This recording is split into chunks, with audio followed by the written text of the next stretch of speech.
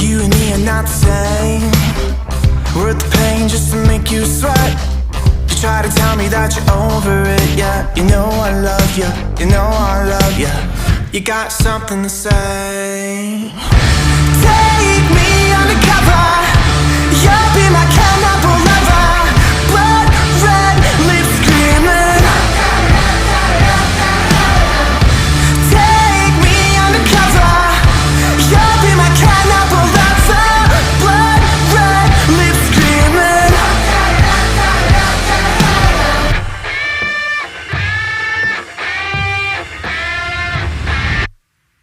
Red hot blood for the summer. Tear me up, cannibal lover.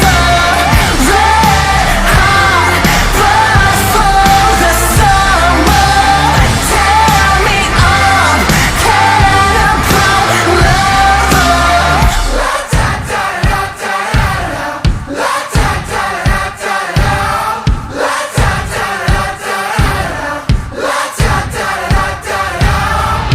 Take me undercover.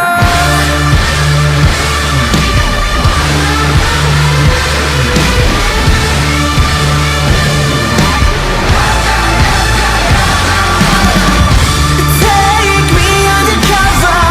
You'll be my cannibal lover. Blood red lips screaming.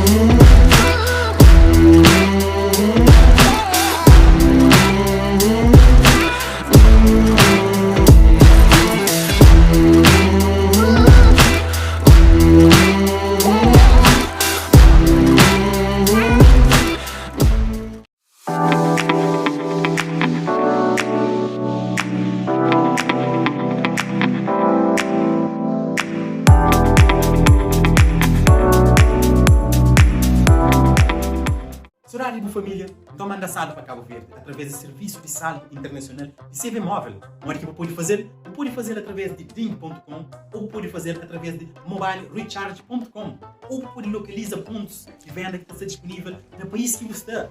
Saldo internacional da CV Móvel. Fica ligado. We are back at Ponta Preta. Welcome back. Thank you for your patience. Things have improved marginally. We definitely still have throngs of spectators here across the globe. They've come to Ponta Preta to watch the 2022 SOMWR 10x Cabo Verde PWA World Cup. And we are about to restart heat number 3. K89, Robert Swift, USA 1, Graham Ezzy, NC21, Albert, Pole 111, Adam Warcall. This heat they tried to run earlier. We were midway through, a little bit more actually, of a 45-minute battle. Graham Ezzy was struggling mightily as we see a personal watercraft of some sort enjoying the view from the outside. You can see the whitecaps. It's windy. This is a time of day right now as we enter kind of midday, midday, so to speak. Between now and 3 o'clock, it might oscillate between, true 5.0 weather to, rather powered. What you see right now, Graham Ezzy on a 5.0. Maybe smaller, I'm not sure. Don't quote me on that. Swifty's probably on a 4.7. Mid-range sails, maybe slightly more on the board volume. Graham might be on a 92. Swifty's probably somewhere in a high 80s, low 90s volume. You want to stand in place because you want to stay on the peak. And when the sets do come in, you'll be in position for them. You do see the rocks. There is less water, and that is going to help the waves break a little further out as our spectators patiently waiting for the action here. 45 seconds to go before the beginning of the heat. Albert is in the blue Goya sail. Warcall in the lime green and red Goya sail. Graham Ezzy, of course, on the Ezzy sail. There you see the big logo, the iconic logo. And Robbie Swift, Neil Bride. JP. A few competitors from other heats also mixing it in the lineup. Even a local sailor there who's probably going to need to leave. There's going to be a showdown here. We've got wind. I feel that the wave situation has both improved and waned, and that the swell is now turning a little more north, which is eventually going to shut things down. It doesn't end us on the conditions, but our window for Ponta Preta revolves in something a little bit more from the west. So my concern is just that there's not going to be enough of those west sets. But I will definitely say that in the 20 minutes before this heat started, got a couple fireworks, a couple good little aerials posted on here, and every reason to be trying this with 40 seconds to go. Yellow flag up still. Zooming out, there's your look at the lineup. And that's your route back into the shore break there, which can, on the bigger days, be really critical. You can get swatted in there. Oh. And going out as well, especially, can be really tricky. Hi, wave to the camera. How you doing there? We're having a really good time here. It's not the most comfortable seat in the house, you know, on the rocks at Ponta Preta. It's a little modest seating there. But what you do have is a front row seat. And there's really nowhere like it when you get a good wave in front of that crowd. This event rules for that crowd participation level. Here we go, 45-minute heat just on the start. We have a green flag up for heat number 3. And there's our 4-pack. Antoine Albert to the far right. He's going to sit in place, and this is by and large like a surfing pack right now. You're kind of sitting in place. You don't want to just, you know, playing around the lineup. It's not going to necessarily be the person who's upwind who gets the wave, though. That does play into this a little bit. Graham is content to sit a little lower than Warcall. Excuse me. Okay.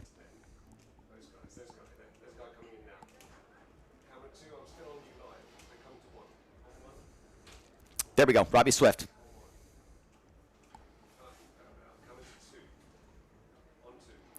Small score there. Graham Ezzy kind of trying to edge into this ride. He's just behind the peak. Will it be enough? It's not really. And he wisely kicks out. The last thing you want to do is start your heat on the rocks. There are plenty of people you want to ask about that little phenomenon. But you don't get extra points for contact. And we are definitely in a bit of a lull situation here, sadly to say.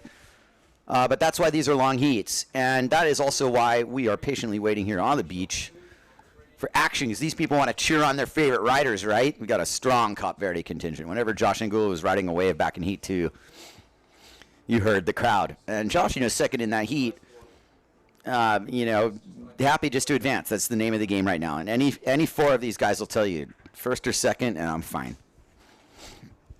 Because that's how it is right now. It's the top 2 advance. The bottom 2 are going to be sent to the double elimination round when we get to it.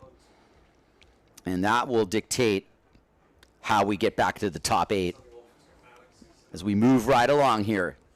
It's an interesting fleet. I will elaborate. A younger fleet.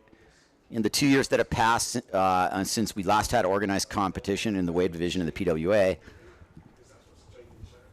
there's been a changing of the guard.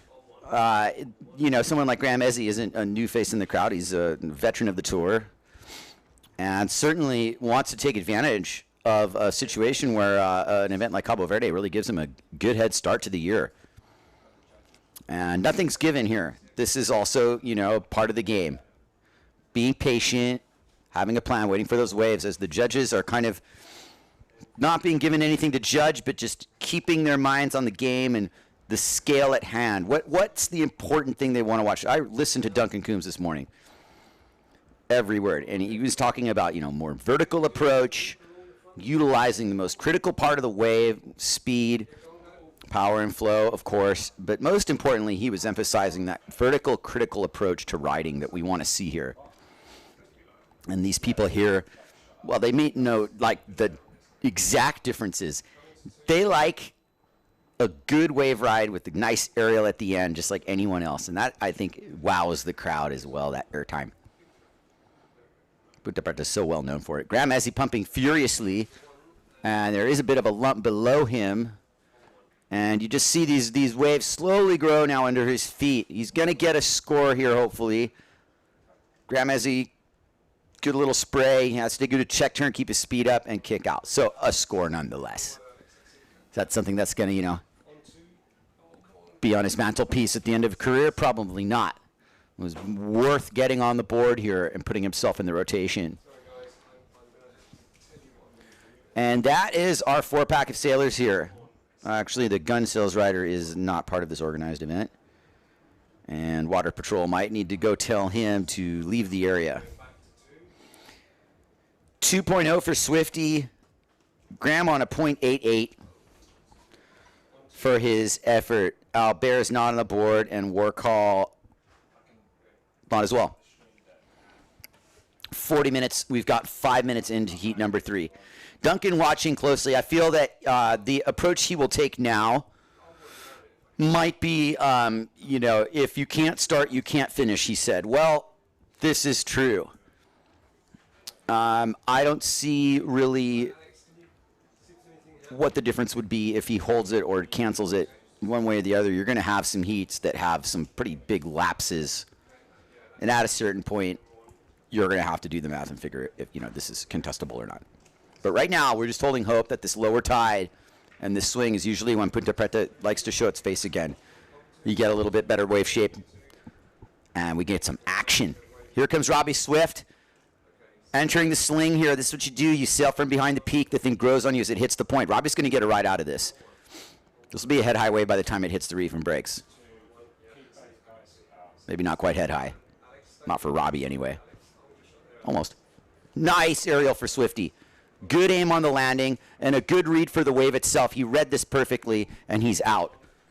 And that's really all you could have ever wanted to do on that wave. Graham Ezzy taking it to town. A beautiful looking wave for Graham, and a really good way to start this heat for him as well.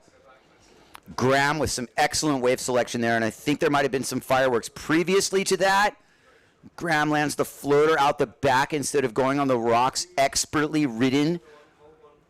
I believe that he opted for his bigger board in this heat, and it has instantly paid off for him. Good choice.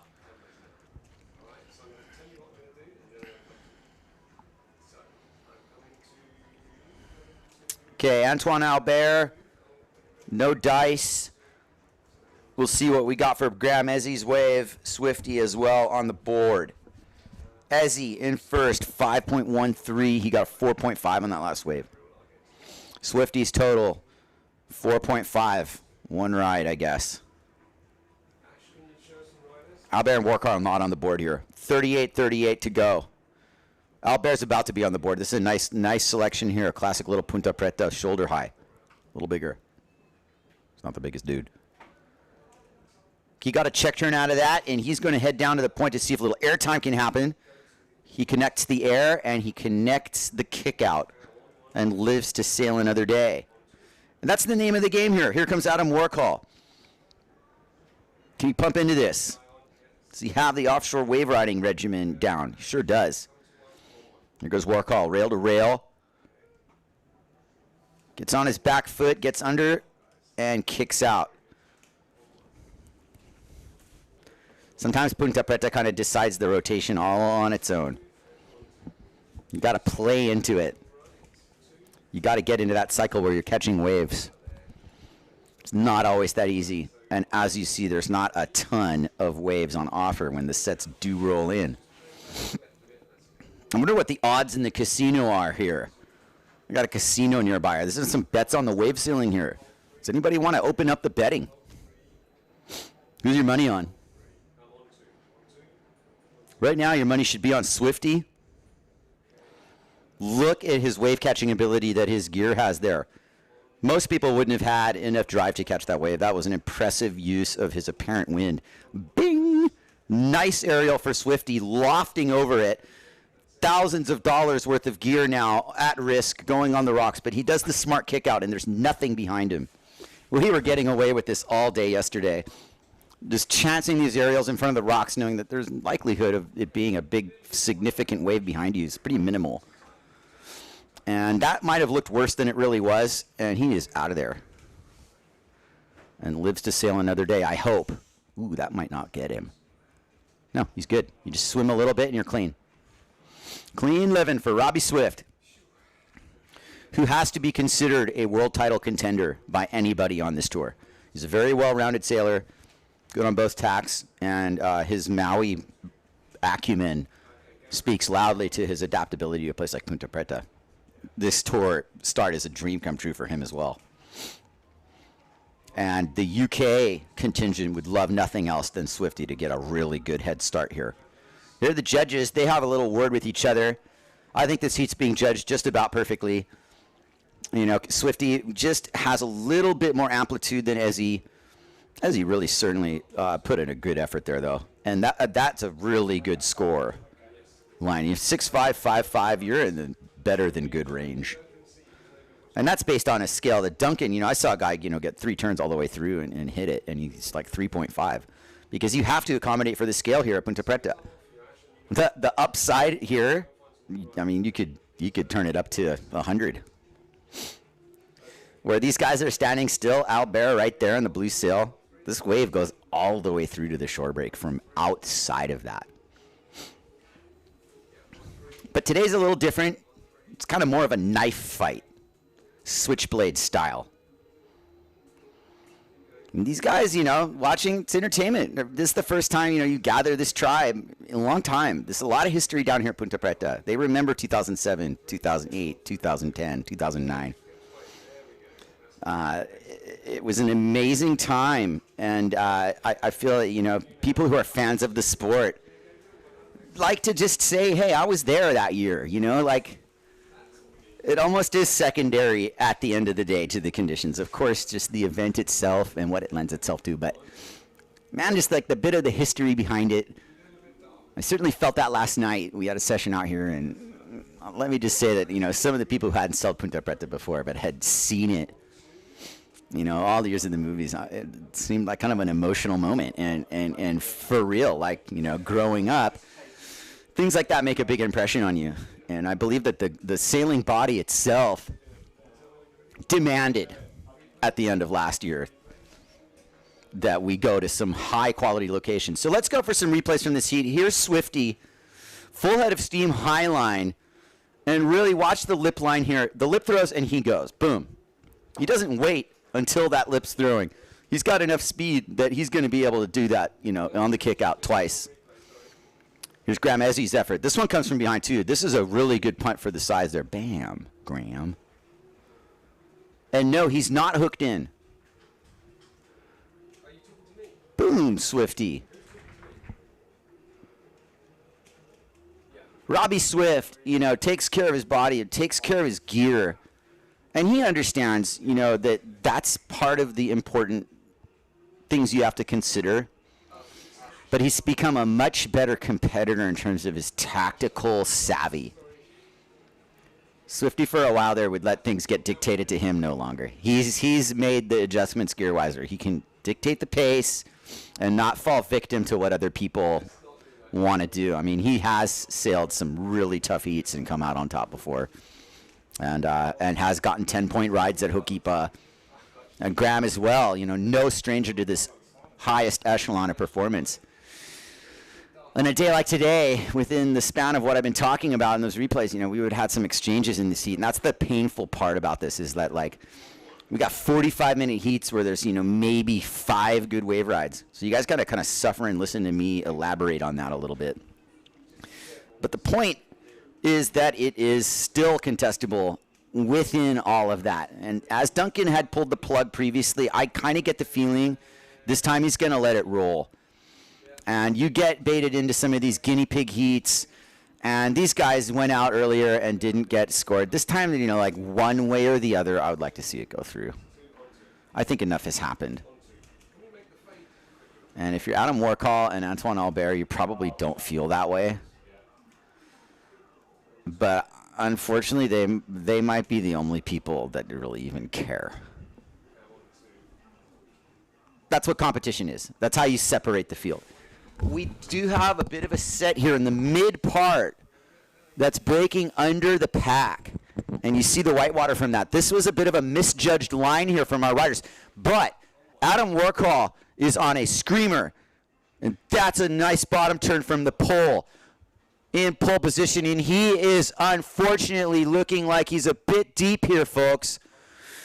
And familiar territory for Warcall as he kind of gets pounded there.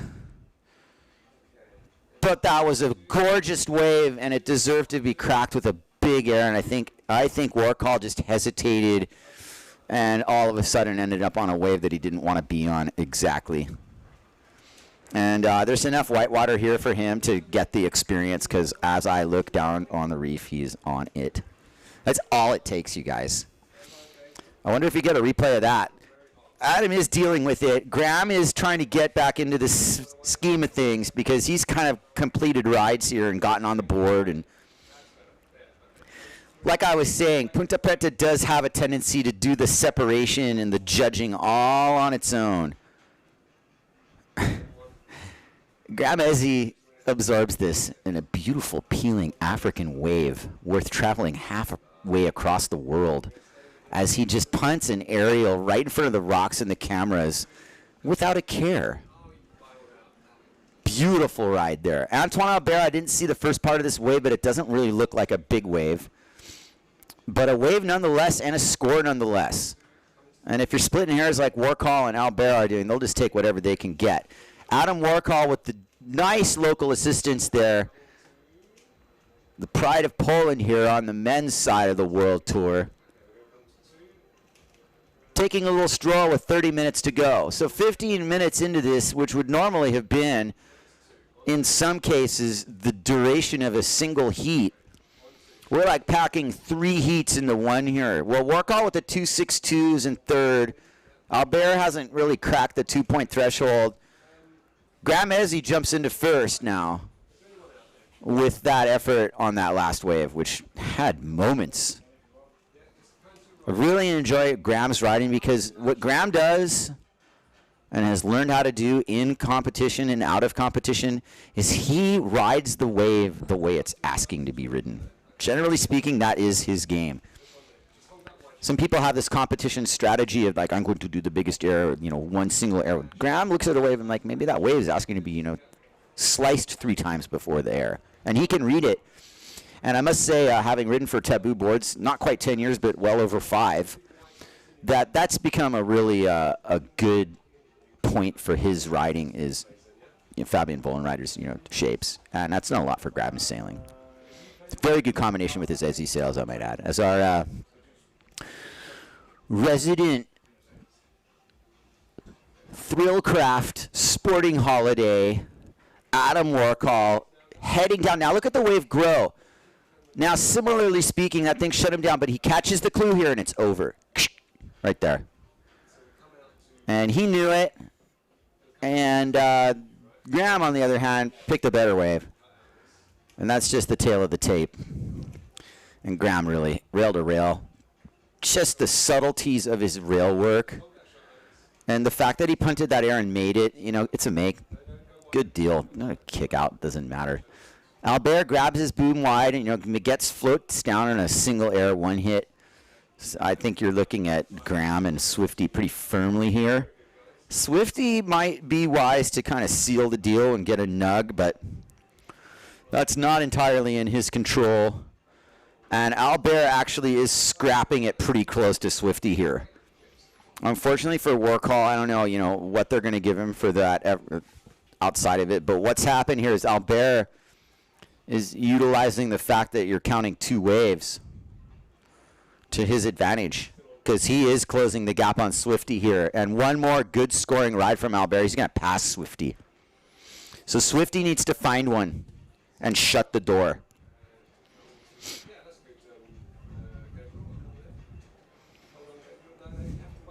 It's good to be back here. I'm glad we're competing. Duncan made a good call in waiting. There was definitely some kamikaze moments in between. A couple really good rides went down when we weren't competing.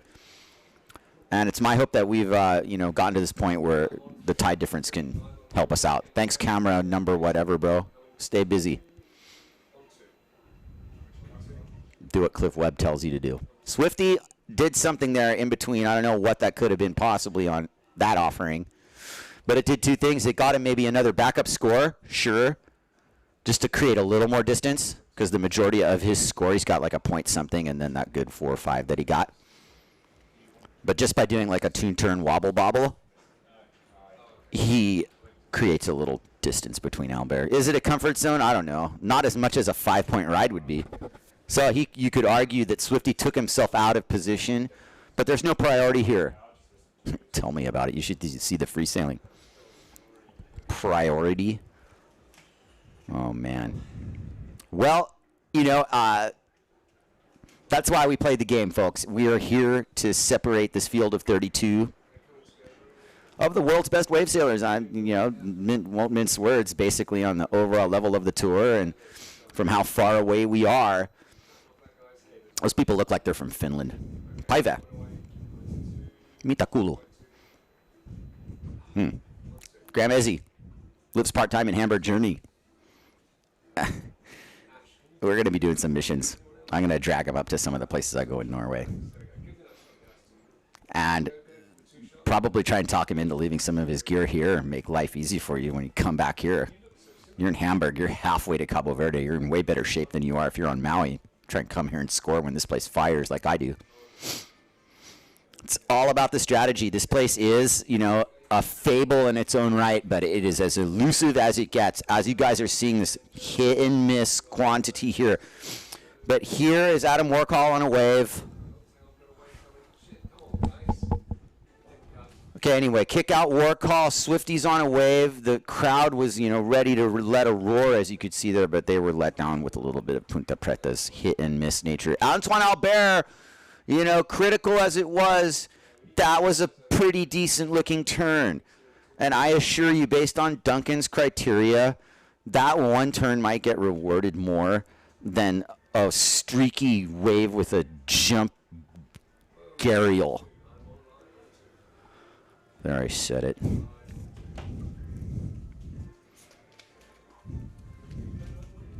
I do them too.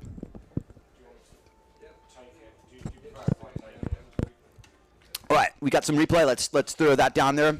This is Antoine Albert's full ride. Nice full rail carve. And gets kind of the inside rail landing. That in real time happened quickly. And what I liked about it was that it was, you know, pretty speedy. I think it deserves to grade fairly well. Now, that brings up Swifty and Albert, who are scrapping here for second place.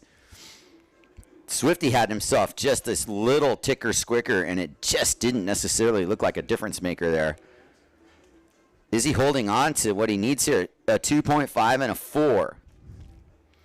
Albert's got a 3 and a 2.12. Okay, so are there scores coming in? There might very well be. Hang tight.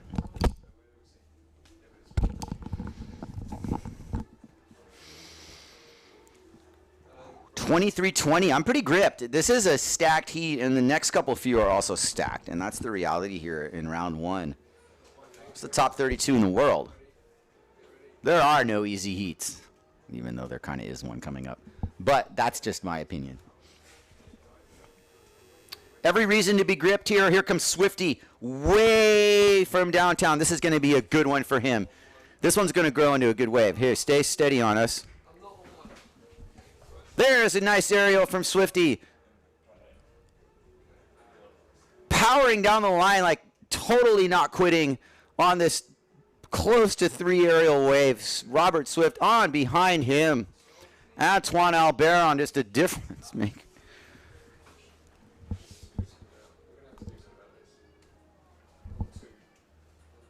Okay, we gotta get camera 2 kicking in a little bit sooner. I gotta snap my fingers and then you guys pan. Because we don't want to lose rides. We lost Campello earlier, and now we lost Albert. Maybe we'll get a replay of that on whichever camera was on him. But that looked like a good ride for Albert, and is definitely one of the nicest waves in that exchange. So while you were watching Swifty water start, Albert was racking up some points on the outside there, and it was definitely, you know, looking like that could have been the difference in that exchange. Swifty got a good ride out of that, though. So we'll see. Albert kind of might have, I don't know. That's why I'm not a judge. Was there a lot of vertical riding in that approach? Kind of. I mean, you know, There's Swifty's air. Good, length of ride and definitely critical position. This is going to be a good score for Swifty, and it's going to make a huge difference for him. It will. That will really, really help Swifty's campaign. So I think Swifty's, got second pretty locked in. That's a 6-5 for Swifty. So a 4 and a 6-5. Albert hasn't gotten his score. But I don't see the judges. I may be. You know what? We didn't on the camera see that first bit of Albert's ride. We do need a replay of it, and we'll see if we got it or not. It's definitely not a 2.12, unless I missed something. There's Albert. This is the replay on Albert, and he actually dissects this wave until it kind of does a little dissection on that. But guess what? That was enough of a ride earlier within the criteria in my book. I saw some dissection. I wouldn't mind seeing that one more time. But let's get Graham Ezzy here setting up. Certainly, playing lead dog here, you can go with quality over quantity. If you're Swifty, you want to block Albert, and Albert needs to just scrap on anything he can find. And within that, there is a bit of a set lining up on the outside. Whoever can identify it, when you see the buoy and the little line on the outside, I'm not going to give you my secrets to sailing Ponta Preta, but when the wave breaks there, you want to be there. Okay? And if you're competing, you don't want anybody else on your wave anywhere near you. This place gets scrappy. There's really not room for two people on waves here. And there's a general code that gets observed. And then there are a few people who really violate that code. And that's part of any spot. Don't you know who I am? Oh, my God. Looks like a fair amount of windsurf fans from around the world. Here comes Swifty with Warcall nipping on his heels, but he's not going to do Swifty wrong. Swifty was on that wave first anyway. Here comes Robert Swift with another possible difference maker. Glassy Ponta Preta hit. Nice little under the air straight to the rocks mission. Those are expensive boards, man. It's just a couple points, Swifty. That might not have been worth it. Okay. Mid-size Ponta Preta here. We're definitely not calling it like solid classic Ponta Preta, but it's contestable. And luckily, waiting for this tide switch, we might not be in the best moment of wind here, but when the waves come, they're clean. It's a point break, guys.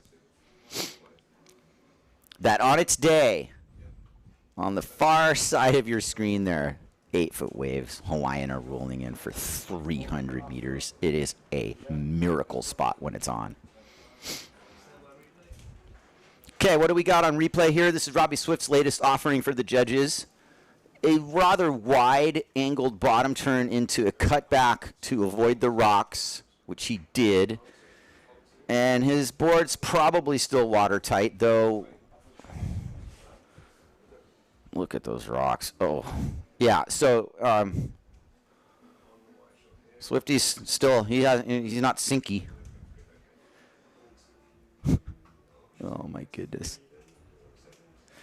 It's kind of good here at Ponta Preta to ride a board that is working well, but at the same time maybe one you don't really care about. So then these guys don't have to rescue you. Hi. Hola.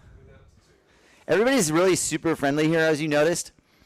And, it's a thrill to have a tournament back. This is kind of a sign of things, maybe coming back a little bit to normal.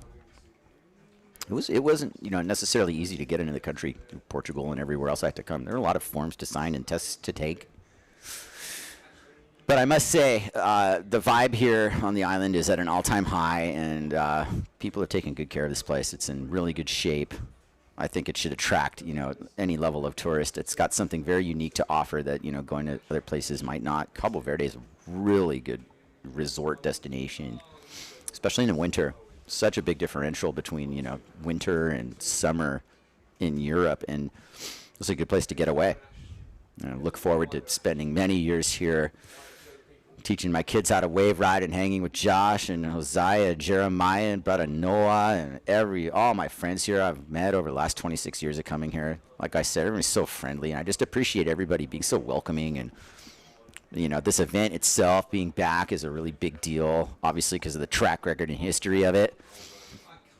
And that's a beautiful thing that we're sitting here at Ponta Preta right now, even with Adam Warcall just about to get sacrificed like a lamb on the rocks there. I can't even watch. Just Swifty, however, no time to feel sorry for anybody. Here he goes. He's on a high line train to the express shore break. Beautiful wave. Robbie Swift. Bottom turns with a good level of precision. A lot of apparent wind in his rig here. Speeds down to the inside. Neil Pride JP cutting it apart and getting out before any damage is done. Well-ridden wave by Swifty. Here we go. We've got more action down low.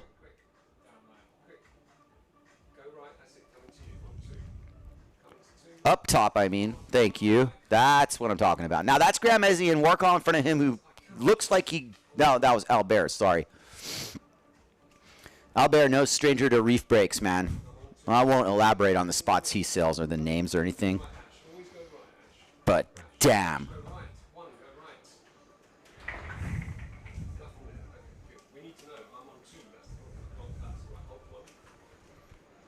Yeah, New Caledonia fires several top-level rippers, male and female, from that country. And I'll tell you, Ponta Preta is like home ground for someone like Albert with the things and the reefs he deals with. My God. Ponta Preta is no walk in the park, though. This is a difficult place to sail and pick apart the wave riding and to be able to effectively catch waves. As you see, you don't always get them.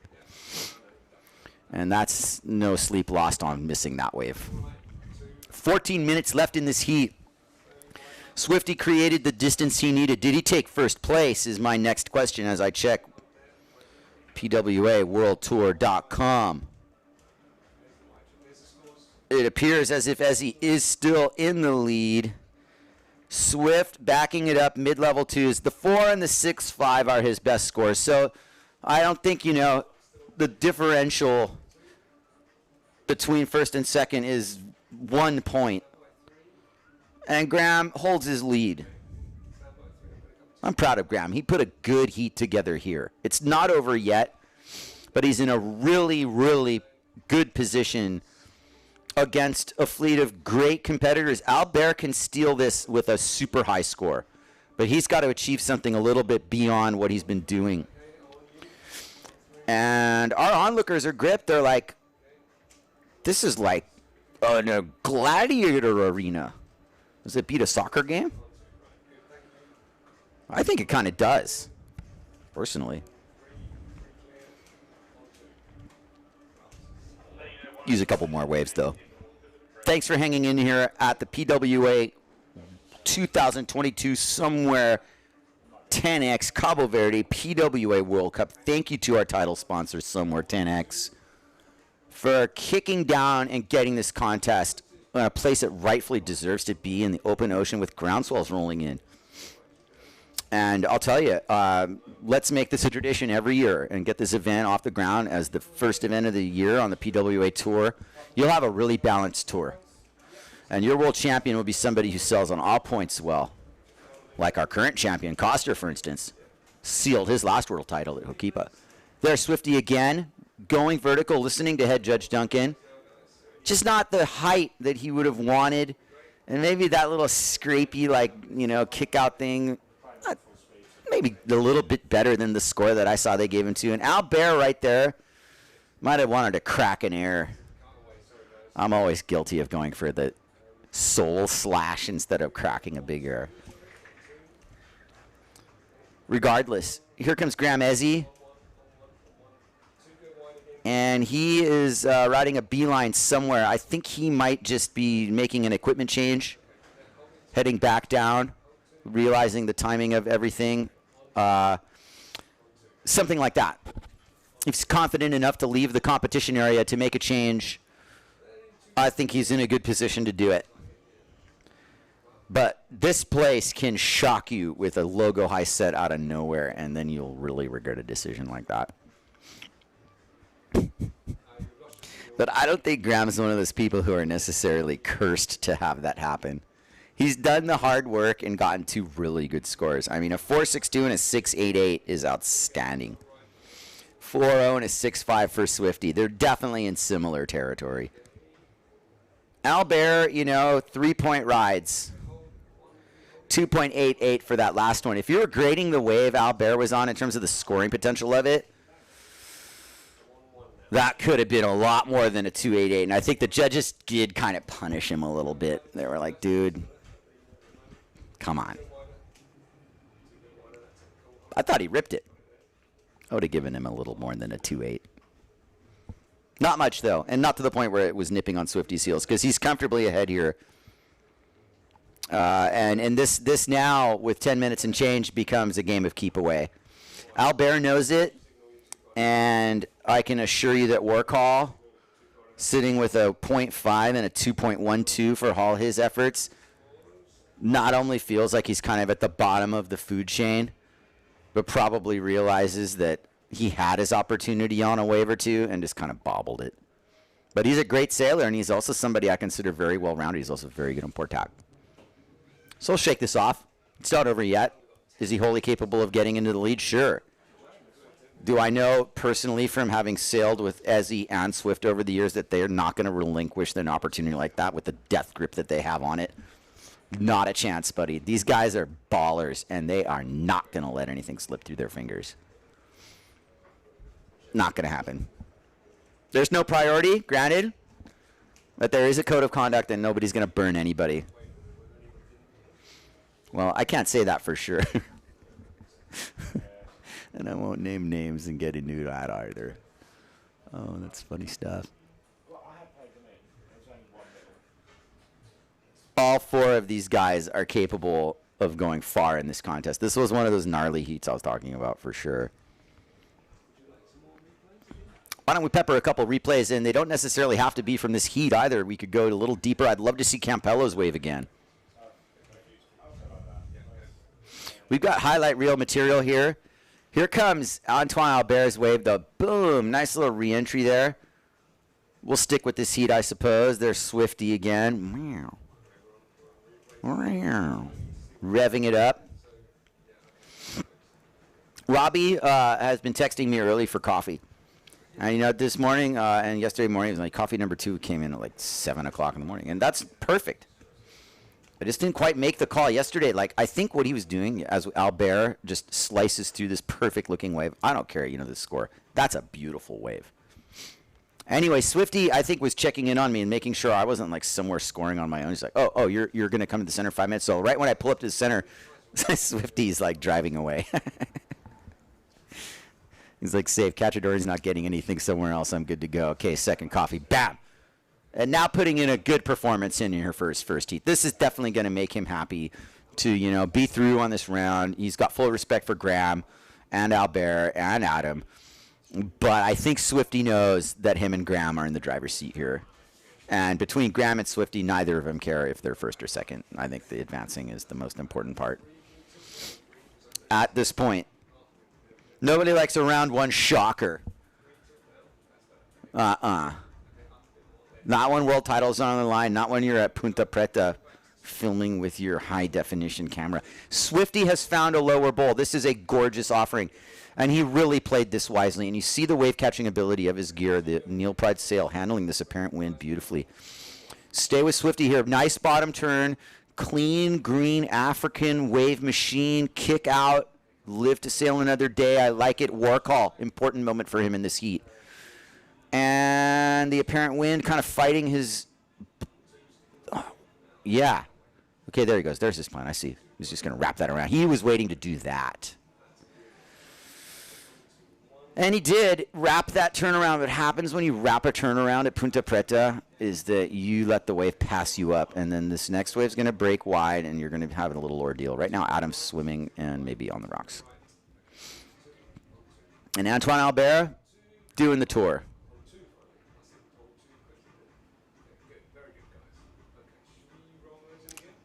There's Ezzy on the water start. You don't see Adam, but I think he's probably peeling himself off a few rocks there. If we pan out, maybe, we can see the spectrum of what's actually happening.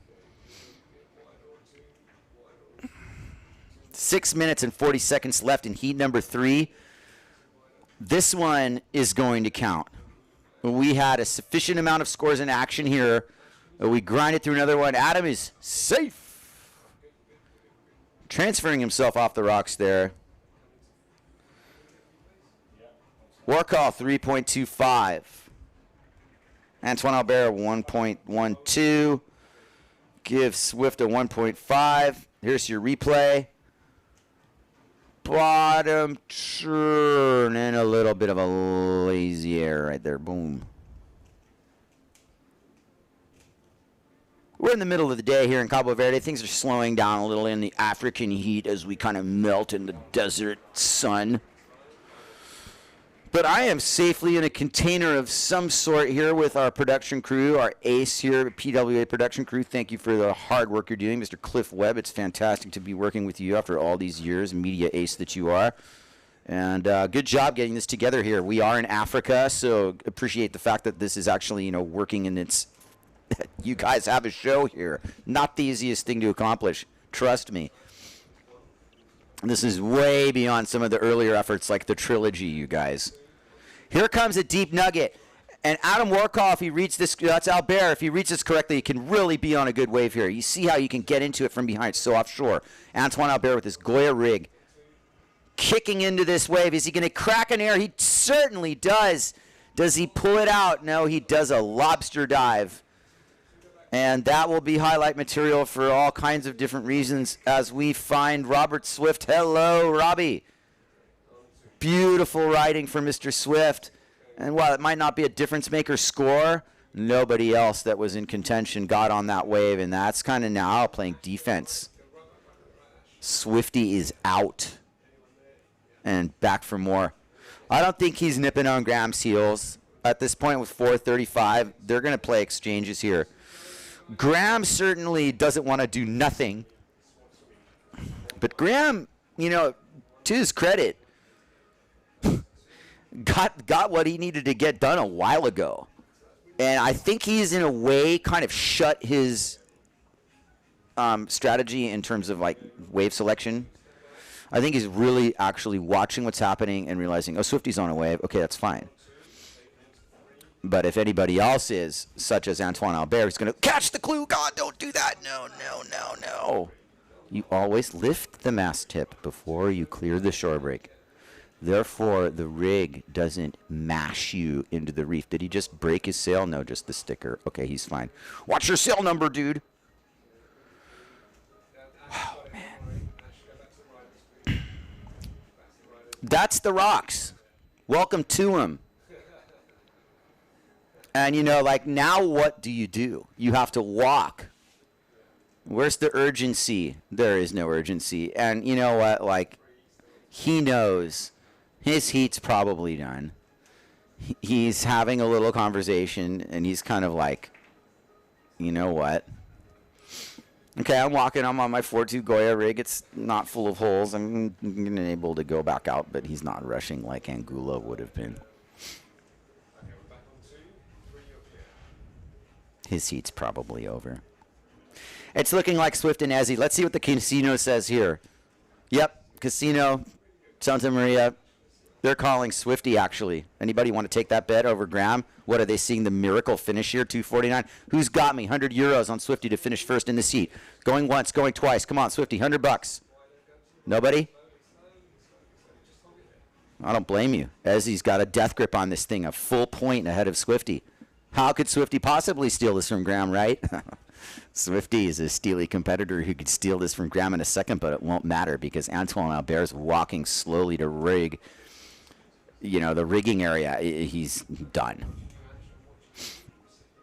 With 2 minutes to go, this is all but said and done now. Mid 5-point level for Warcall, who might be sailing for third place, and some little, difference in the seating and the double elimination, but we know what's going to happen here. And Swifty almost doesn't feel like dropping into a wave at this point, just kind of letting this kick out. 45 minutes of sailing at Ponta Preta with 4 other people, pretty much. Has its moments. It does have its moments, as Graham Ezzy, might have caught that one in a desperate situation, but not in his situation. He's going to come away with first place in this heat. Almost certainly. Here comes Swifty, though. Is it a back loop off the lip to steal it? Oh. It's a soul glow. That's right, Robbie. Take it to the beach, baby. All right. Nice little peeler on the inside, giving you a glimpse at the surfing potential that this wave has. Oh, my goodness, the waves I've caught out here surfing. I love this wave. Sign me up for the Cabo Verde program multiple times a year.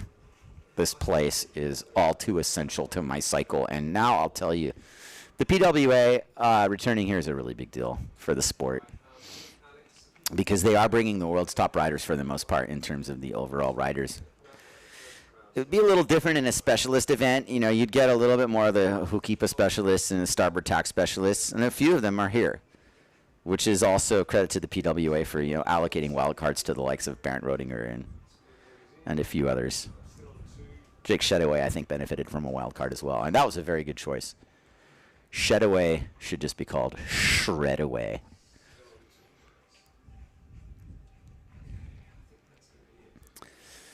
I wonder if we'll see Jake today. That's in a later heat. I kind of get the feeling we'll scrape through a few more here. 148, though, it's not all said and done. We sail well past 6 o'clock here at Ponta Preta, and the conditions have been known to get better late. This could be a really super long day, and we thank you for joining us here wherever you are in the world as this heat number 3A is done and dusted. That's it. Heat over. Graham as he takes it 11.5, Swifty 10.5. Albert showed up in this heat, and so did Adam. But Albert, for a little while there, was in this conversation of, was he going to catch Swifty? And you could tell Swifty kind of nervously acknowledged it, but what Swifty didn't do, not into, you know, he didn't leave the door wide open. There was a crack in the door for a little while, and that one wave Albert got that had that scoring potential, and then, you know, they 2-8'd him on that. That was when the heat turned into Swifty's favor. And I think Albert realizes that, you know, there is a difference between Ponta Preta and some of the places he sails, but I felt that he adapted very well, and he should be proud of that effort, and there's some good highlight material of him. So there's that heat. Now, we're now in between 5 minutes to go for our next heat, number 4. Let me punch up our competitors for that one. Good job, Graham and Swifty. Hell of a deal. 50 seconds left until the start of heat 4. Who might that be?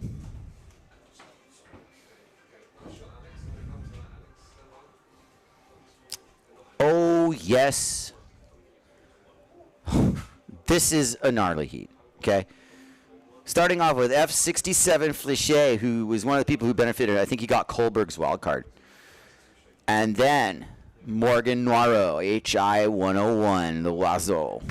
Morgan was one of the people who was out last night at this evening session we had, crushing it. Chapuis, E99. And BRA 105, Marsilio, the Destroyer, Brown.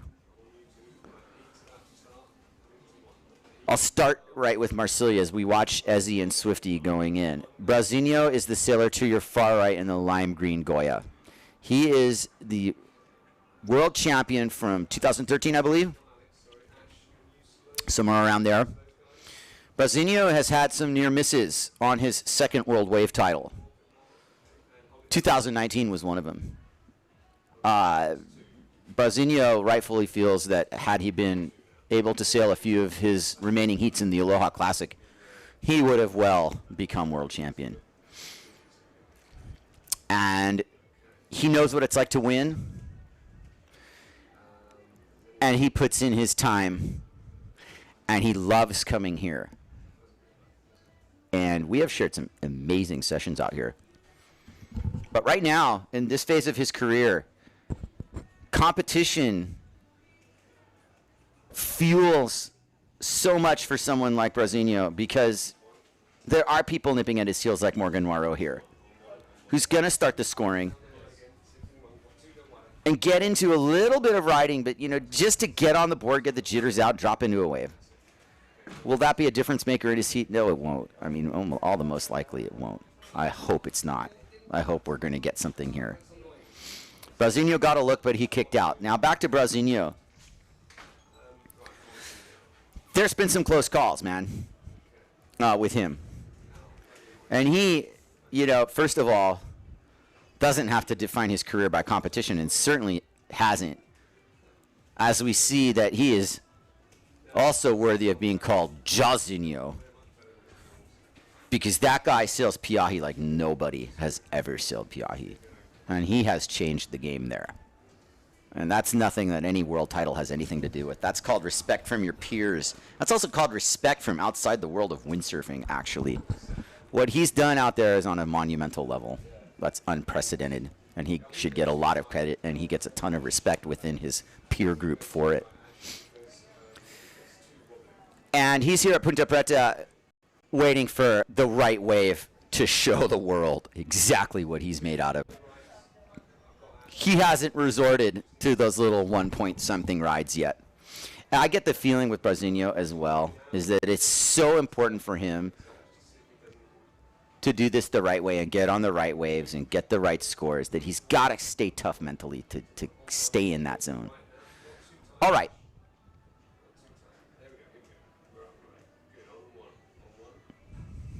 Ripping that turn. Yes. A little bit out the back. For, I believe that would have been Fléché, if I'm not mistaken. I'm not sure if that was Chapuis. I don't think it was.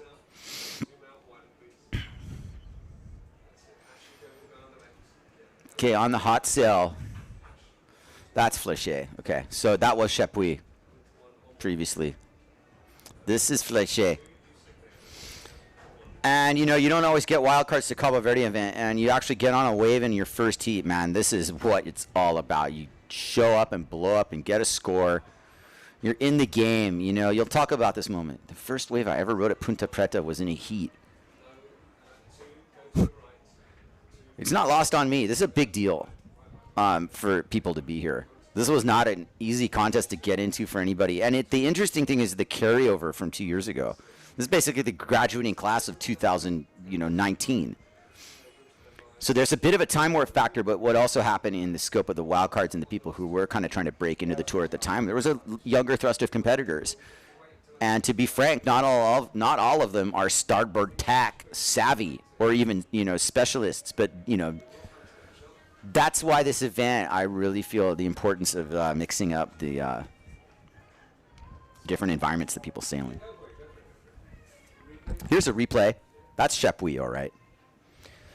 JP Neal Pride rig gets his, you know, gets his cut back under the lip there, and then this is kind of where the wave does the business part, and he kind of realized he bobbled it. And it probably preserved his rig because he was probably going the rocks otherwise. Fléché with this hot sail, and is that not a taboo board?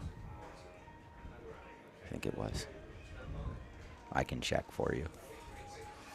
1:55 in the afternoon here on Sol Island, beautiful Cabo Verde. Welcome to the 2022 SOMWR 10x Cabo Verde PWA World Cup. In first place, yeah, you definitely scrape, you know, in this first stanza of the heat. Yeah, scrape and get a 1.62. Noireau's in the lead. And this has potential.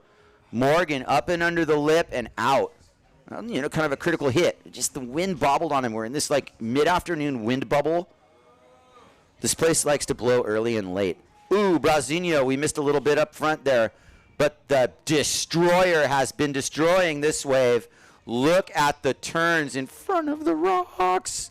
We'll get a replay on Brazinho. I think that's definitely going to be the best wave of the heat so far. He patiently waited for it, and he does not miss when he fires. Chapuis. Out to back. We're not counting jumps in this contest, but that's what that was. Don't call it an aerial off the lip. Okay, it was an aerial off the lip. Chapuis was sitting in second with a 1. Marcilio Brown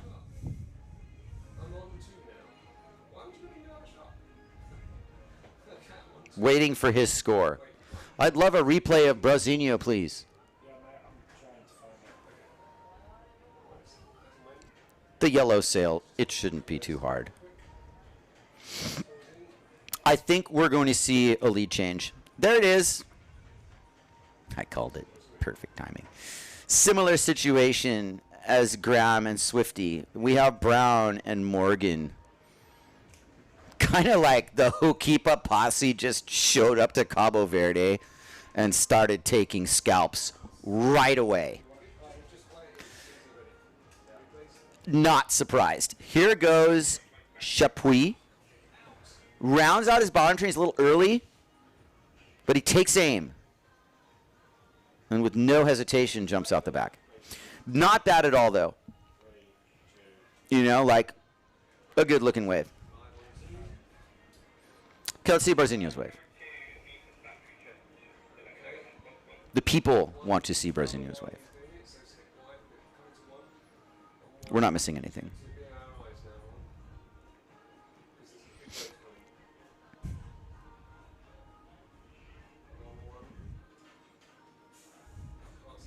$37 and change here. So we take a look at Chapuis on the outside in third place at this point. Brasinho scores a 5 on his wave. I really want to see a replay of it since we didn't really show it to you here yet again.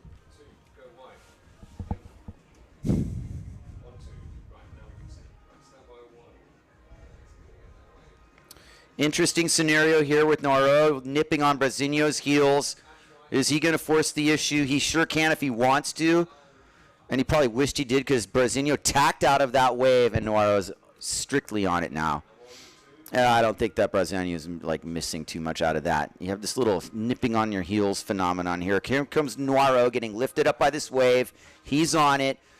Winds up his coil. Punta Preta head high. Couple little, transitions to get the turn out. Jibe wide. Give a little room for his friend here, Flechet.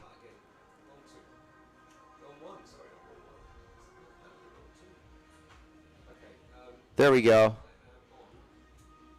Okay.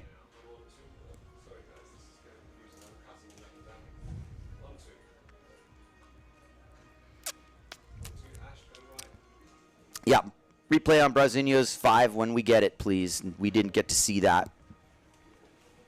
The people deserve it. Nice little lower set here that nobody caught. See how that snuck in under the pack like that? Boom. That could have been an error. Ooh. That could have been on the rocks for that air, too. It's a horrible decision to make that. Look at that rock pile. Yikes.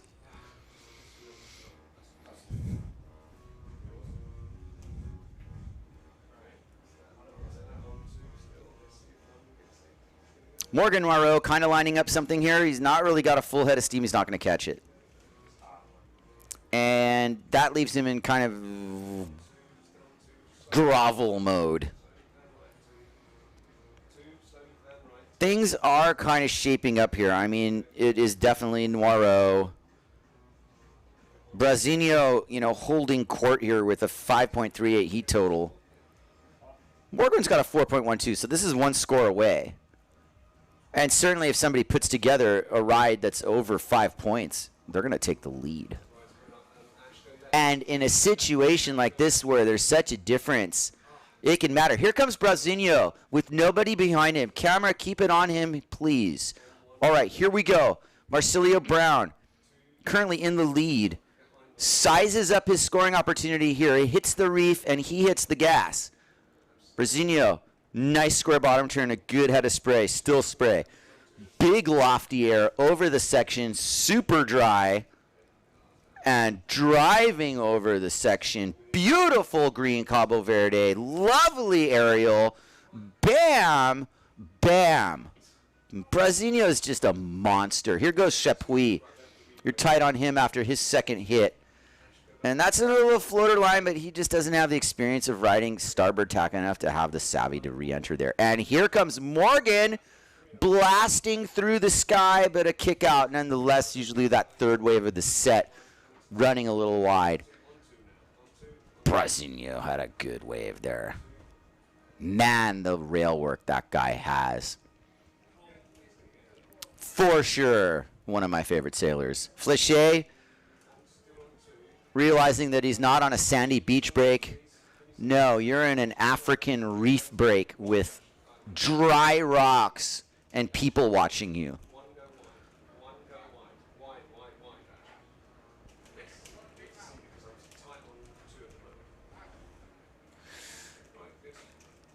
It's definitely hard not to justify water starting in that situation, but sometimes you just got to swim with your rig just a little bit further than this instead of this like struggle water start rock peel thing. If he had just been swimming, holding onto his back strap, he'd have been pretty well far outside already. The struggle is real, guys. Here's Brasinho. Beautiful bottom turn. We still haven't seen his first wave. But here is his nice air, and this part I really like. Look at the subtle rail work. Boom. High line, super high line, squeaked through that section, blasted that section, video game level amplitude, and the touch. What can I say about the touch that Brasinho has? Here's a Chapuis, not bad. You know, he's a little bit out of his element, quite frankly, but he's making it work. And, you know, he's taking it to Flechet, I'll tell you that. You know, in terms of, like, country to country, I know that Spain's feeling pretty good about spanking France right now. But they ain't advancing if it stays this way. It's going to be it's going to be Browsy and Noiro. Just like Swifty and Graham. I mean, we're talking about some of Hukipa's top dogs here. And, you know, not every single Hukipa top dog is here.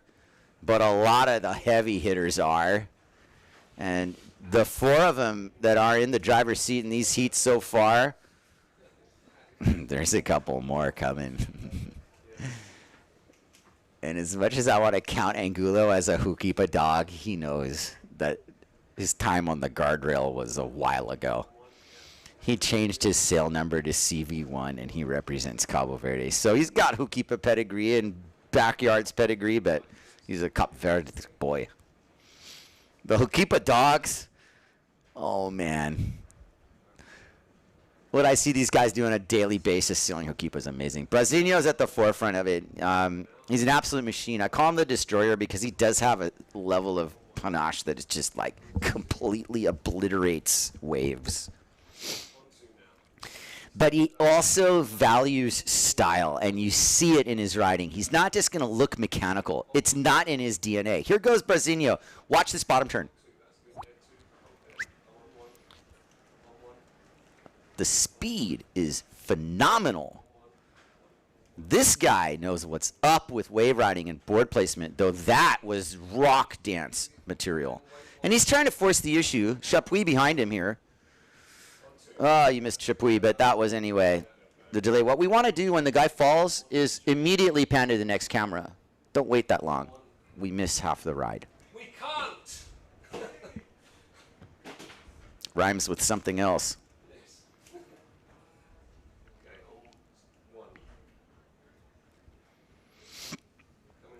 I'd be curious to see what a drone angle looked like here. Phenomenal level of work that you can get to, you know, show these point breaks.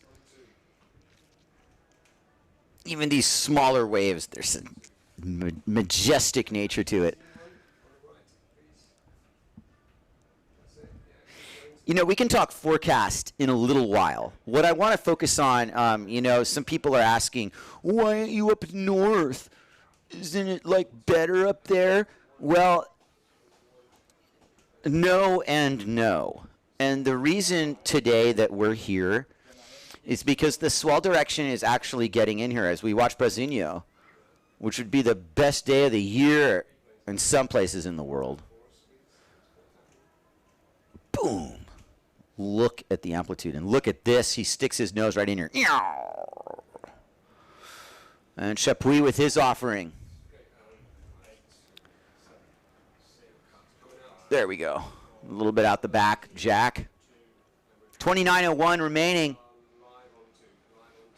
Beautiful. We're back here. 28:56 left in this heat number 4. There is a lot of breathing room between Brasinho and Noiro. Noiro and Chapuis are kind of sitting at eye-to-eye level here.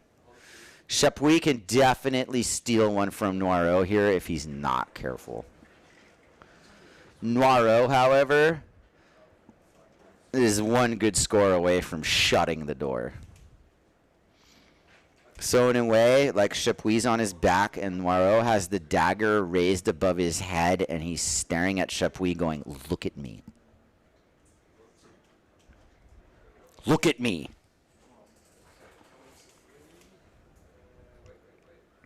That's where we're at. Chapuis sitting on a 1 and a 3. We've got a 3.75 to a 2.50. Noiro ready to go here. And I'm halfway in between getting 27 minutes left. And what's up, Dunky? Oh, yeah, I can charge you up. No problem, buddy. Bjorn Dunkerbeck needs a little power. Yeah. Say hi to the crowd, Bjorn. Yes, hello everyone. Looking like the waves are getting better by the minute. Tide is dropping and wind is still turning northerly, so it's going to be a good afternoon, I reckon. Bjorn, what's some of the highlights for you so far in this? Like best ride you've seen today? Ricardo had a really good wave. Ricardo's wave was Brazilian is insane. powering it, and I think heat by heat, everyone are getting more waves just because it's getting a little bigger and a little easier to catch them. Right. Yeah, I mean, what have you told Liam anything pre-heat? Is he coming up pretty soon here? Liam is actually in the next heat, in heat number 5. Excellent. 4, 5. He had a good warm-up. I saw him get a couple good ones. Yes, it's his first time out here. He's been up sailing at Secrets the last couple of days. But it's the first time in Ponta Preta. Wave is fast. He's a goofy-footed surfer, which is going to help him. And I think it's important to have a good speed on the wave. Don't go too early, because then the wave is gone. Yeah. So basically, I just told him, take it wave by wave and grow as the heat goes on, because you got 45 minutes. So it's no rushing needed. Just take it with what you know. Don't try anything you don't know yet. And You can win the heat just catching 2 waves, huh? just catching 2 good waves and making it all the way to the end, because they're very long, the good ones. And shallow. Incredibly shallow. It is shallow, but it's getting better as the tide goes down. The waves are going to move out a bit, so it's going to get a lot nicer for the windsurfers out there. Excellent. And also normally the wind will turn a little bit more north in the afternoon, and that's going to make it more fun and also easier to do good performance on the wave. So I think we got another 20 minutes of this heat, 25 actually. There's a little more action here down low. These guys might not know the timing, or else they're listening along here. But the local crowd up, Bjorn, it's like old days. Yeah, People. Sundays on Sal. I think it's still early. I think the whole town is going to be here if it keeps going. And it will keep going, since last night was going until dark and just getting better. That's right. The swell is bigger today, so I'm sure you're going to have action until dark today. I agree. We're not going anywhere. This is time to ring this out. I'm looking, at the strategical thing here. Like, there is a little bit of keeping people off other waves, that even if you weren't going to ride it, you'd get on it just so somebody else doesn't get to scrapping around. I think that's what Brasinho's doing here, not leaving the door open for anyone else. But there's Chapuis on a much better wave behind him, and this is kind of, Noiro should be careful here. There's somebody who can, take this heat right now. Chapuis in a position where if he gets a really good score here, pretty much on the best wave he's been on in this whole heat finally, is this going to be it? Big aerial. Is he going out the back? He disappears. That's not big points, Bjorn. No, that's no points. Basically. That's like a big risk to take at the first big aerial. But if you make it, obviously that's going to be a perfect start of a wave. And he's got a few waves already, so I think he's needing to risk it to be able to actually advance into the next heat. And that's what's nice about these long heats, that you could actually build up your momentum. Yeah. You can take it wave by wave, and then you can just risk everything in the last 25 minutes, basically, because you probably got plenty of waves already. So I think it's going to make it really exciting, and also it's going to be a lot of action in the the next upcoming heats. Oh, there are some stacked heats coming. Liam's definitely in a hard heat. There's definitely some battles coming up here. I'm remarking on Noiro, who we haven't seen in a little while, sitting on a 6.5 total there. And I think he's just, trying to select something here. He's not going to let those little, he's going to wait for a good one if he even swings. But he's got to watch out for Chapuis, who, had he gotten a good score there, might have taken the second place away here. Have you timed the sets yet? How far are they apart? The big ones? The good ones? It's in the territory of one set every 20 minutes in a good cycle, and we're kind of waiting for our next set. We haven't seen a good set in about 15 minutes here. But this is now, like you said, the tide's lower, so even these smaller ones have a little bit more scoring potential. It's not on the rocks directly. But what you see also is people start chasing these smaller waves, and they're getting away from, the point. And that's the thing about Morgan right now. He's just being super patient. He's not letting the pressure of, needing a score necessarily. He's in second place. He's safe.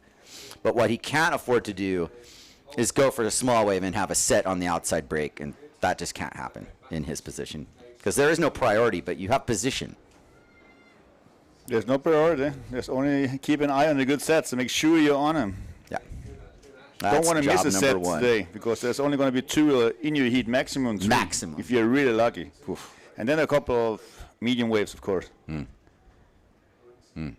Well, Noiro has decided to kind of get back on the board, get his backup score. Even he can't just sit around forever. And let's see if this gives him a little air here. Bam! Beautiful little backup opportunity.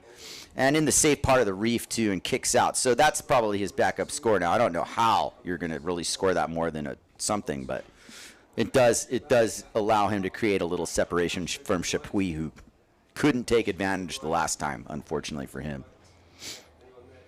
But this is now, 20 minutes left, just past the halfway point. These are long heats. And that's a different game than, your typical Pozo heat when you can pack 3 jumps and 2 wave rides in 8 minutes, right? It's just like it used to be. But yeah. I've actually extended that quite a bit now as well. They're doing 12 and 15 minute heats even in Pozo. Okay. 12 minutes in Pozo is like an eternity. That's long, but that's long. Nice too, because you can actually get a little more quality. Yeah. But this is allowing these guys, pick and choose. And Brasinho trying to be on the right side of this cycle here. Looks like he's got a decent shot here. Is this actually a wave? It looks like it, Bjorn. I'm not quite sure. I can't tell. I think he's just trying to make it upwind, eh? I don't know what happened there. He believed he saw what wasn't there. Yeah. Sometimes this goes around the corner, doesn't it? Yeah, it just ran on him. And sometimes they use this wave just to go upwind again, just to make it inside and just you're right. Get back upwind, which is sometimes the better way, as we see here as well. With the current switches off that one bubble, you do get forced off. That can be a problem. Luckily, it's not such light wind where you're at the mercy of it. You can get around. And the other thing about the wind direction, Bjorn, is that it's not too east. It was very east in midday, but now it's actually improved again. It's turned a little bit to the north. That's what makes it a lot more fun and also a little easier to get on the waves. Yeah. When it's east, it's really, really tough. As you said, the wind is quite strong as well for here. It could be a lot lighter, and then it would be a lot more difficult to get on them. But the wind strength is pretty good. The guys are on 4.7s and 4.5s, and I think Brasinho is on a 5.0. So it's relatively small sails for Ponta Preta. There's definitely a little in-between moment here. You want to see that outside corduroy. You also kind of see the gang trying to go upwind to your right of your screen here, but now they're kind of realizing that more of the action's in the middle section, which is actually a good sign for the swell direction. You don't turn it into this sail out to sea marathon. However, it's going to take this one difference maker set to come in and shake this up. Right now, Noiro definitely playing some defense along with Brasinho, trying not to let Chapuis back into the game and just trying not to stay out of position. Well, I'm going to let you with it, Kai. I'm going to go see what my son Liam is doing. All right. Hey, good luck to you. Thanks for joining me, and your phone's charging. When it's charged, come back and visit us, huh? See you later. Okay, Dunky. That was none other than E11. Bjorn Dunkerbeck for a little visit there. He's going to coach up his son Liam now, playing that role. Oh, man. Liam's ripping. and you're going to see a good heat out of him. I have a good feeling he's going to put in a good show for his dad and everyone else. Here comes Morgan Nuaro with a nice hit, a little rebound, showing a little bit of momentum and energy that is so well needed around these parts during these lulls in the action. Morgan and Marsilio trying to hold it down here.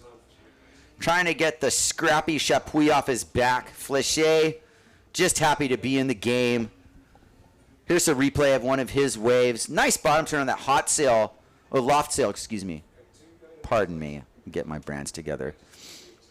And here's Chapuis with the high line experience. And Morgan, you see the use of the wide grip, boom grip, and then, you know, getting the control, centering your weight. There's a lot of momentum that you get when you grab wide off the bottom like that, man. It's so cool when it's smaller like this. You're just sailing right in front of these people. All right, little bit of an in-between here. 17 and change until we get to heat number 5. Excuse me.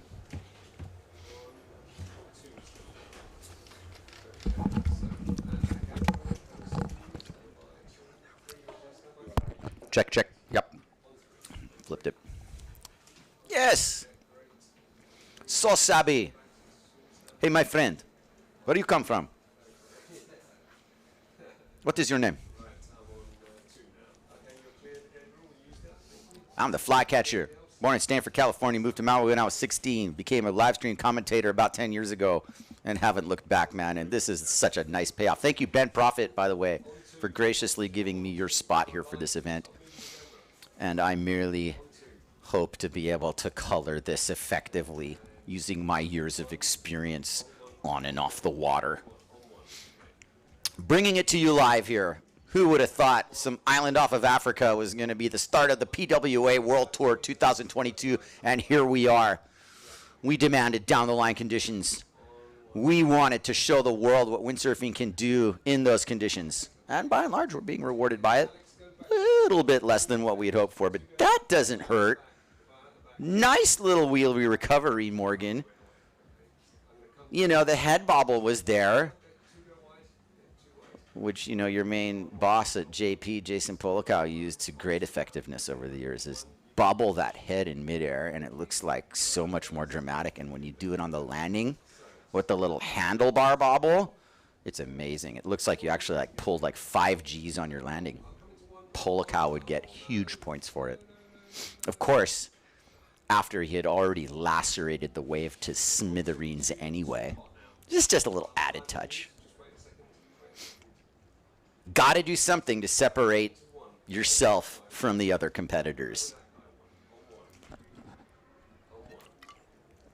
Here's Chapuis on a micro non-factor wave. And Chapuis had his opportunities. Chapuis gotten on good waves.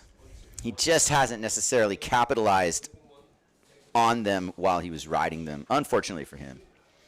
And we're really looking like we hit a bit of a stall point in the conditions, but enough has happened within the scope of that that we will not be abandoning the seat. I can promise you Duncan's counting it, even if nothing else happens.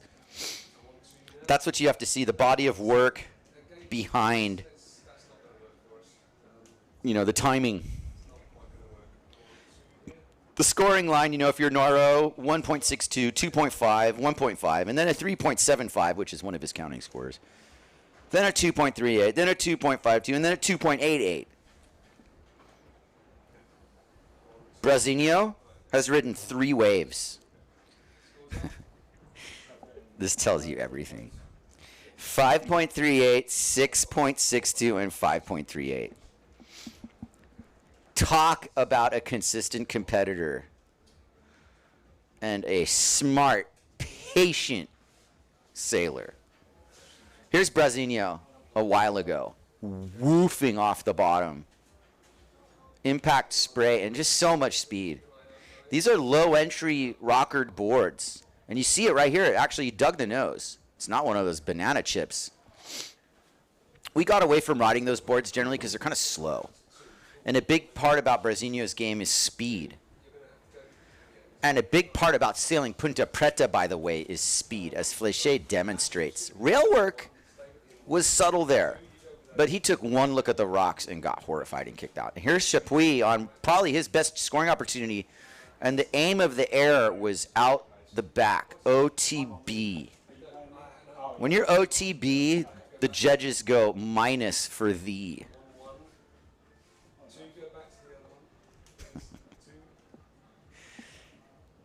So many minus points, really, when you bobble a section where you could have skied an aerial. Like that. It just takes aiming to the inside and the subtle body English that a natural starboard tack sailor possesses. And you see the difference, you guys.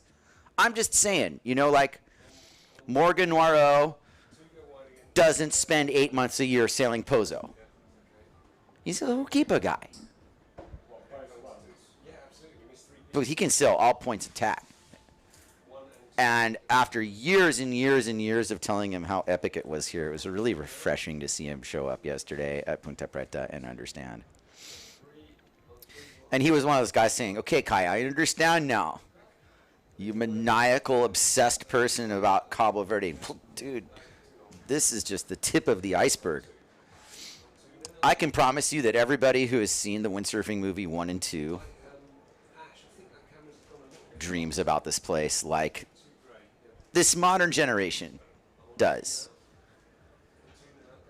You know, Bat Rodinger really wrote something yesterday that moved me, and it was, you know, thanking Jace for that movie because it was the art that set his career in motion, he basically said. And that's like, what an affirmation, you know, like, it's a movie, but it's so much more than that. And it's a moment in time in the history of the sport and everything else that surrounded it. But it's comparable to 1995 and the surfing tour when they started to go into places like G-Land and prioritizing these locales that allowed you to show how awesome the sport is. And granted, you know, you roll the dice coming here to Cabo Verde.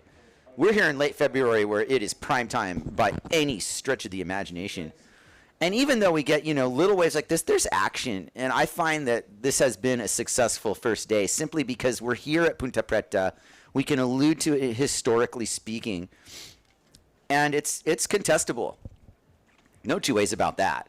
Chapuis with his best ride of the heat right there. And Brasinho here opening up the clue and jumping off the screen. You guys filmed windsurfing before? There we go.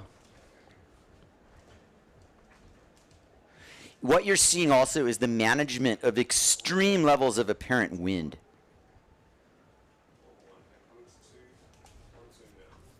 Morgan's no stranger to it, but this is an extreme example of it. And we have action here live. Yes, that is actually happening as we speak.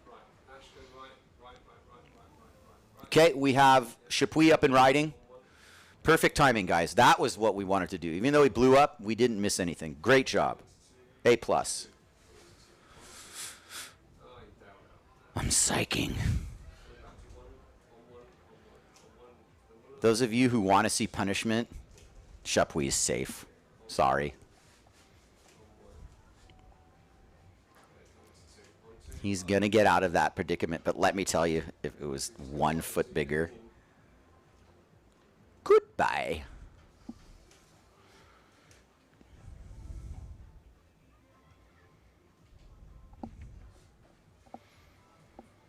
Closing stanza of this heat, under 10 minutes to go. Plenty of conditions. You know, I'm pretty fired up from what I see when I look at the outside. There's lines coming in here. Flechet's looking at an opportunity here to get on the board. And here's his difference maker. This is the best wave he's been on in this heat, in my opinion. And behind him is Brasinho on a difference maker. We should go to Brasinho in 1 second here. There we go. Thank you. Perfect execution. Here's Brasinho with his opening fade. Bam! Blasting the top. Man, he's got some style. He is such a powerful rider, but the cat-like precision Gets me going every time. Same with Morgan Noirot, who's a little bit more direct, but those were also two very good turns. And Morgan's enjoying himself here. He knows he's advancing. He's not necessarily sure he's winning the heat. In fact, he probably knows Brazinho is just deep down inside. Chapuis looking for a little redemption, finding it in his own way. It's all good. Well done, camera guys. That was a good exchange. We probably have some good replays out of that too. Let's go to those right away. Okay, no, okay, never mind. I won't get everybody excited for replays because we can't. And I see corduroy to the outside. Actually, Ponta Preta is coming through here. What do we got?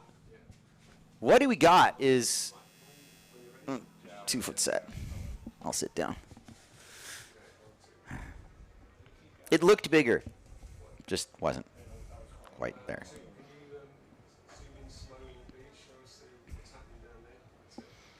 Check out the beach culture and the action, yo. There is a crew of people who, like, at any given moment would, like, love to rescue your gear for you. There's Traversa having a little word with someone. Straight up gnarly shredder. I mean, like, the level of riders that are actually assembled here is truly staggering. Everybody's got their own story.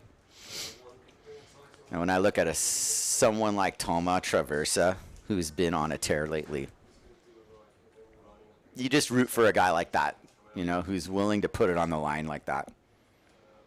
And truly, here at Ponta Preta, I've seen some of the most ridiculous performances in terms of where they turn on the wave. Here's Flechet on another really nice wave. Gosh, if he could put it together here, you could go from worst to first.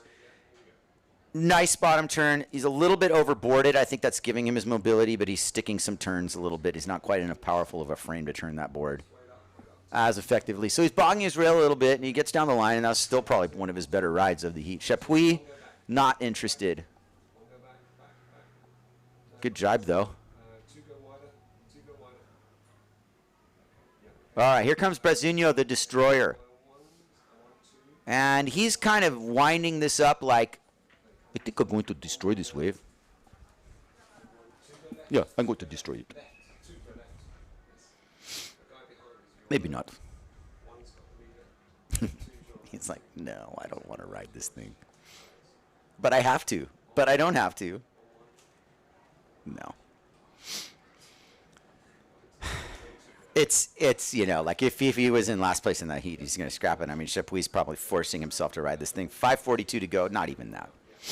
And that's where we're at in this heat now. Like, we've had the exchanges. It kind of seems to me that it's coming down to the people who can read it. Yes, you want to be on the wave, but I've seen several examples of people on lesser waves reading it perfectly. And that takes really, really innate knowledge of riding. Morgan Noirot has this. Positional pocket snapping, beautiful spray line, and didn't wrap the turnaround so he could continue riding this clean green African machine known as Ponta Preta. And, you know, making it look super good. I'll hold it to a higher standard personally based on what I see. But you know what? Like, there's some pretty sick action here. Guys are getting good waves every now and then. Chapuis has pretty much made us understand he's going to catch waves, but he's not necessarily going to punt the air back into the section. And Flechet did good here. This is good rail work and reading the wave and making the wave. So there's progress for everybody, whether or not they advance or not. Because this is all about Noirot and Brown. 4 minutes to go. Nobody's going to leave the door open for anybody. You'll never say it's over either. We've seen people steal heats at the last possible second. Too many examples for it. Here's Flechet, found himself a lower nugget. Look at a little forechop under that. Ooh, bounces off the point, but he at least navigates that. Nice little aerial there. That's going to turn into a grower.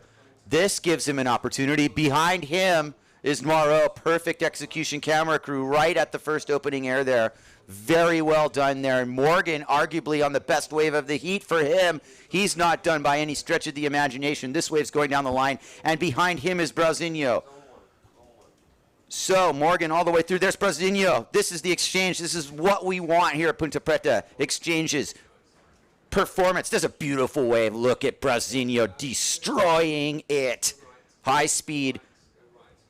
Yellow blur. Bam! And he goes around on the Taka attempt as a kick-out move and pays no dues for it. That was insanity. Very, very good job, camera crew. Ace technicians there. That's where we got all the action in on that exchange. That wasn't easy to achieve. Wasn't easy to achieve. What a little action there. Yeah. Bjorn. All right. Froth is on. I got excited there. We got replays. Okay, I won't get happy. We'll get happy. Maybe we could leave this door open. I'm suffocating in this container, dude. I'm about to pass out.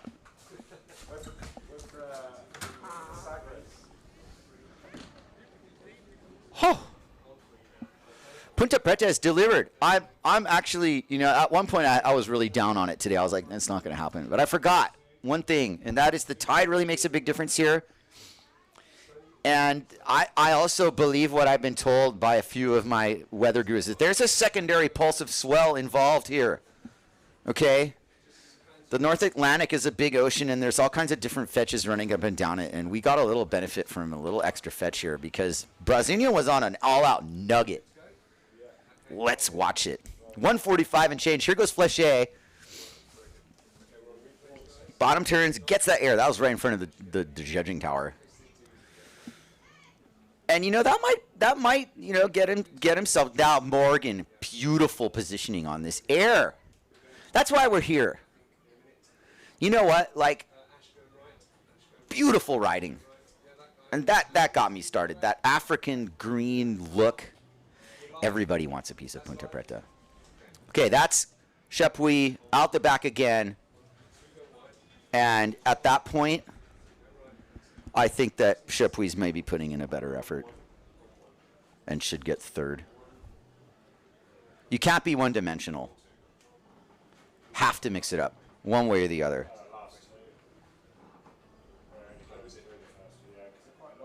Flechet has taken third. Chapuis' scoreline, 1.53, his high score. 2.62, his next high score. 1 and 0.5. His momentum's dropping considerably. Flechet, 2 and a 4.38. And that's how it goes because, you know what? Chapuis also realizes that, he's contending for waves, and he hasn't really gotten on a good one for a while. And that's frustrating because there's only so much you can do on some of those smaller ones. He's given it a good effort. But he's in fourth now. And Brasinho has pretty much put his stamp on this. 10 seconds to go. The Hukipa ballers moving through here. And that's not lost on anybody. If you sail Hukipa as your home spot, you've got an advantage coming to Ponta Preta. Period. And so far, that has definitely proven true. We've got 4 sailors from the U.S. here. It's Morgan, Graham, Jake Shedaway, and Bent Rodinger. Brasinho is representing Brazil strongly here. And he is looking like a force to take this event. Like we all knew he would. He is going to be extremely tough to deal with. Nice heat, Brasinho. Nice heat, Morgan. You are on to the round of 16. And we can count that heat done and well sailed by everybody. From Flechet to Chapuis, Noiro, and Brasinho. Excellent job. All right. Heat 5A, Victor Fernandez, Gil Girardi, Jake Shedaway, Liam Dunkerbeck Morales. Yeah. This is a moment for E11, the new E11. He gets his dad's sail number. I love it. Liam is on the Severn rig, red, just tacking there. Jake Shedaway's below him. Gil Girardi, who is fast rising into a top competitor, possible title contender for those in the know. And I say this based on his Pozo performances, which is skyrocketing. In particular, his wave riding at Pozo is next level. He's an extremely talented rider with a big upside. Jake Shedaway in your screen here looks really underpowered and maybe just going to play position. Victor Fernandez on his duotone rig there. Second from the right, that's Jake. Does he have something? 44 minutes, heat's on.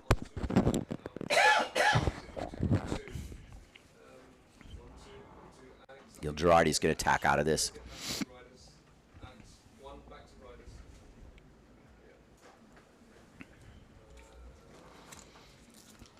A little in-between moment here, but I really think that Duncan has done a good job today in making these heats long, and that break was really important to you. I think the reset needed to happen. Like I said, there was about 5 waves that came in that period of time that we would have maybe wanted to have on. That's acceptable. So we look at the judges and we look at Fearless Duncan there, doing a great job steering this. Hats off to you guys, keeping this show rolling.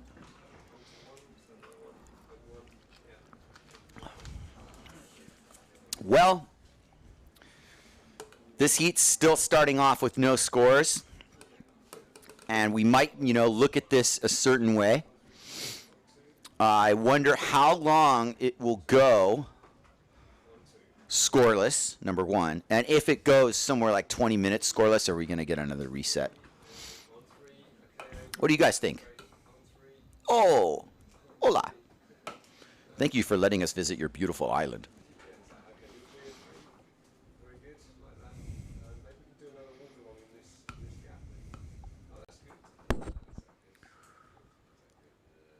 Victor Fernandez, multiple world title winner, has got to be thinking that he has some Cabo Verde experience. And let me tell you something. He asked me yesterday, hey, Kai, you remember 2 years ago, like as if I would ever forget when we were sailing Alibaba at 10 foot together, going all the way from behind the tree to the parking lot? That's a kilometer long, you guys. One of the most memorable sessions of our lives. It was just a high five and a smile. It's like, yeah, we're never going to forget that. This island holds so many special memories, not just for me, but for guys like Victor Fernandez, who can travel, anywhere in the world to score conditions. But a lot of things happened after 2007 in terms of people's priorities. And scoring this place has become a priority for the wave sailing world. And a privilege, I might add. Not the easiest place to get to. And not the easiest place once you're here to actually just melt into the lineup. All right, well, with 41-42 and no scores on the board, we're going to review the last heat because Morgan Noirot was in it. Look at that bottom turn. That's not lost on me. That was such a stylish bottom turn on that first hit to, point the arrow to where he was going. It opened up the entire wave ride. One good bottom turn will make your entire wave, and it set him up for what remains to be one of the iconic looks in wave sailing, just working your way down the point at Ponta Preta with the spectators watching and cheering. Even Chapuis here, not on the best wave of his heat, but in the game, he's in the moment. He's a pro windsurfer, and he got to come here to Ponta Preta and sail in front of the crowd. Good for him. Fleche, you know, a little understated with his style. I didn't really see a lot of board movement there, but good positioning. And again, credit to the guy for being in the game and putting on a good show. He didn't advance, but he's not out of the event either. And he got a couple nuggets. Let the record show. Even a little air there. Good for him.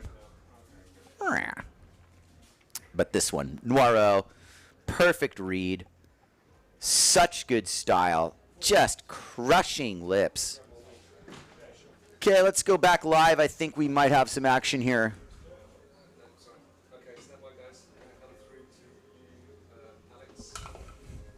Maybe. Look at Brazinho. There we go. We are live. Good call. Here comes Liam Dunkerbeck. Opening ride for Liam. Nice little slashy bottom turn. They're watching close in the Canaries on this. Makes his re-entry. That's going to be something of a score. He hasn't hit the rocks yet. He's out. Well played. Liam Dunkerbeck. A name we will be mentioning often in the sport. Let's go. Here comes Jake Shedaway. Shred away. Neil Pride, JP under the lip and out the back. Unfortunately, a little bit of a bobble there and that dicey wind. Didn't get to wind up his coil on that one at all. And here's Gil Girardi right behind him. Danger. Big swipe there. Full rail of his board all the way around. That was a good wave ride from E959. That was awesome. That's not lost on me, the rail work that he just displayed there. Not going to get too carried away. But I'm not going to dismiss it either. And for somebody who is trying to win a world title, that is how you want to start.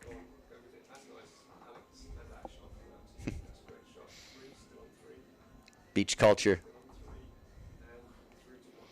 We've spent a lot of time on those rocks, watching, learning.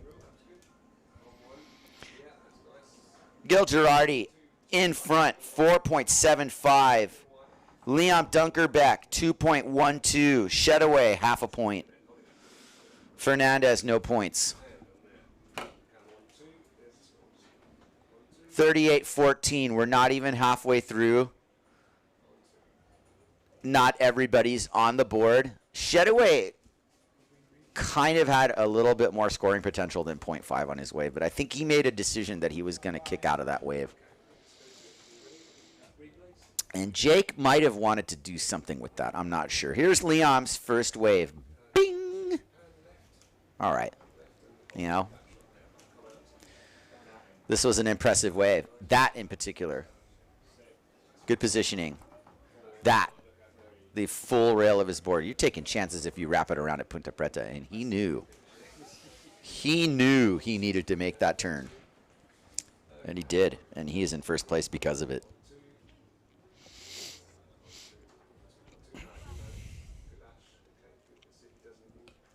$37.20 left in this heat, that being heat number 5A in round 1.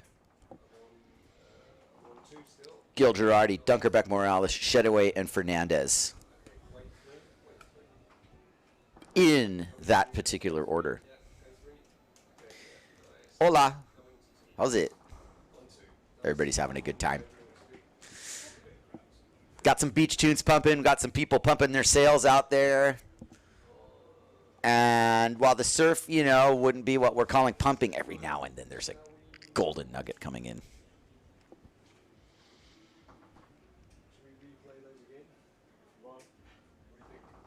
How far in the archive can you go? We'd still like to see a replay of Campello's opening wave, the 8-point ride.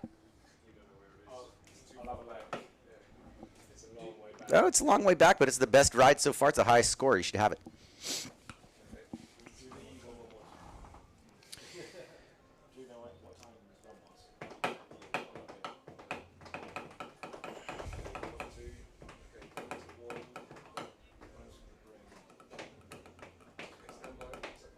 We're definitely in between action here.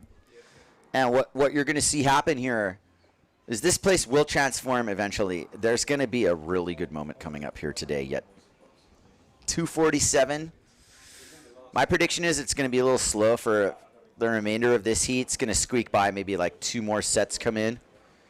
And then the next heat's going to be kind of a squeaker too. But by the time we're getting to the end of this round, right around 4 o'clock, 4:30 Cape Verde time, I'm calling that this is going to become a really good session. There's going to be some moments here.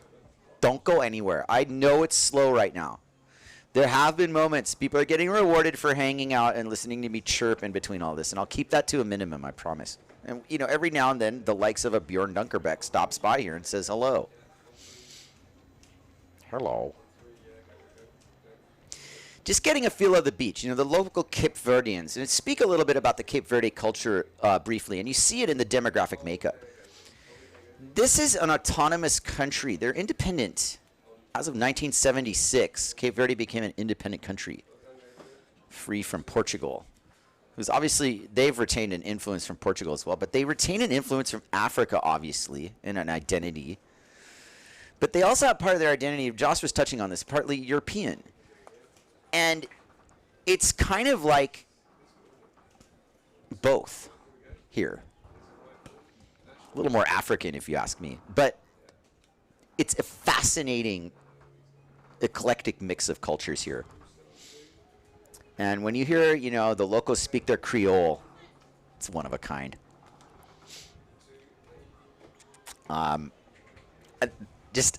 touch on some of the small intangibles. Just, you know, you walk through Santa Maria and, you know, you see the school children and how happy they are and their bright smiling faces and reflecting on, you know, what it must be like to grow up here and, you know, things that aren't attached to windsurfing and wave sailing. And what an incredible place in the world Cape Verde is. And with the interesting, you know, partly tragic history attached to it, obviously, you know, I won't elaborate, but historically speaking, a lot to it. As Jake showed away, you know, taking his history lesson, he's actually an exchange student in Madrid this semester. And that put him in close proximity to Cape Verde. And he got a wild card and wasted no time jibing on a nice wave here that he unfortunately didn't quite catch. And Victor Fernandez also kicks out of that wave. That was an interesting exchange there. Gil Girardi's out. He doesn't want anything to do with it. And Liam Dunkerbeck, left alone on the third wave of this set, doesn't want anything to do with it either. And it's basically because Shedaway is standing in place kind of in the way. Is Shedaway going to catch this? I don't think he has it. Unfortunately for Jake, he's got to get on the board here. And that's kind of the name of the game here in the rotation at Ponta Preta. You got to get upwind of the peak to be able to drop in on it. There's so much offshore apparent wind to deal with here that you really end up outrunning the wave if you're not careful. And Jake's on some small gear. I know he likes his 4.5. And I'm certainly not his coach, but I might have talked him into something slightly bigger. But we'll see. Because it's about how it feels on the wave face and not anything else. Victor Fernandez doesn't want anything to do with that one. And now we're kind of in that stanza of the heat where, like, the scores aren't that great, but enough has happened to make it appear contestable based on whatever your standards are. In terms of the standards that we have for Cape Verde, which rightfully are sky high, there are a lot of people out here who would say we shouldn't be competing. I'm not one of them. And the reason I'm not one of them is because I've seen the level of riding last couple days that I got here. It's through the roof. Okay, and it depends who's out there. I can promise you one thing. When Antoine Martin shows up, you'll see what's going on.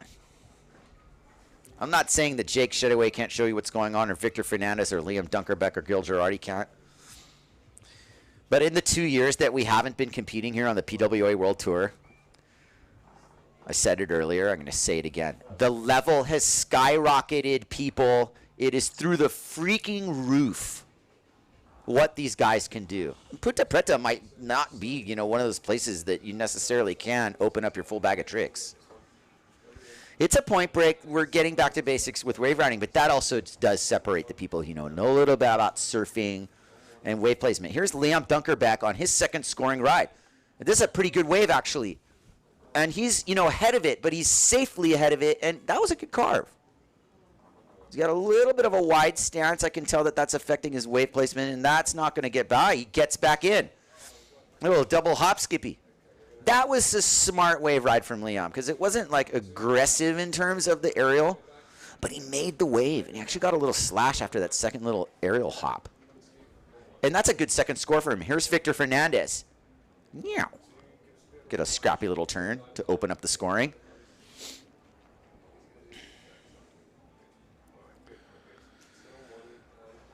And when you get in that part of the wave, you have to kick out. You have no choice. There's just no way out. Your choice is to go on the rocks or kick out. You're kicking out.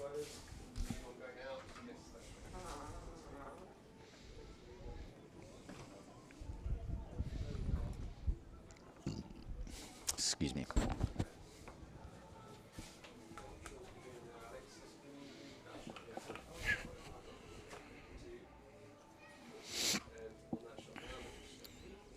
Good crowd of people. Don't forget to keep your safe distance.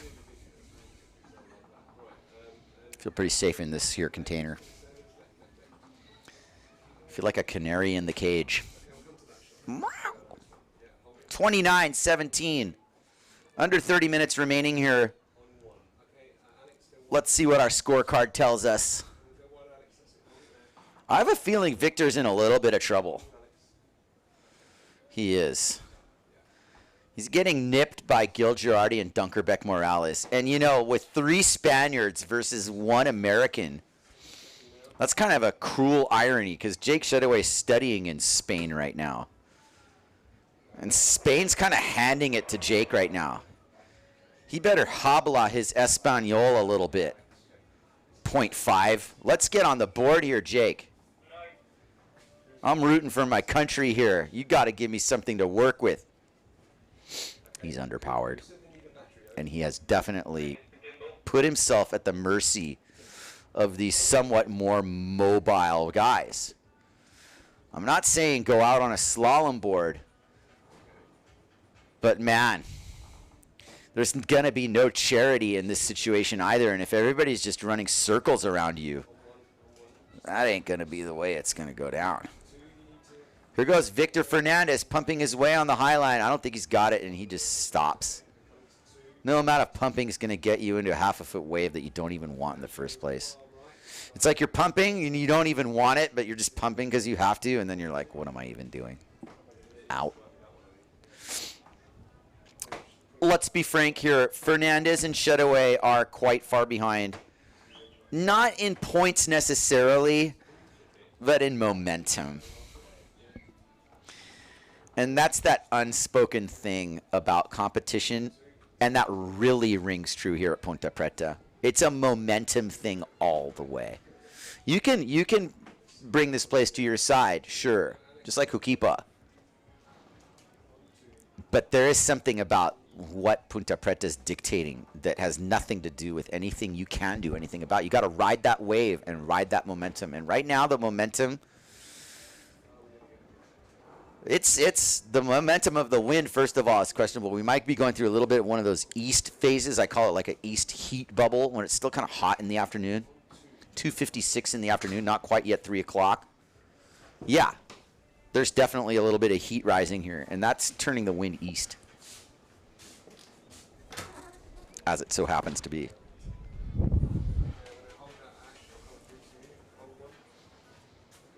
Just keep that door open. We're suffocating in here otherwise.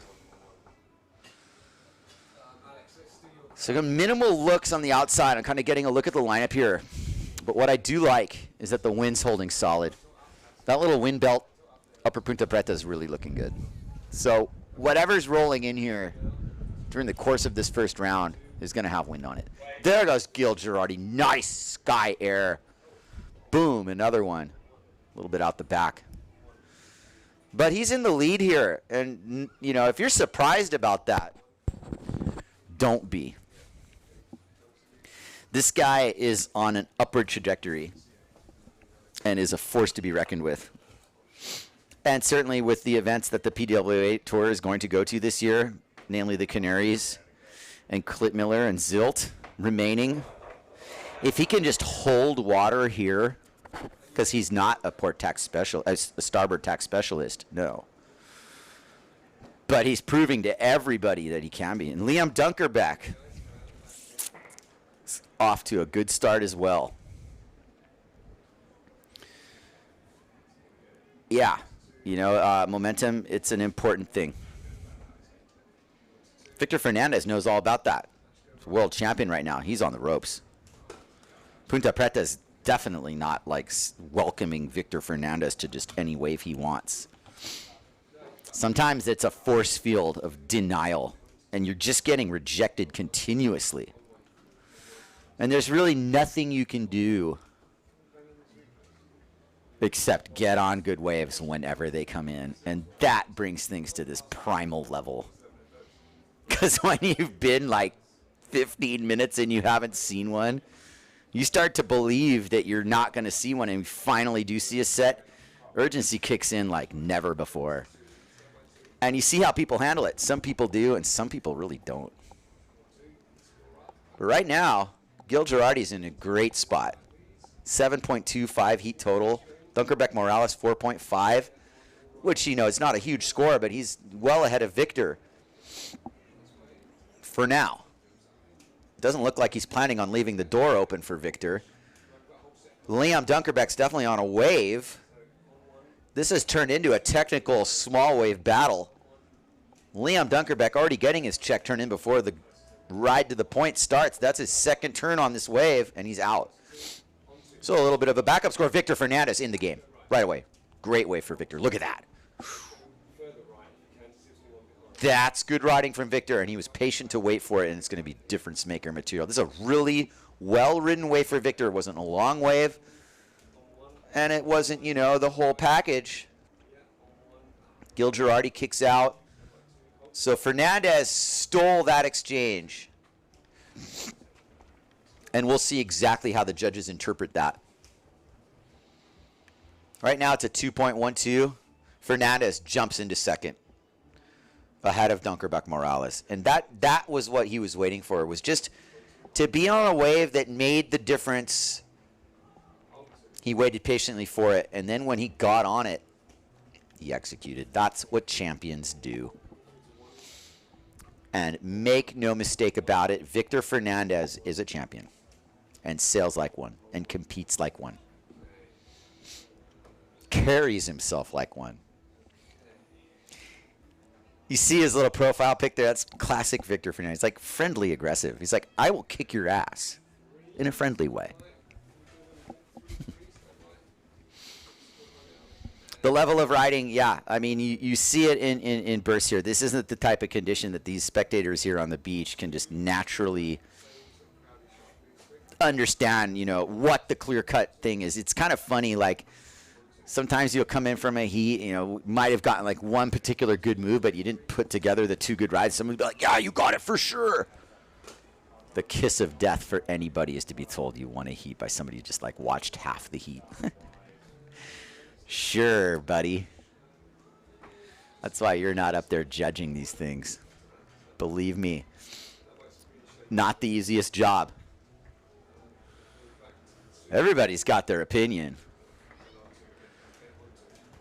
But it don't matter as far as advancing unless you're the guy with the pen in your hand writing down a score. So what do you think here out there in TV land? Here we go, 20 minutes left. Heat number 5. This has been kind of the one we're scraping through. This has probably had some of the less fireworks involved out of all the heats. And no problem. Hang tight.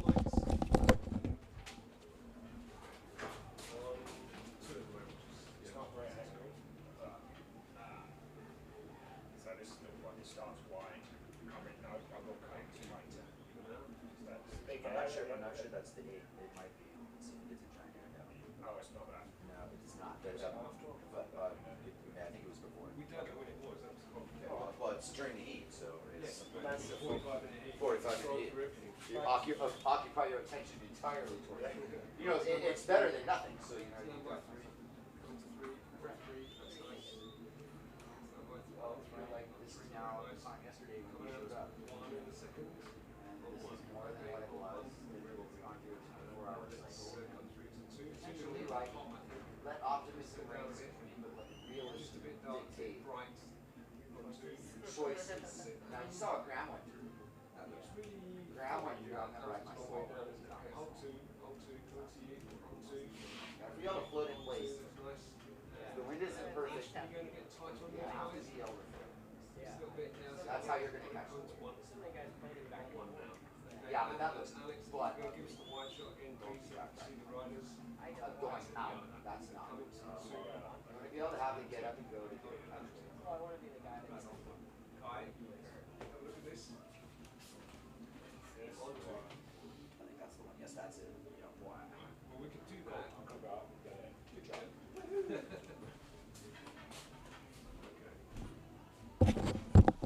Oh, we have got a treat for you, my friends, back at home, patiently waiting while Gil Girardi does a flyaway kick-out error on a half-a-foot wave.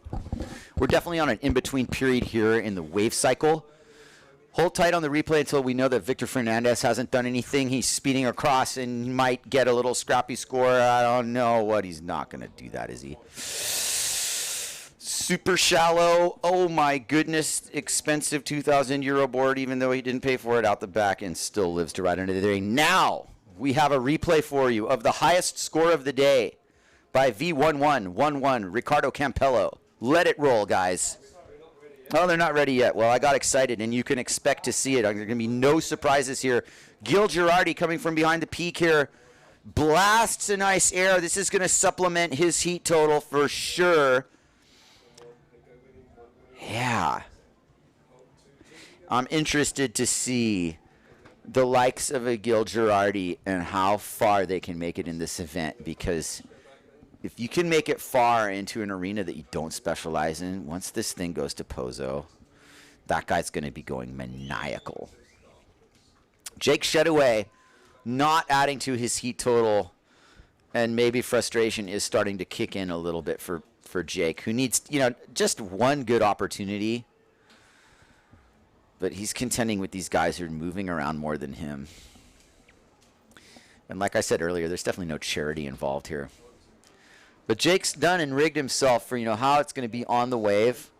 But you see, Gil Girardi's catching him. The momentum in the lineup isn't there to run the lineup, unfortunately. Liam Dunkerbeck kicking out with 17 minutes to go here. Gil Girardi, Fernandez, Dunkerbeck, and Shedaway all tied pretty tightly to one another in the lineup. There's a little corduroy to the outside.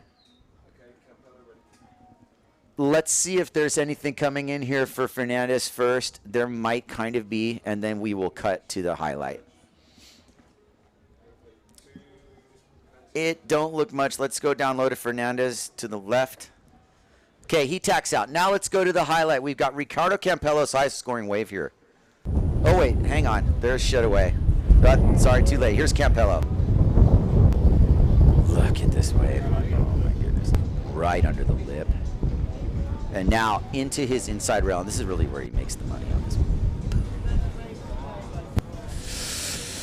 You guys, that's a really awesome highlight, and Ricardo Campello needs no introduction, but Ricardo wants to really do good in this event. He really, really wants to do well, and he's putting a lot of pressure on himself, and it's rewarding as a fan of the sport to see that the pressure didn't necessarily get to him, and he was able to put that ride down. That was like 8.13.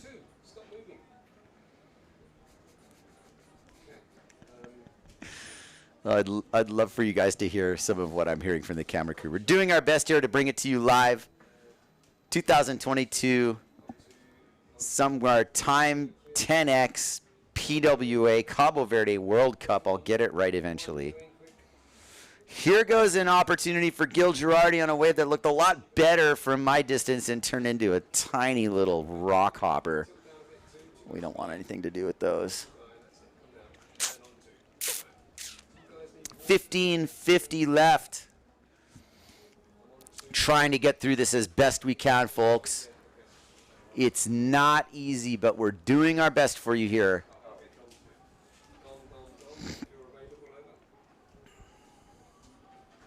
Part of what we're seeing, yes, indeed, is this switch to the north from our swell direction.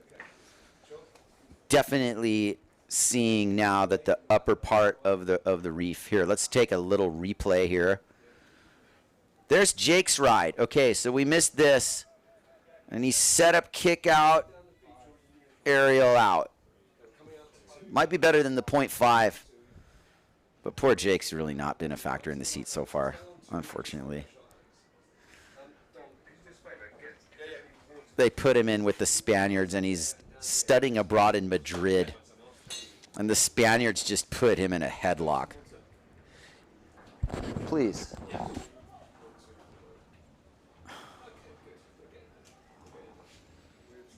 They're like, take this gringo.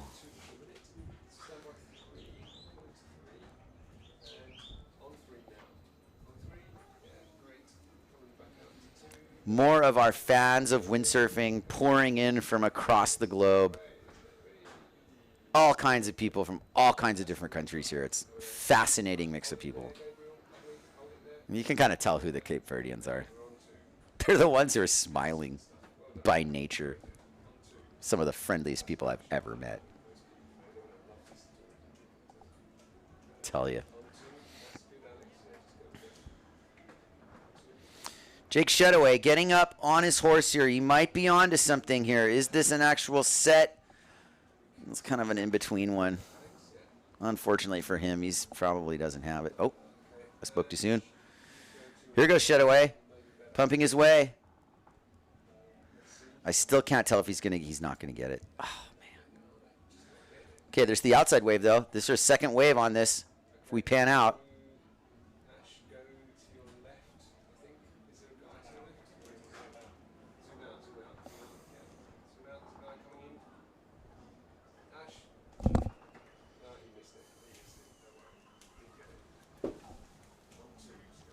Shedaway kicked out of that wave. I don't think we missed too much in that exchange.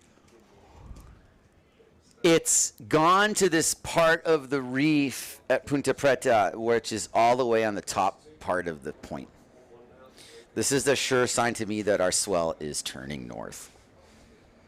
And this is the part of the whole swell that concerned me the most. But you know what? We've had some pretty darn good action here today. And while it hasn't been all the time, those are the breaks. And you will play those cards as they've been dealt to you. Bjorn Dunkerbeck pumping himself onto a plane and on a wave and out the back. Didn't really like where he was in position on that. Liam's going to need to get in an advancing position here. Jake Shedaway just wants to get a ride under his belt here. Get a couple turns. Let's go, Jake. Yeah, no. Shedaway's parked in fourth place here. And unless he gets on his horse, he's going to stay in fourth place. Victor Fernandez in second place here on the basis of a 2.12 and a 4.5. And Gil Girardi's scoring line as we watch him live. 3.62 and 4.5. I don't think that changes anything. That wave ride was not in that category.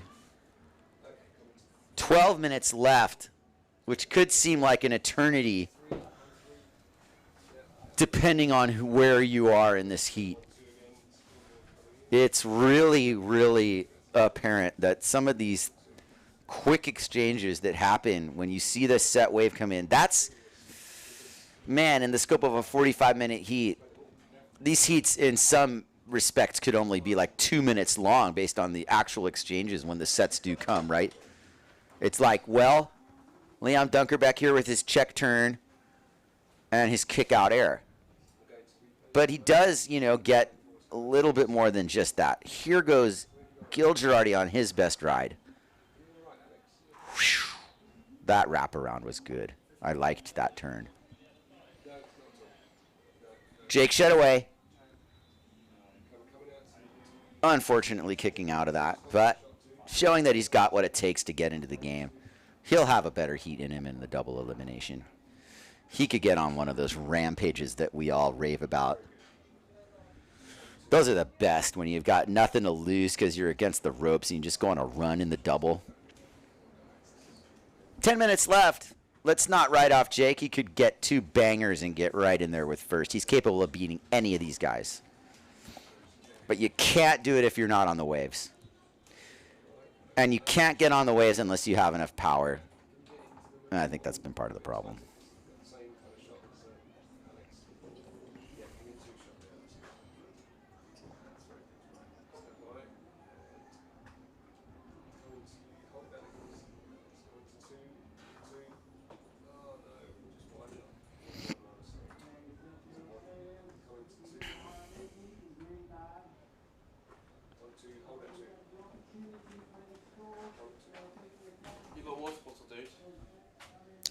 No, actually, I do have water. Thank you.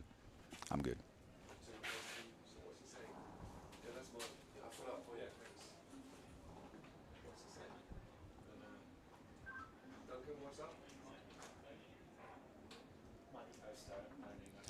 Once upon a time, in Cabo Verde, they decided to have a contest. There was a bunch of money and prestige, and everybody loved it. It didn't matter what the conditions were. It was a gathering of sorts. And you know, like, we're here to celebrate.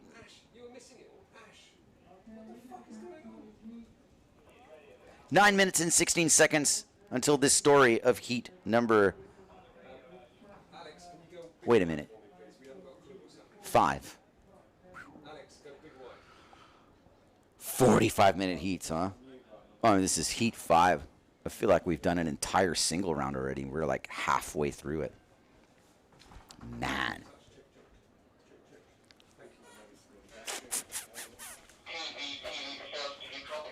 Roger that. Oh, God. Jake Shedaway. Planing, even.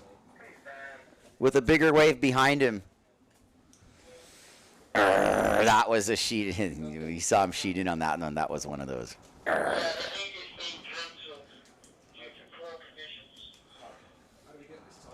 With 8 minutes to go, am I seeing this correctly that Duncan has canceled this heat? Yes. Correct. With 8 minutes to go in a 45-minute heat. If you're Gil Girardi, you are pissed. If you're Jake Shedaway, you live to see another day. And I can see it both ways. Things really slowed down there in the last 5 minutes. And that definitely set the tone for what we really aren't seeing anymore, which were some like evenly paced scoring opportunities. It was kind of all over the place. And here we're interested in providing a product that demonstrates the world's best riding, and that was falling short of it. I agree with Duncan's decision. It's just hard to grind through 35 out of 45 minutes in the hope that you're going to get, further along in this heat. And looking at the scores, anybody get over a 5? No.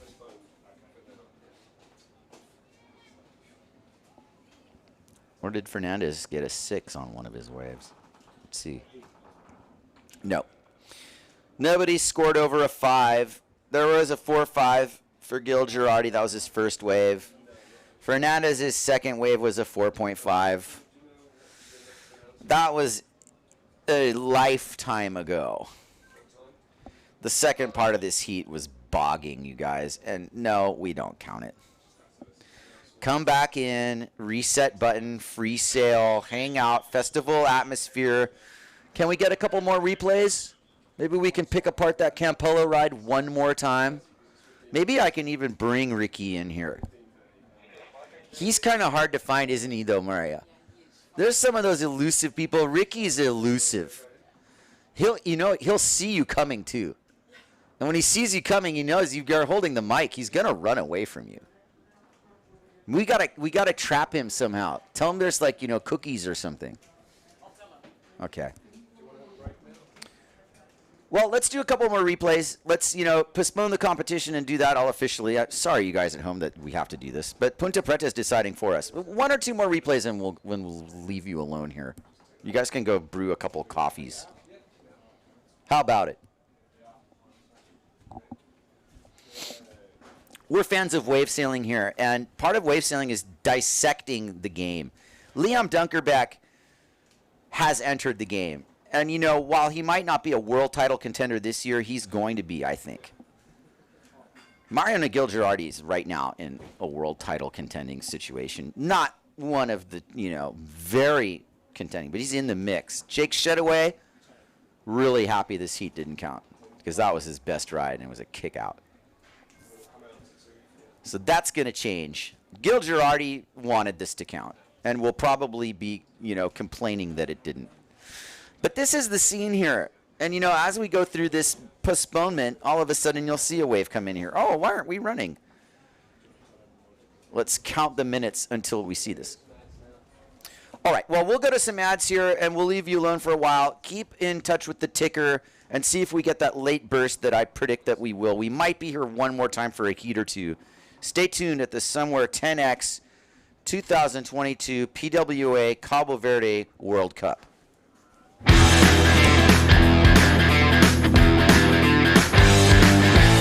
The board feels great. It's kind of a bigger waveboard and helps you out a lot on passing the white waters, passing the waves, and like going against the current. In these side onshore conditions, when it's light winds, I'm struggling to do that because of my weight, and on this I felt it's super easy. So I think it's perfect for people to start learning how to wave sail and to jump and wave ride. We want to make wave riding accessible to everyone in any conditions. Do you want to wave ride even if the wind is light and the currents are strong? The Code 2022 is a free waveboard like no other. With volumes ranging from 85 all the way up to 135 liters. This year we have increased the area behind the fin. This gets you lifted up to speed even quicker. To balance it out, we also increased nose area, which creates a smooth ride in choppy waters. And by adding curvature around the foot straps, the new codes improve greatly in maneuverability during bottom turns and power jibes. The 115, 125 and 135 are the best large waveboards we ever made. With a compact shape and thin rails, you'll enjoy tricky conditions and ride more waves, always with enough flotation under your feet. In the turns you keep a lot of drive. So you don't really slow down, even when the wind gets a little bit patchy. And then it's super nice to have big wave boards like that. Like for heavy riders like me, to have a lot of flotation and still be able to wave ride in light wind, is really nice.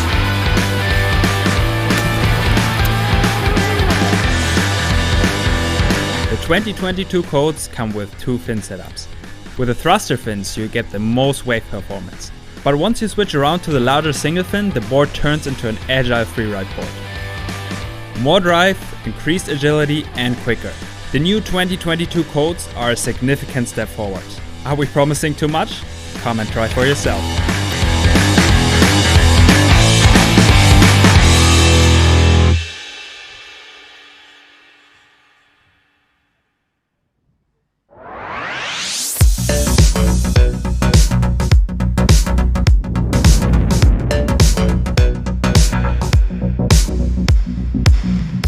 The Ultra Code. Our wild waveboard comes either with 5 fin boxes, allowing you to choose a different setup for varying conditions, or as Thruster Edition, making it the lightest waveboard we've ever made.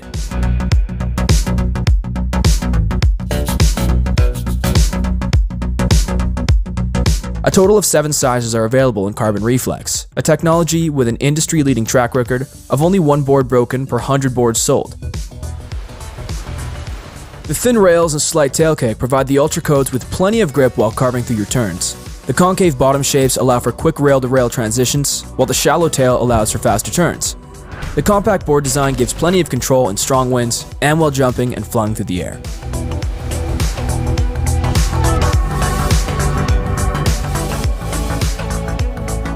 board is very fast, so it's super easy for jumping.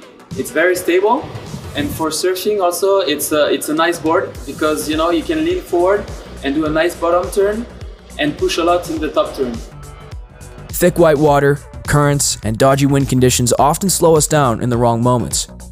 But with its fast rocker line combined with an extra thick center line, we ensure the Ultra Code picks up speed quickly. We designed it so you never have to miss a wave and can set up for the next jump even if you have to cross some white water to get to that perfect ramp. Feels so comfortable either for jumping or for wave riding. When you want to change the rail into the top turn, you don't lose speed and the fins you can release it really well. Also in the jump, you can go really high because the board shape. The 2022 Ultra Code is wild, light, and sturdy. Come and ride your next wave with us.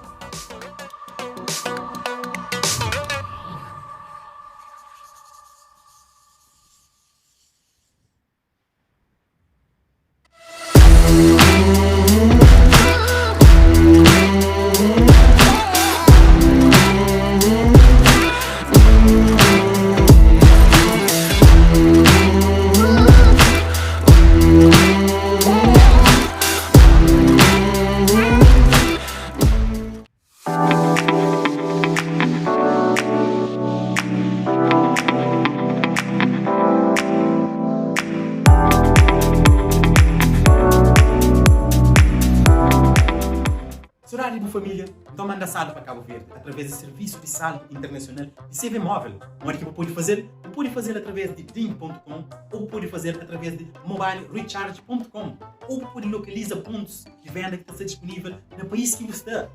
Saldo internacional da CV móvel. Fica ligado.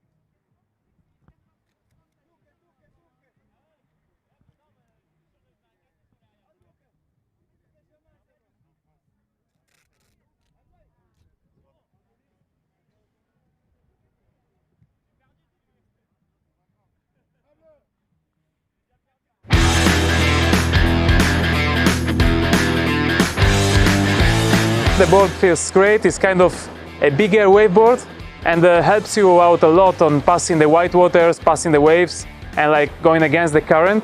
In these side onshore conditions, when it's light winds, I'm struggling to do that because of my weight, and on this I felt it's super easy. So I think it's perfect for people to start learning how to wave sail and to jump and wave ride. We want to make wave riding accessible to everyone in any conditions. Do you want to wave ride even if the wind is light and the currents are strong? The Cabo 2022 is a free waveboard like no other. With volumes ranging from 85 all the way up to 135 liters. This year we have increased the area behind the fin. This gets you lifted up to speed even quicker. To balance it out, we also increased nose area, which creates a smooth ride in choppy waters.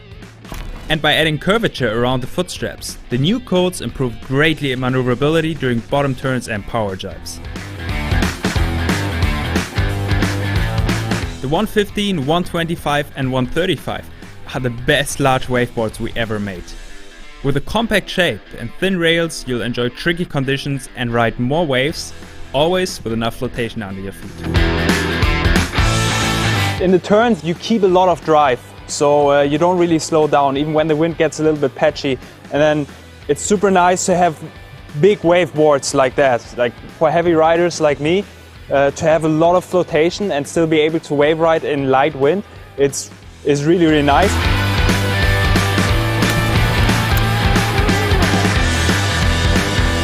The 2022 coats come with two fin setups. With the thruster fins you get the most wave performance. But once you switch around to the larger single fin, the board turns into an agile freeride board. More drive, increased agility and quicker.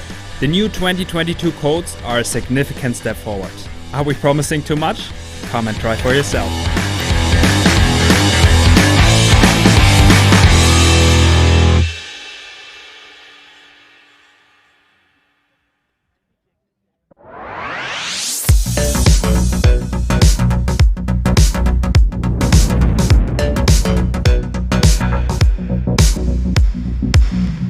The Ultra Code. Our wild waveboard comes either with 5 fin boxes, allowing you to choose a different setup for varying conditions, or as Thruster Edition, making it the lightest waveboard we've ever made.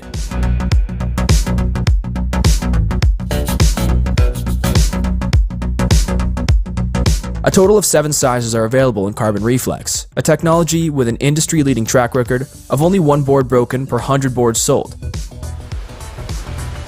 The thin rails and slight tailcake provide the Ultra Codes with plenty of grip while carving through your turns. The concave bottom shapes allow for quick rail-to-rail transitions, while the shallow tail allows for faster turns. The compact board design gives plenty of control in strong winds and while jumping and flying through the air.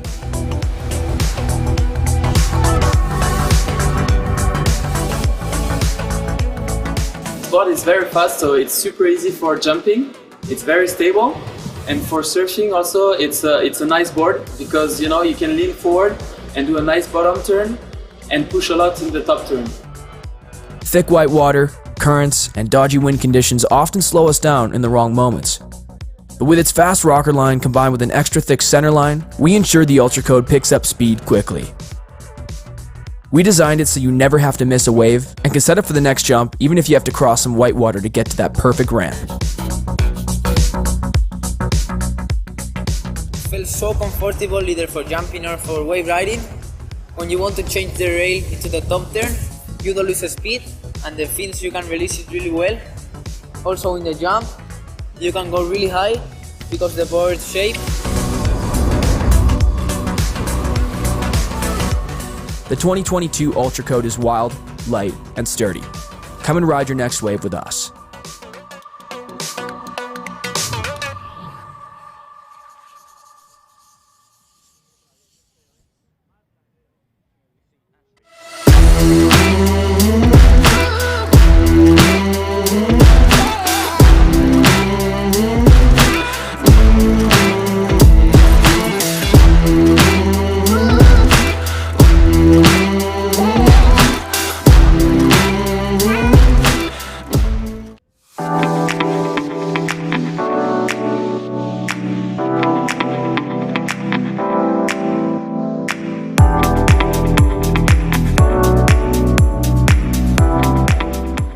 Horário de família, então manda saldo para Cabo Verde através do serviço de saldo internacional de CV móvel. Uma equipa pode fazer através de drink.com ou pode fazer através de mobilecharge.com ou pode localizar pontos de venda que está disponível no país que você está. Saldo internacional da CV móvel. Fica ligado.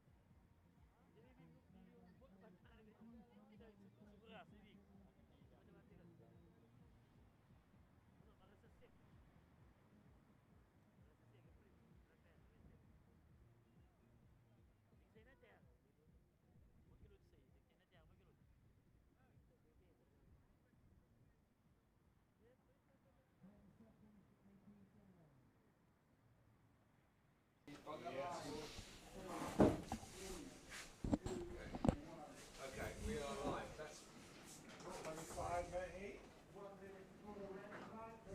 25-minute heat.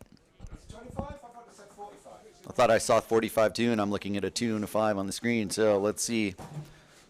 It's not like they just resumed the heat halfway through. They're starting all over, huh? Jamie, good? Clearly. We are back. 2022 SOMWR 10x Cabo Verde World Cup. Offshore conditions. Fireworks on the in-between. I just caught on my phone an aerial that Antoine Martin did that was monstrumental. Just put that up on my IG feed. Check it out.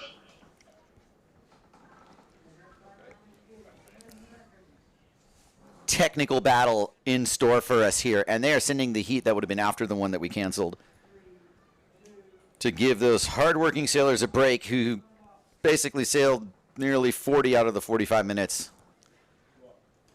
Duncan calling that heat. About 8 minutes to go there.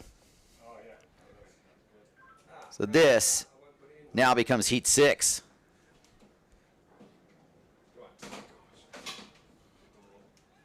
Okay, so we're on 2. It's my battery live, Ash. Fuck me.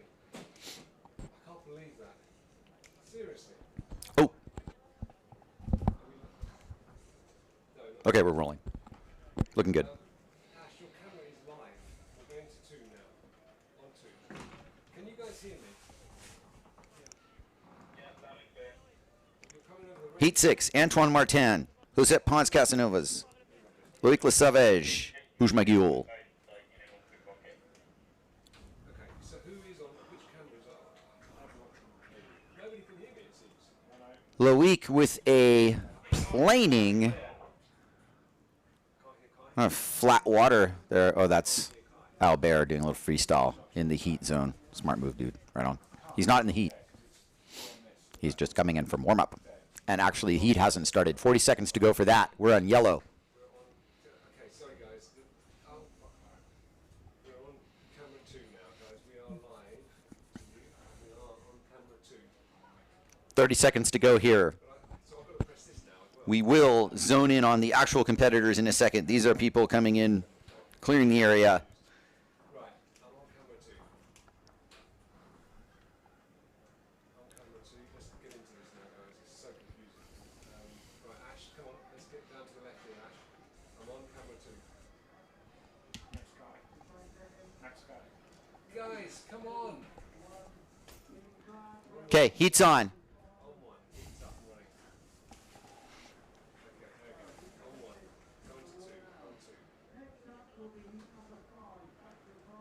There's Ponce Casanovas.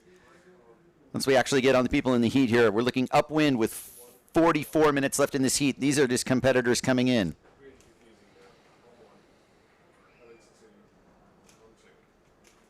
That is our competition reason. That is where we want to be looking. Hold the thought there. Arena right here. Hold still. Le Sauvage and Guillaume. Guillaume?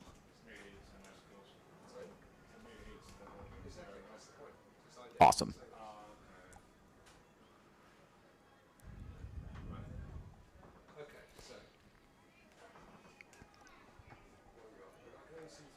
Interesting dynamic in this heat. Definitely Ponce Casanova is coming off some very good result for him at the Aloha Classic 2 years ago.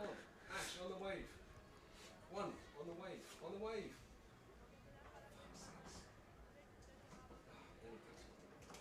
A little bit of back to sail there, Boujma.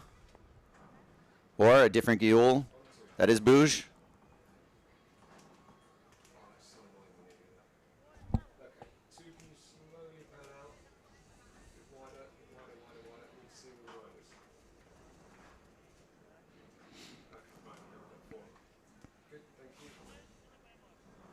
All right, hold that thought there.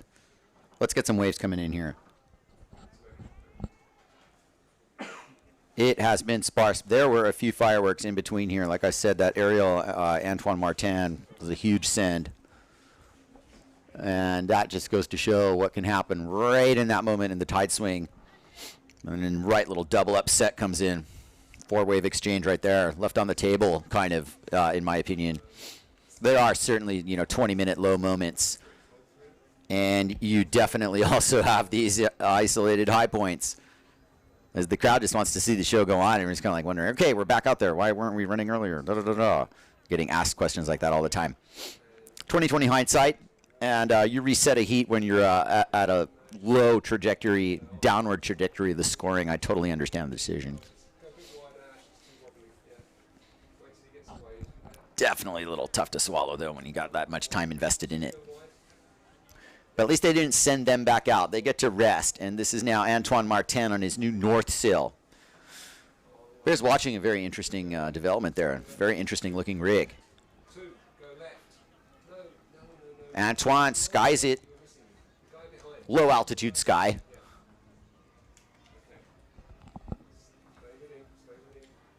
You see this high line, it'll transfer as the wave does grower, but if you're in the front of the rocks right there, kind of like that Mason Ho treatment there, just blasting through.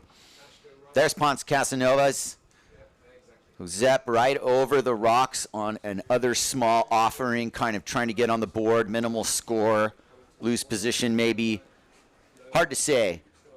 Guillaume Le Sauvage kind of owning the upper peak right now. You're looking at Ponce. There's 2 sailors above him. So you get this dynamic of, the wind's really offshore. The waves are hugging the point now with that little element of north in them. You got to play this game now to the outside. And when you come racing in back on starboard, once you turn around, you're going to have your pick if there's a wave. But you're coming from behind it, so far from behind it, that you actually get, some of these like exchanges where people are, trying to cross you and get on the one behind, and difference of an issue of, who's closer to the peak, to upwind, and a lot of different dynamics and people's feelings of right away come into play. But it's a gentleman's game, and at some point, it's obviously someone's wave, and I think we all recognize, the code there. Low scoring affair here. Martin's got a 4. Unsurprisingly, he's in the lead. I kid you not, that aerial that he did in the warm-up would have probably been like a 9. At least an 8. That's my skill anyway. I'm easy to please. It was ginormous though, and maybe another one in him here. What I'm noticing about Antoine in that north rig is he can get really close to the wave and right under the lip on it. Make no mistake, he had no doubt in his mind what he was doing there.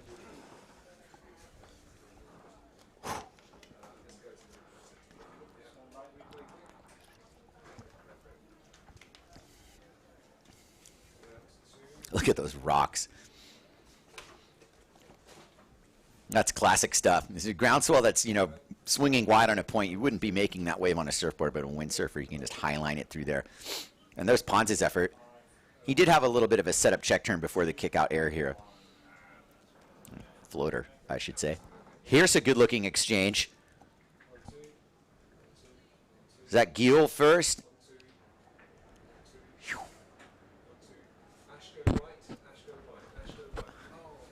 Okay, locked in on Antoine here. This is big time here, a nice looking wave. Don't want to wrap it around too far. Make that whole ride count. Antoine kind of gingerly tiptoeing his way across the reef, quite literally, trying to get a couple more turns here up his scoring potential. Gets the fins out of the water, a little bit of a grab. That was sweet. There's that little understated grab, liked it. A little bit of an air attempt out the back there.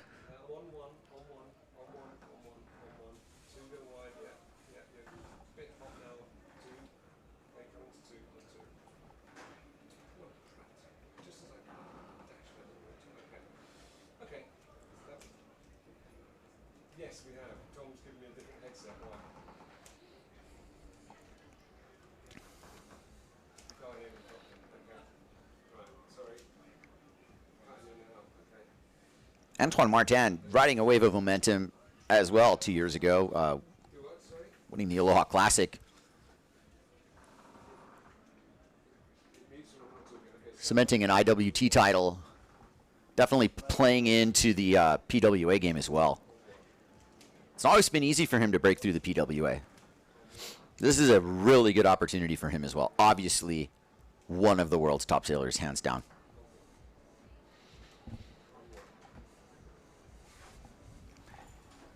There goes Le Sauvage. Behind him is Antoine. Le Sauvage kicks out. That's Pons, excuse me. A little bit of glare.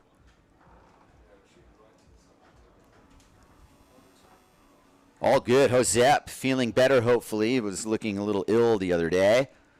Recovering from that, staying hydrated. Nice little spray off the top there as he makes it down the line right in front of those rocks, kicking out. Little lime green African sea behind him. How far could it go for Pons this year as a title contender? Absolutely. One of Pozo's best sailors, hands down. And his starboard tack game is right up there, too. He's definitely learned how to make a few adjustments to the different spots, but he as well was around that time I was talking about years ago. Victor. Everybody enjoying the little sunlight there. Who knows where some of these people are from? These look like locals, however, but some people from much colder climates, that's for sure, enjoying the sunshine here in beautiful Cabo Verde here on Sol. We're at Ponta Preta, which is maybe about 10 minutes outside of the town of Santa Maria. Epic place to chill, sanctuary for all kinds of different activities, be it fishing, surfing, windsurfing, kite surfing, foiling, wing foiling. And again, I just love, after 26 years of coming here, being able to say that this place has never looked better, cleaner and really, really well set up. Love coming here. Rain or shine. You know, play the waiting game. You know, get on those little microwaves. But we've seen that backfire before, too, in the course of today's action. And, you know, you don't want to get fooled chasing something that's going to put you out of position, or mind you, if you blow your helicopter tack and all of a sudden get caught inside on the set of the day or something.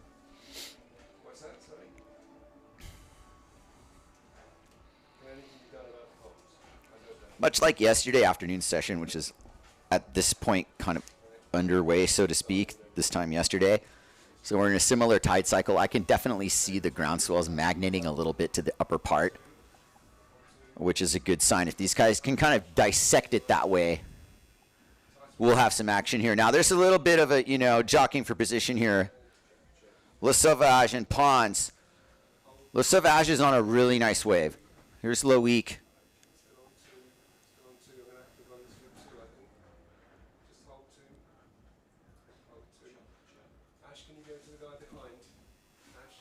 Not done yet. Get the fin out of the water. Right in front of the rocks as well. And just like praying for his board here. Okay, survival. It's gone offshore in the lineup.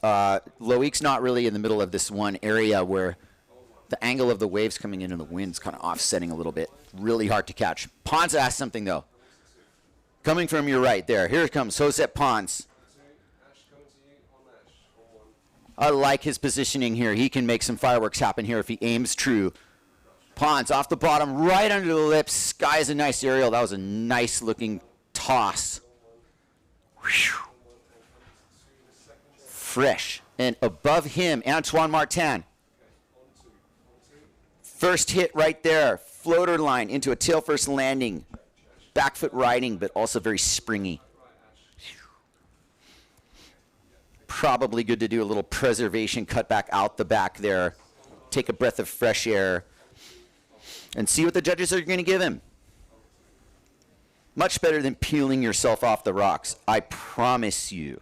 That kick out thing, maybe they should judge your kick out so people would be more, you know, prompted to do it.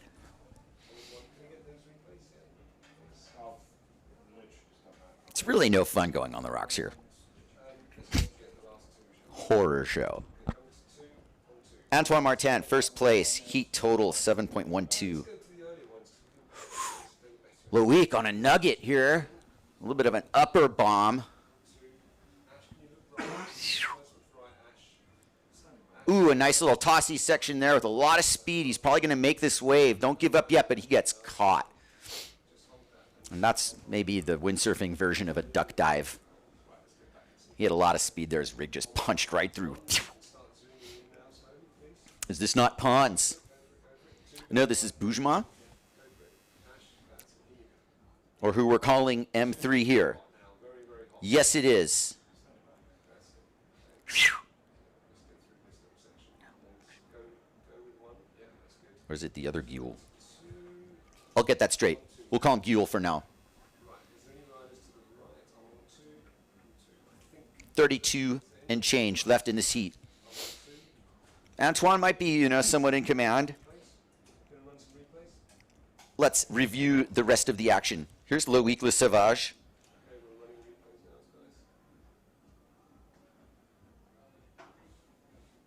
Good rail work. And a safe line out. Here's Pons. Love the fade line off the bottom. He really gets good angle there. Low like a pro.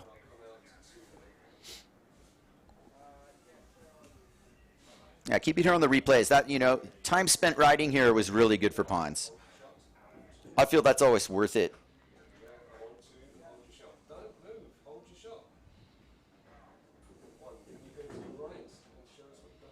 Antoine Martin in first place, holding a 4 and a 4.12. Bjorn moves into second, 3 points and 2.75. Right now, Pons is sitting in third with a 2.5 and a 3.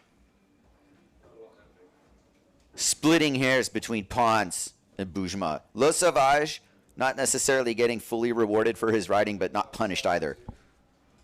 Somewhere in the middle of praise and disgrace. He can decide by choosing a good wave and ripping it to bits and getting in the mix here. He's totally capable of it. Great sailor. From one of the French coasts, I'm not sure exactly where, but I see him really consistently pulling off some pretty technical moves. Both tacks as well.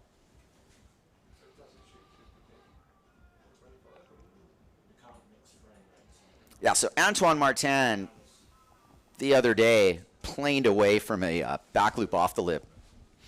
An absolutely phenomenal angle of approach there. And those of you who have seen the clip know what I'm talking about. But man, the projection, and I think it also kind of touched on the fact that that was done a little hukipa or secret or whatever you want to call it, Trasleo or whatever. And, you know, in pretty marginal conditions, he just batted that thing. It was just monumental. And that's kind of what I'm talking about when I talk about the level being sky high right now for all the generations. But particularly the likes of Antoine and a few others who we won't, you know, mince words. But right now, we are in a super good sequence and a nugget set's coming in here. I'm on the edge of my seat as we follow Pons on the first wave. Work with me here, get all three riders in. We might want to go behind us to Antoine now. There's Antoine, thank you very much, on the second wave of the set. Here he goes, punches his bottom turn, huge air over the section floater. He's back in, he's got more in store. And behind him is Le Savage. Stick it with Antoine just a little longer. Nice, one-handed cut back. Third wave of this set, perfect execution, camera crew. There it is, Boujma Guillaume, or Guillaume himself, Mem 3. Yes. Understands, he kicks his rail. That was a great exchange and a super good looking set. Antoine's not done, he's still going. Kind of headed for the rocks, kind of headed for the shore break, one of the two. Okay, that was close to the most excited I got in this contest. Every competitor who saw that exchange and saw that set understands why Duncan Coombs waited for this moment, because it's just like yesterday's evening session. Just got better. Have some faith, guys. That was a nice set. That's why we came here. And we will see what the judges do about that. The sailors did the work there. Antoine, he did work. You know, starting off that sequence, Pons was on the first wave of the set, so he wasn't given, I won't say the opportunity. He had the opportunity, but he was on the first wave of the set. And that, you know, did affect to a certain degree what he was able to do on that wave and what the wave did.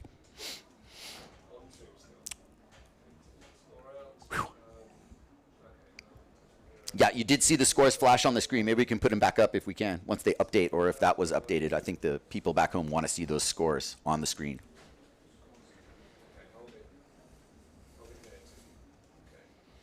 There we go, thank you.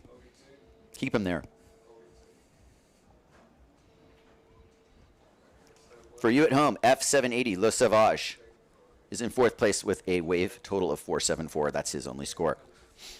But I think that's about to change. He was part of that exchange that just went down. Josette Pons, 5.5. I think that's a cumulative total of a couple rides. Double check on that. Bouge Miguel, that's Bouge. 5.75.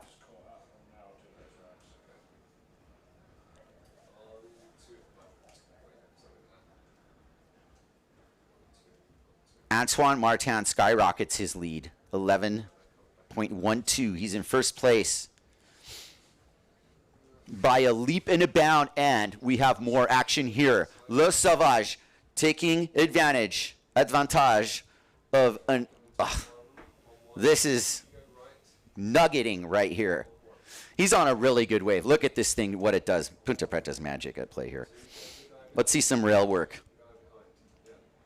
Very satisfying. He's still going. Behind him is Josette Pons. There we go. Right on time as he fades into his ride. We're on a groove here. Good job, camera guys, panning in this. Pons has got a lot of wall in front of him. He's going to have to get his inside rail involved here. And down the line, Crouching Tiger. Doesn't quite get the blast in the projection, but makes the wave. Maybe that was his priority more than anything. Length of ride and survival, not on the rocks. Good deal. Boujma punting out the back.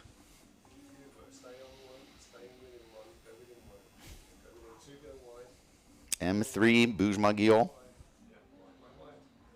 Hmm?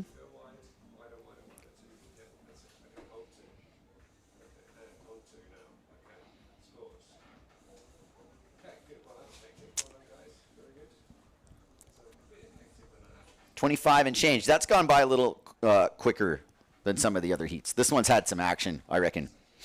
And this is the difference between what we tried to do with Heat 5. So this is what we're talking about. It's got some highlights on this already. And Martin was on a tear as of his warm-up. Again, I won't mince words. I got the sickest little clip of him.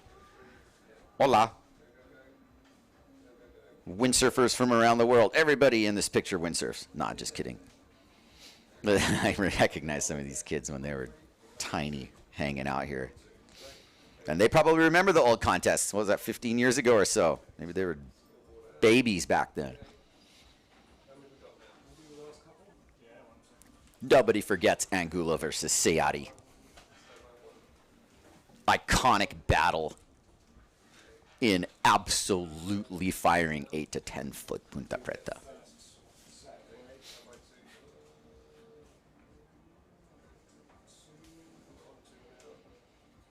Sailor's looking powered up. And I do say it, if you're planing on the way out, you're likely to be pretty lit on your wave. The parent wind's a big deal here. Well, Sauvage is dealing with it right there.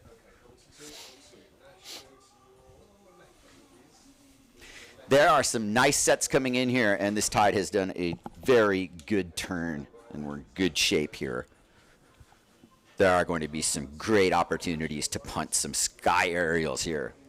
Who's going to do it? Who's going to step up? Antoine's done it. He's going to do it again. He's winding it up. Pons is capable. He's on a wave, too. Here's Pons turned himself around here. Really nice ride coming up, hopefully, for Pons. Combs the inside a little bit. He's got to connect it. So maybe the height wasn't there, but the line is. Unfortunately, goes out the back. The door was open. That wave reels down the point. The door was open, but there were a few potholes on the way. Pons probably did the smart thing and kicked out. I'm just saying, preservation being the key. And as I said earlier, like if you come to Ponta Preta, like great, good for you if you got this brand new, Ferrari type of board or something. But if for some reason, you don't like your board, you don't mind going on the rocks. Here's a nice replay of Pons' ride. A highline approach. Gave him a lot of speed off the bottom. Antoine Martin on that beautiful blue wave. Held it together. Nice line. Straight into his next bottom turn. With his interesting starboard north sail combination. What a sailor. Good friend. Awesome guy. Hoppity skippity. Really good riding. I mean, judges take note. He, dissected that thing all the way through. Boosh. On his Goya rig.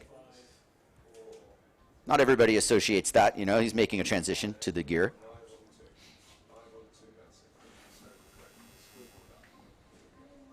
Also, I'm sure just stoked to be a part of the mix, eh? Ooh, we got tight battle, though. Look at, okay, Martin's over 10 points, the only sailor to beat. Le Sauvage has scrapped his way into second. And it's by less than a point to Pons. And right at about just over a point from Guillaume, who can steal second real easy is my point. First is there. But second, third, and fourth ain't spoken for at all. And there's 21 minutes to decide it, and there's a little bit of a higher percentage of wave action here.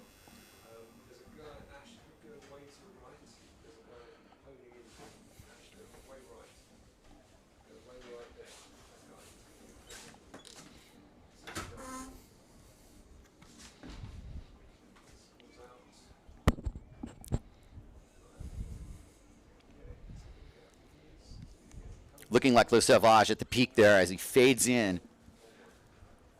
Nobody else riding. Keep it with him whole way through. Beauty. Definitely creating his own spray. Nice little stock air tail tail stall, and you know, you cut that inside jibe. If someone was to the left of him, he'd be the next guy. You know, sometimes you want to kick out in front of these guys, be the next in line. Right now, Le Sauvage is last in line. If you look at it in terms of who's upwind, it's more about who's in position. It's been, everybody's really behaving well as far as the competitors. I haven't seen too much, you know, blatant snaking or anything. It's pretty clear cut who's on what wave here at Ponta Preta. There's no room for anyone else on when it's this side, or even when it's bigger in my book. 20 minutes left. You know, it's a different kind of suspense. It's like Le Sauvage, Pons, and Guillaume are right there. And this is I believe, a money heat. I think there's some sort of cutoff with the top 16. There's cash is on the line right now. Guys, you're going to get money or no money here. It's not about the money. I'm just telling you that's part of the deal here.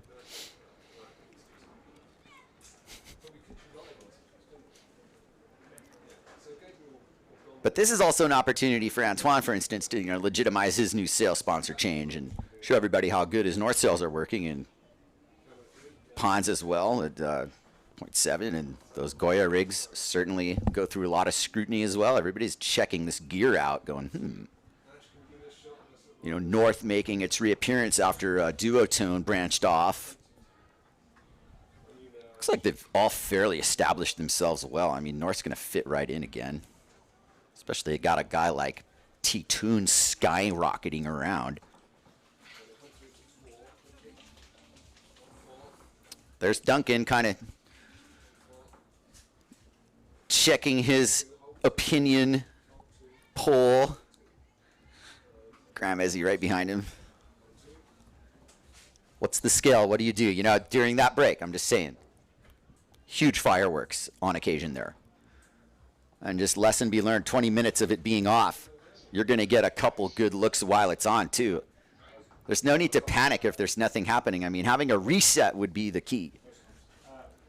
But when you're 80% through the heat, there's very little you can do. It's either on or off. I just wish that had counted and you had seen it at home. And hopefully he'll get the chance again, because this heat ain't over, and I see little nuggets creeping down. Clearing the majestic Monteleo. We got the right angle swell just trickling in here on occasion. Hey, boys. No, we're on. Yeah. Local guy's asking if we're still rolling. Yeah. Fish. Tut santa. Fish. Tut cool. Yeah. Manera. Let's run replays. We do have a little down in the action. Guys are playing around, but there's nothing coming from the next couple few. Let's check it out. Pons, with that fade I was talking about, likes his inside rail off the bottom turn, gives him some more angle.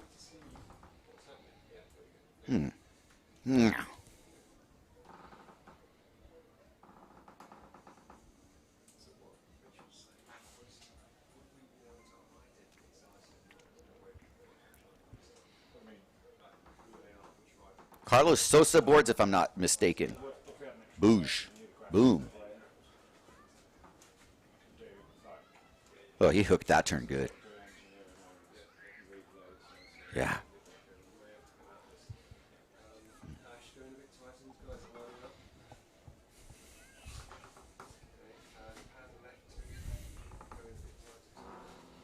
Pons again. Safety valve. Le Sauvage.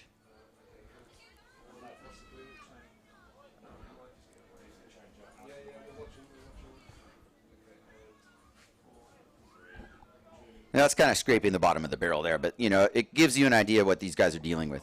There's your live look at Antoine kicking out of something. You know, we had to go back live just in case. With someone like Antoine, if you literally blink, he'll have pulled the most stunting video game move of all time. And literally, only if you only blink, let alone if you stop, you know, panning to him.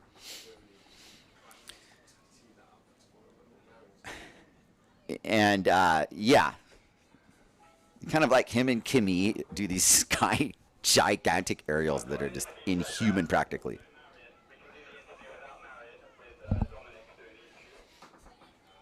.16-minute mark.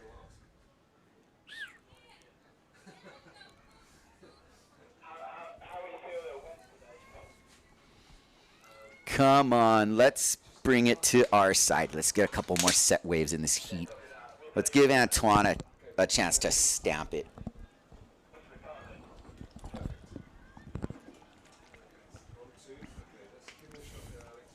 Le Sauvage is ready to do something too.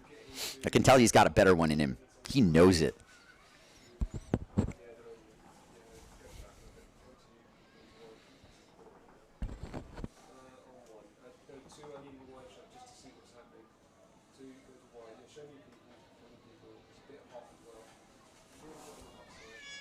Guillaume in fourth, 6.5. Pons still at 6.8.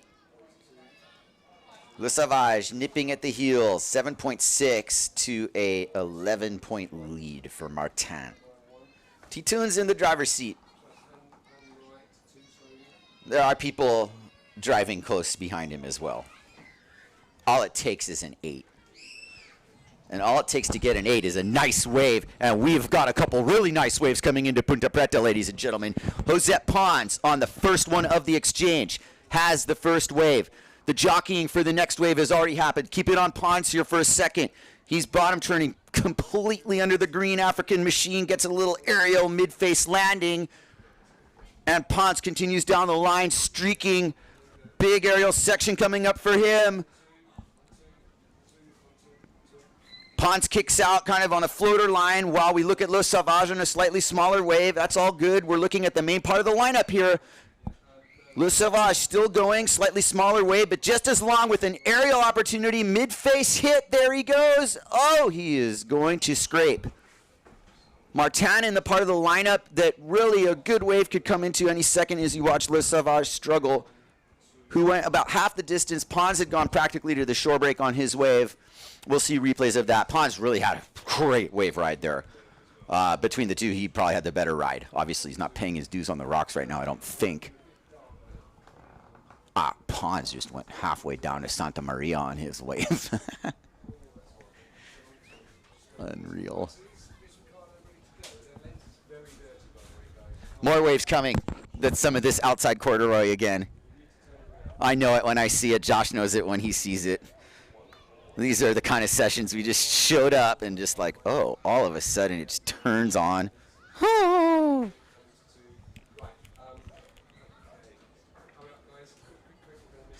Beautiful set coming in. Who wants it?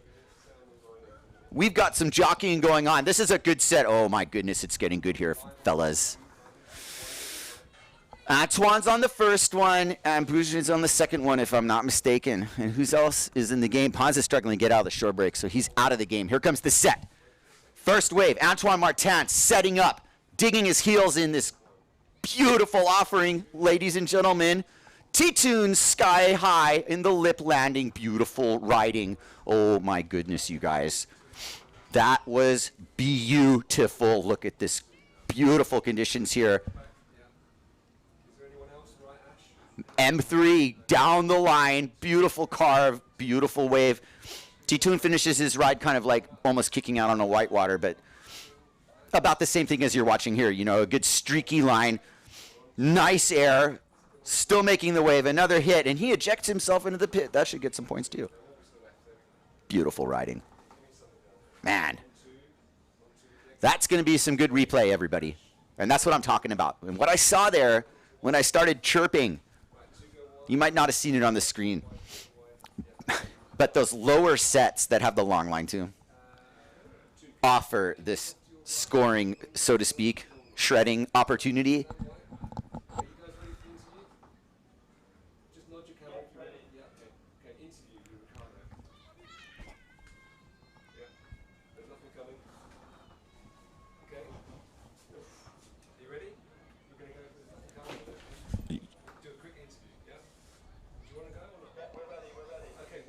All right, we're going to have an interview with Ricardo Campello, but we're going to also retain the right to go right back to action if we get a set, which it looks like we're getting. So stand by for Campello. Here we go. 3, 2, 1. Is there anything coming? Yeah? Okay, we're not going to have to hold it for a second. There's a set coming, apparently.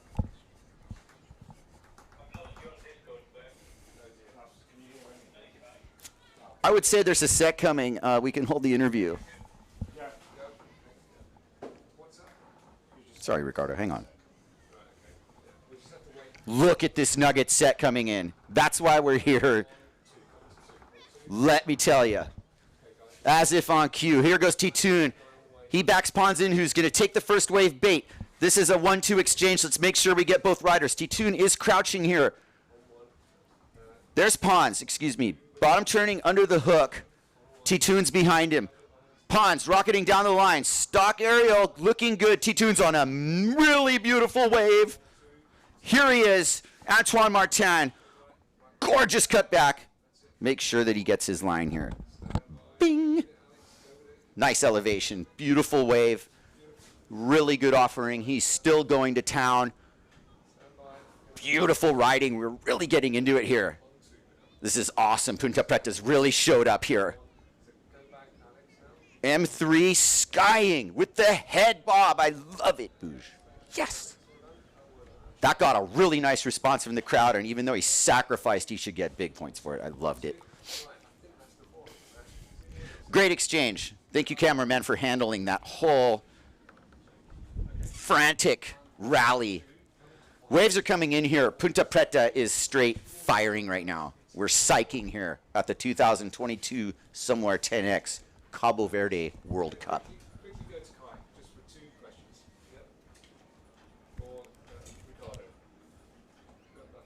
All right, now we have a break in the action. We can talk to Ricardo. Let's cut to him. Hi, Ricardo. So, Ricardo, how have you found today so far? Well, this is not the conditions that we all dream about from Cabo Verde yet, but it's still amazing. The waves are perfect. Could be a little bit bigger, but it looks like we're gonna have a pretty good swell on the next couple of days. So I'm looking forward for that. Okay. And so, how are you looking forward to next week? The next week ahead. I don't know. I made my first heat, and I'm in the second round now. So hopefully, when I do go in the water again, when the conditions are a little bit better. So just try to do my best and score the best waves I can, and hopefully climb all the way to the final. Brilliant. Thank you very much. Thank you. And we're back. Thank you, Ricardo.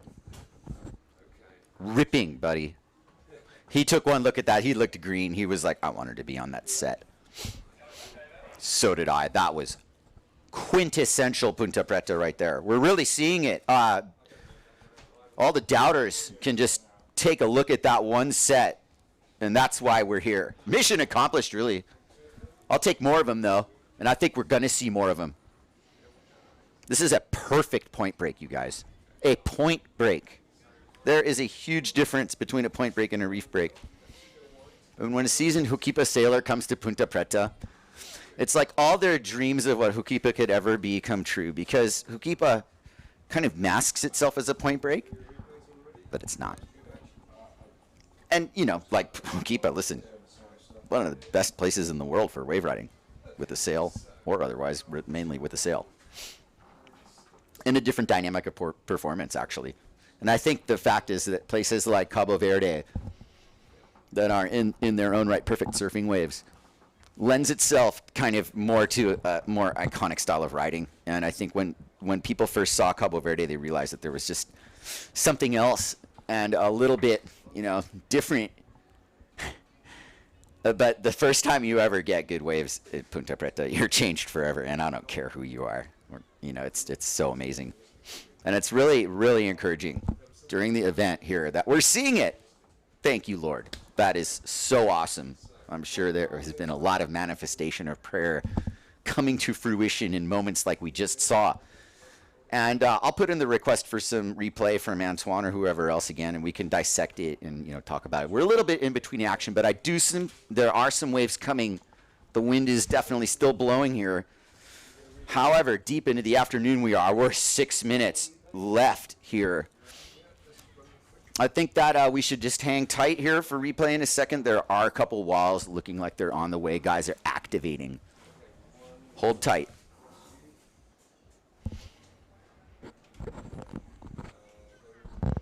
It's definitely blowing solid, like 4.7, 5.0. A couple guys are on 4.2s. Okay, wave number 2. It's a two-person stack.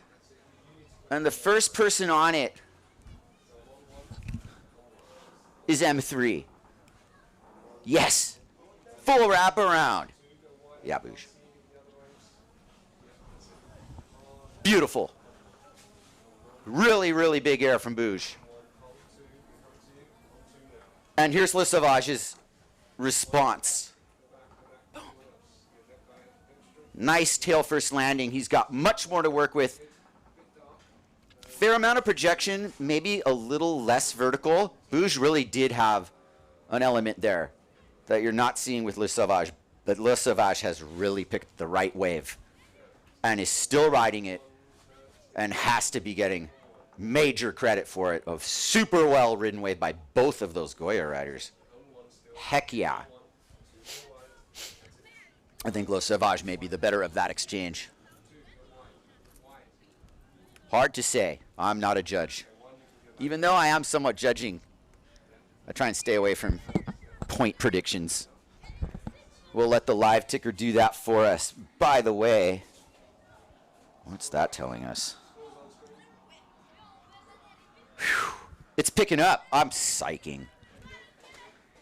We're getting battles down here. Le Sauvage ahead of Ponce by the narrowest of margins. They're squeaking next to each other. Guillaume launches into second. Story of the heat so far. Let's run replays. 4 minutes to go. Keep our eyes on the horizon, which is shifting, but let's go. Boom. That's M3 Bouge with the wraparound, listening to the criteria on his radio. And that was awesome. Hands off over the rocks. You kidding me? Le Sauvage, beautiful tail first landing there. The Loic locomotive.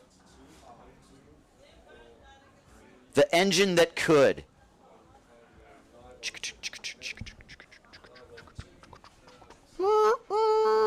All right.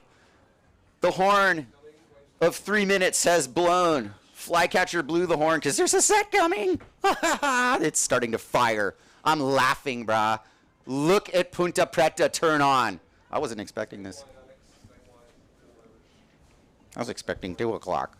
All right.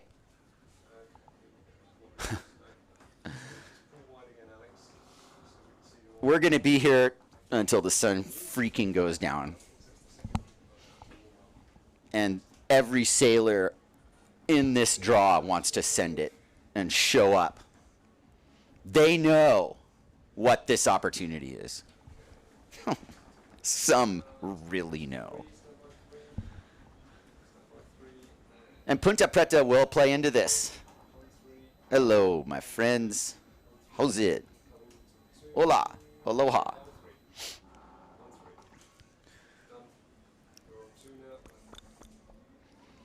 So there's a bit of a cluster of sailors because that's what happens when a 4-man heat is about to be done and another 4-man heat's about to start.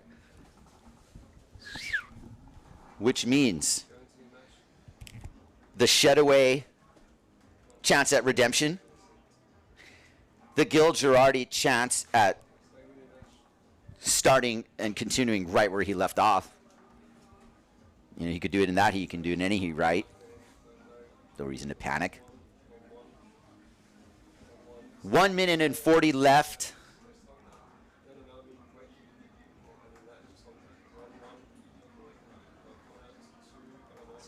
Either overpowered or rigged that sail a little full. Looks like his power source is shifting on him a little bit, even though that's a small wave. It's a fast wave and a shallow wave. And like I said, good thing you're riding quads because a single fin would probably hit the water like you were riding boneyards. Like my buddy Yester and the Yardbirds. Rawr. Shout out. Shout out to all my Maui friends too. Levi, I know you're having a fun at Hokipa by yourself. But many of us do wish you were here. Maybe when it picks up, huh? Woo! 45 seconds to go. And,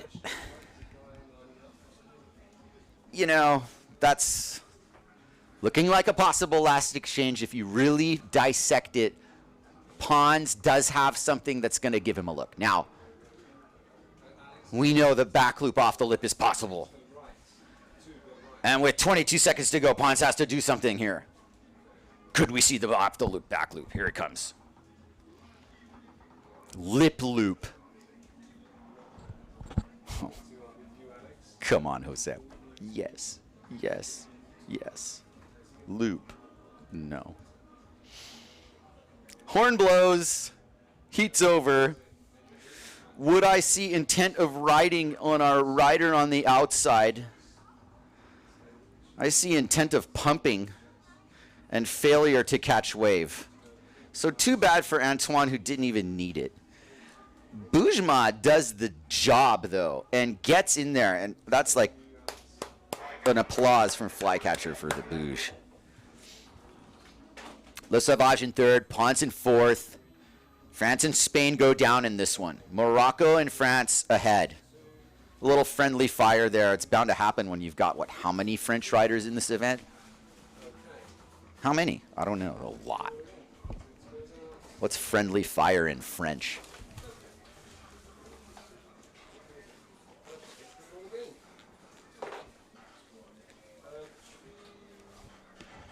John Carter's swimming. We're going to see some shots. He's got some gold. Let me promise you, at this size, what happens when you get a water shot at Ponta Preta, and the way he's aiming, I can see him right here, just to your lower part of the screen. Antoine Martin antics here as you look at our competitors up there. Kind of shine Martin's little incoming wave. Anyway, yeah, Carter can fit in the land profile of the point, and you're just shooting right down the barrel. Josh had a really good decline ad one year that looked like just portrait placed.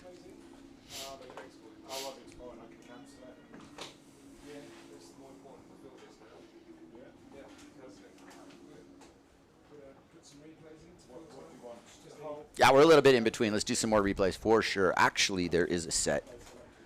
Nothing too, nobody's near it. So, boom.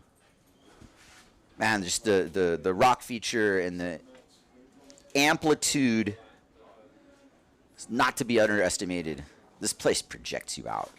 You got a lot of speed when you ride this spot.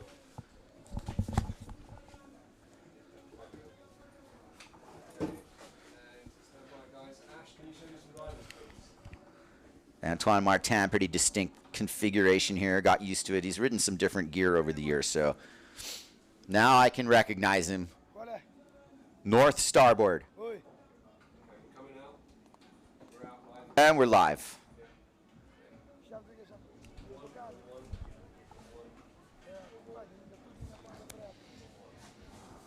Victor Fernandez on a kick out, basically. Jake Shedaway.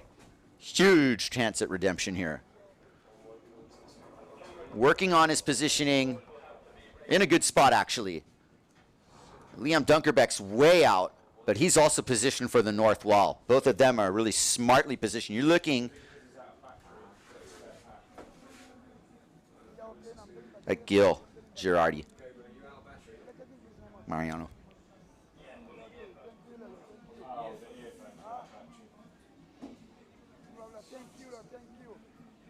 Again, advancing out of that last heat, Antoine Martin and Bjorn Dunkerbeck. Sick. Rad. Well deserved, both of them.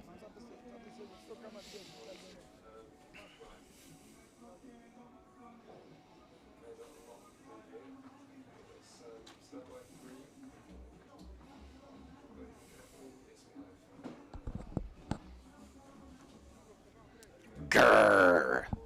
Get gripped. It's firing out there, you guys. Victor Fernandez. Beautiful wave. The lighting's a little lower now. This is what it's all about. Just carving those lines. Avoiding those rocks. Jake Shedaway's got a nice wave. His moment has arrived. He can wash away all that frustration with one good ride here.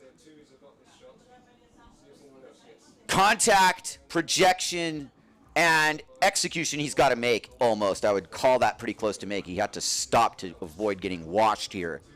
And hopefully this next wave doesn't do him in that Mariano's on. Jake had a good air there. Oh, I'm relieved. You know, I am cheering on the USA a little bit, not, you know, biased, but I'm just saying, you know, like, come on, boys. Those scores are from the last heat. Let's get the guys from the current heat up. We just take them. We just give them.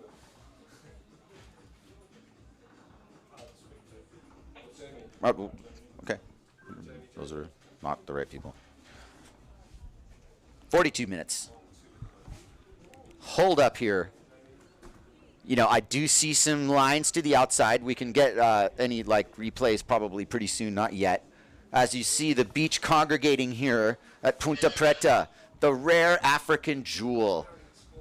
An elusive spot that requires a couple of very specific things for it to work. Well, those things aligned fantastically here for day one.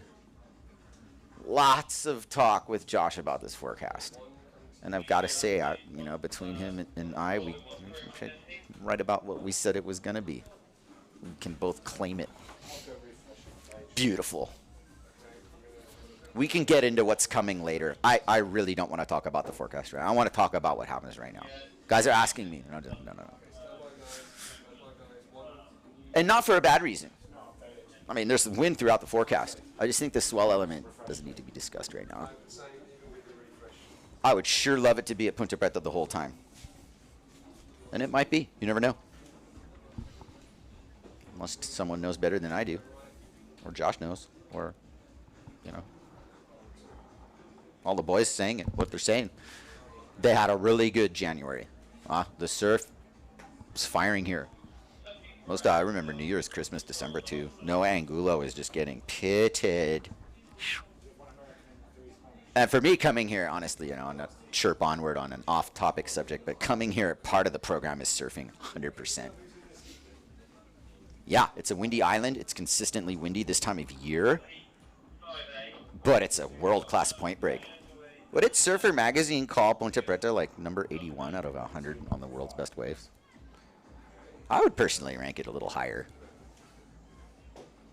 Maybe it's just because it's not as consistent, yeah. Here we go. Lineage. Anybody home? There is a really good set coming low, and everybody's jockeyed themselves too far up. This is the set of the day. Okay, ladies and gentlemen, to the outside, you might not see it on your screen, but I just started freaking out, brah. It is going, there is an exchange coming here. Here we go. Slot one, camera crew, get ready to pan around. There's going to be multiple waves ridden here, high level. Nobody's going on wave number one. Jake Shedaway's going on wave number two and pretty much in front of everybody else on it, and it's going to fight for priority here. Has it. Jake Shedaway on the best wave he's ever ridden in Cabo Verde on a beautiful offering here at Ponta Preta. And this one's going all the way downtown. Here goes Shedaway. Beautiful carve line as this thing really hits the reef here. And Shedaway skies his aerial, lip landing, beautiful riding. And now we can pan to Bjorn Dunkerbeck, who's arguably on the best wave he's ever ridden at Ponta Preta. And this is a beautiful exchange of wave sailing, ladies and gentlemen. Oh yeah, that's what we signed up for. Ponta Preta on day one. What? Here comes Victor Fernandez, full ahead of steam. Liam still going. It's a beautiful sight in front of the Ryu Hotel. There's Victor Fernandez, turn number I don't know what, but there was a lot that went down before that. Sorry, Victor. There was a lot happening there. Everybody's on the board in a huge way. Jake Shedaway, it ain't a 3-1-2. And we're going to see what that score is, because that was the best wave he's ridden in Cabo Verde. Hands down, I've been with him every day he sailed here. We were on the same flight in. And I'm so happy Duncan canned that heat, because that happened. And yeah, I'm rooting for him. And I'm rooting for Liam, and I'm rooting for Victor and Gil Girardi. I'm rooting for performance and more sets like that, please. Thank you.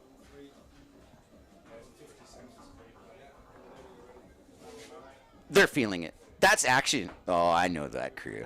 Oh, yeah. You don't want to mess with them out in the water. Especially that Valderrama guy.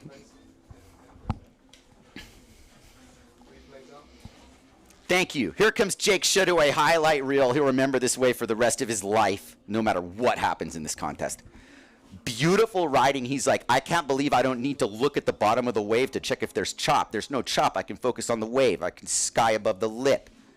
I can take this JP board to its logical limits. Right behind him, Bjorn Dunkerbeck. Come on. Whew. Like some sort of Hokipa rat, which maybe he'll become someday. Maybe Liam will just move to Maui. Dude, you are welcome to any. I'll give you a set weight just for moving to Maui. Look at this. Growing before our eyes, and the full ride. I mean, I was calling for it to go, but that was a really, really good turn at the end of that. Liam just, transformed right there in front of our eyes. Beautiful moment. Let's go back live here. Oh, man. The rail work required just to survive that turn, even though he's going on the rocks, was stunning. It's starting to fire. There's lots of choices outside of these little piddly waves. Victor Fernandez on a super good wave, really connecting the rails of his board appropriately. He's going downtown, skying an aerial. Nice. Bjorn Dunkerbeck opening stands on this wave, a little less projection forward. He's not quite used to that angle. He deserves a lot of credit for the look, and he knows he's got a little bit to learn. Scrappy guy getting through. What does Jake Shadoway have for that wave? A 6.38. Jake Shadoway takes the lead. 3.12, 6.38. Bjorn Dunkerbeck's got a 6 and something else. A 6. That's a strong score for Liam. He's gonna top that by something. I'm not sure what exactly, but wow, we've got a battle between Shadoway and Bjorn Dunkerbeck here. Victor Fernandez, not to be forgotten, sits with a pair of 2s, both mid and high 2s. And Gil Girardi with a 2, who is not stoked. Oh no. It's the unfortunate product of a system that is both trying to be fair, but not end up being fair for everybody. We just have to have faith that it's part of God's plan. Okay. It's not over yet, Gil. You got 34 minutes, man. You're on the same gear you were earlier, and the waves are arguably way better in this heat. Man up and get back into this thing. All right. Shadoway, 9.62 total. Dunkerbeck Morales, 7.25. Victor Fernandez, he's nipping on his heels. 6.37. Snapping like an alligator, bro. Victor Fernandez kind of could resemble an alligator at times.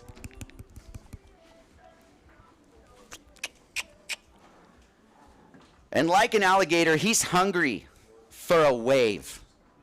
A difference maker, if you will. An offering from what I call the gauntlet. The gauntlet is that body of water that's between Greenland and Newfoundland. And that is a fetch you should watch very closely if you are a fan of Ponta Preta. That's all. This swell's from the gauntlet, by the way. Right down the pipe, straight to Ponta Preta, ruler-edged perfection. Victor Fernandez on the grower. Really got interested in doing something, but he didn't really do anything until now. It's a Highline Streak Express over the middle part of the peak. There's nobody else except behind him actually is Jake Shadoway. Victor continuing his ride. Unfortunately for Jake, way too deep on that one. That's beyond ambitious. That was plain lunacy in positioning. He didn't know where he was. But he might get away with this. Duck dive that sail, man. Hold on tight. There's nothing behind it. This is the moment of his heat. There is something behind it. He needs to get up and get out of there now. Water start immediately, Jake. Get out of there before this set comes in and go catch that set instead. Good job. He's clean. That's the worst place you can fall. He's not entirely out of this. That's what was about to pound him if he didn't water start. I'm just saying. He barely got away with that. Did he even get away? Is this thing going to swat him? Are you kidding me? Oh, no. He didn't get away with it, guys, but he's going to duck dive that. And it's going to handle. And Gil Girardi's not going to score over anything that, because it didn't really offer to him. But Liam Dunkerbeck kicking out, he blinked. That wave should have been ridden. But he wants a better one, let's say. Sometimes you don't really see what you're dealing with when you're on the water. And in my opinion, doesn't matter if you should have ridden it or not, but he probably should have ridden it.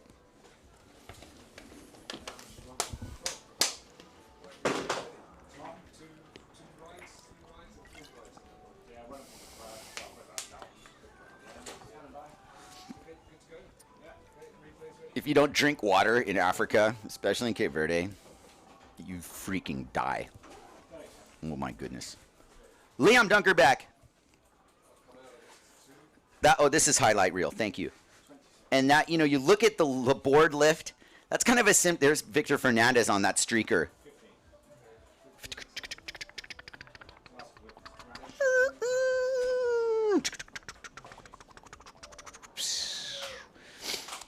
Oh, Jake, no. Jake got smoked by a shoulder-high wave that broke top to bottom in an inch of water. Judge, I have nothing further. There is a super good set coming in. Down in front, please. Oh my goodness, a nugget of epic proportions. There is 3 waves in this set, and everybody's pushed themselves too far upwind again. This is a lower set. Okay, first up is Gil Girardi. This is huge for Mariano. Nice turn right under the hook on what is so far the best wave of this set, but he's too deep or doesn't get on his horse long enough. Huge exchange coming up here. Liam Dunkerbeck, second riding, spazzes his cutback unnecessarily and loses an opportunity to ride a 200-meter long wave. This thing's reeling all the way through. Third in the exchange, Victor Fernandez, multiple-time world champion, is off the bottom right in front of the sign on the up part of this section with a wave behind him. As Fernandez is going to go to town and streak here, let's do the 1-2 exchange because Shedaway's behind him. Victor making contact with the lip now all the way through. Shedaway potentially on a really good wave here if he can get on his horse again. He's riding the high line. He's going to punt a little aerial. Boom, high line, and an escape for Shedaway. Oh, man. That's clean living. And you know, for Shedaway, I was nervous there when he was going out after his little slap down. Because he did it to himself, first of all. And second of all, once he had actually gone out, he almost got swatted by that left. I mean, he had to duck dive that thing too. Let me tell you something about nerves. That Pride rig handled the pounding, you know. He's in first place somewhat comfortably. Dunkerbeck did not get the score he wanted on that. And I would not be surprised if Victor is in a good position to nip at Shedaway's heels. But I don't know if that really second streaky wave that he's ridden in this heat by just doing the speed record is going to both impress or please the judges. We want, what did Duncan say? We want the vertical approach, dissect the wave from behind the peak. Here's an opportunity in what has become a stellar heat for Liam Dunkerbeck to just get some nice content and rip Ponta Preta. He's reading it well. Here he comes down low. Not much going on behind him yet. There could be Jake Shedaway, and there is. Liam Dunkerbeck takes to the sky, and beautiful kick out air. Jake Shedaway right behind him. Here's his opening hit. Bam! Tail first landing, placed in the right part of the wave. He's coming downtown. It's a little bit of a smaller wave, but it's a shallow wave. Oh my goodness, kickouts here are important. Oh, dude. And I don't, care if I see a Neil Pride rig get wasted, but it's nice that it didn't. Plenty of time left. Mariano Gil-Girardi off the bottom on another beautiful offering. What has he got for us? A nice floaty aerial. There were seconds of hang time involved there. Behind him is Victor Fernandez, but he's still going in the beautiful Ponta Preta lime green light as Victor Fernandez is on a train downtown Santa Maria. Oh my goodness. No, I'll just stay at Ponta Preta, thank you. You don't need to go to Santa Maria on every wave. You don't. You don't need to go right away from Ponta Preta to the Rio and then around Punta Sinu to Josh Angulo Center on one wave. You don't need to do it. Take your time. Enjoy all the waves on the way. There's a lot of them. Trust me.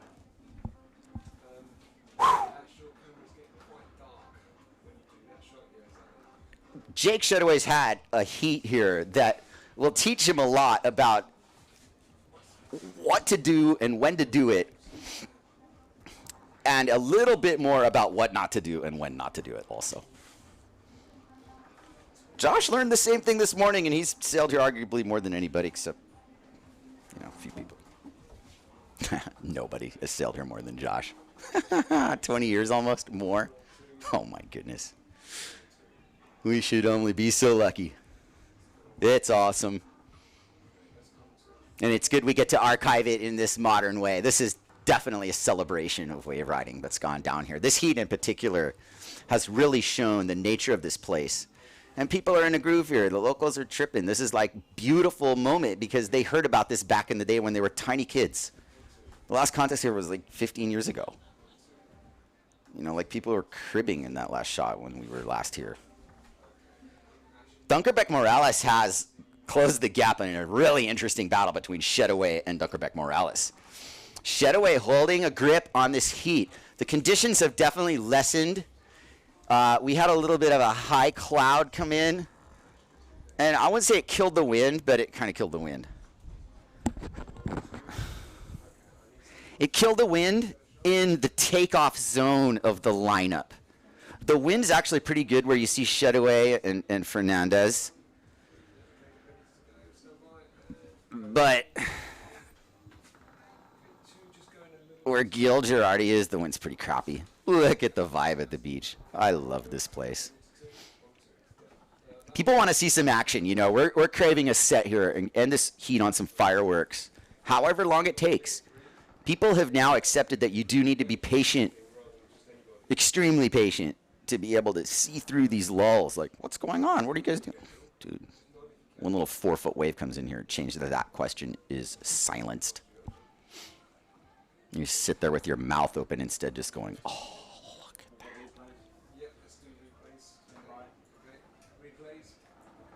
Here we go, replays. 24 and change. Jake Shedaway. Was that vertical? Yes. Right at about 11:30 there. Give you 11:30, Jake. That was a great turn. Good wave placement there. For Liam Dunkerbeck.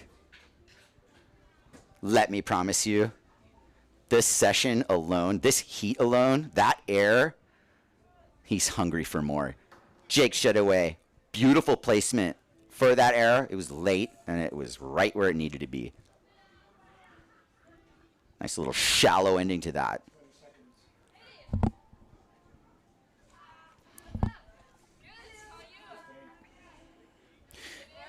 Gil-Girardi, yeah. Oh, man. You hope for more. Here goes Victor Fernandez, hooking in until he's actually taking the drop to keep his energy and his forearms in shape. My goodness. And that's the tail of the tape, by and large. Shedaway's hit, I promise you that, like Paul from Fishbowl got a shot, or Carter as well, got a shot of how meaty that lip was right when he hit it. Really proud of him. That was a great effort. And Dunkerbeck Morales to be where he is right now, I will say no more. Can he hold on for 20 minutes? It'll be the upset win of the event so far. Yeah, we're live. Victor Fernandez, head over heels onto the rocks. I was trying not to look because it was a little critical. Here comes Mariano Gilgirardi too deep. He gave up on that. He might have gotten the aerial of his life if he hadn't given up, but it might have also been the urchin spine of his life. Jake Shedaway is on a difference maker wave. He's got it. He's moving. He missed it. There's another one behind it, but he's getting lapped. And this would have been a good one to get on. There might be another one after it.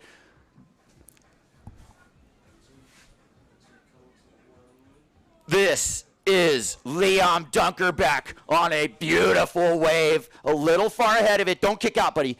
Fade back into it. There's lots of wave riding left. Okay, he bobbled that first turn. Now he can really find his... Look at this offering. Lime green, African machine. Liam Dunkerbeck connecting down the line. Jake Shedaway's right behind him. Liam's still going. Wind the clock. This is a really nice wave. This is one of those instances. The first wave of the set was better, and he read it well again. And he's still going, and that's his second aerial, and that will be the end of his ride. Jake Shedaway got a good wave. He's done riding it because Liam really did kind of steal the show there. Just a little bit there. Was it a difference-making way, or did Jake fend him off with his own good answer back? Because Jake was on a really super good wave too. I think Jake would have rather been on the wave that Liam was on. But as we saw that exchange go down, Liam had a little more mobility on the low end there. He was able to pump up on a plane and dictate the course of that exchange directly. Thank you for that wave. And Jake didn't try to hustle it like he maybe could have, because he overcommitted to that first one, and that put that stamp down. He made a decision. It didn't take a head fake. It didn't take anything. It's just something that you learn here. Let's go. Victor Fernandez swatted. And that's not going to really win the favor of the judges. He just did himself wrong with that one. And Liam, actually, I have to say, with that first turn, whatever the rest of this wave is, which is an outstanding ride, and a little far ahead of it, he didn't really to the letter follow Judge Duncan Coombs' mantra, but he did really super well, and it's a little bit even on both ends for me on this ride. I know that Victor did not do himself any favors. Dunkerbeck Morales slightly ups his total. I think that's the right call, judges. Just nipping a little bit closer. Unless I got that wrong. It looks like the score changed and that's what went down.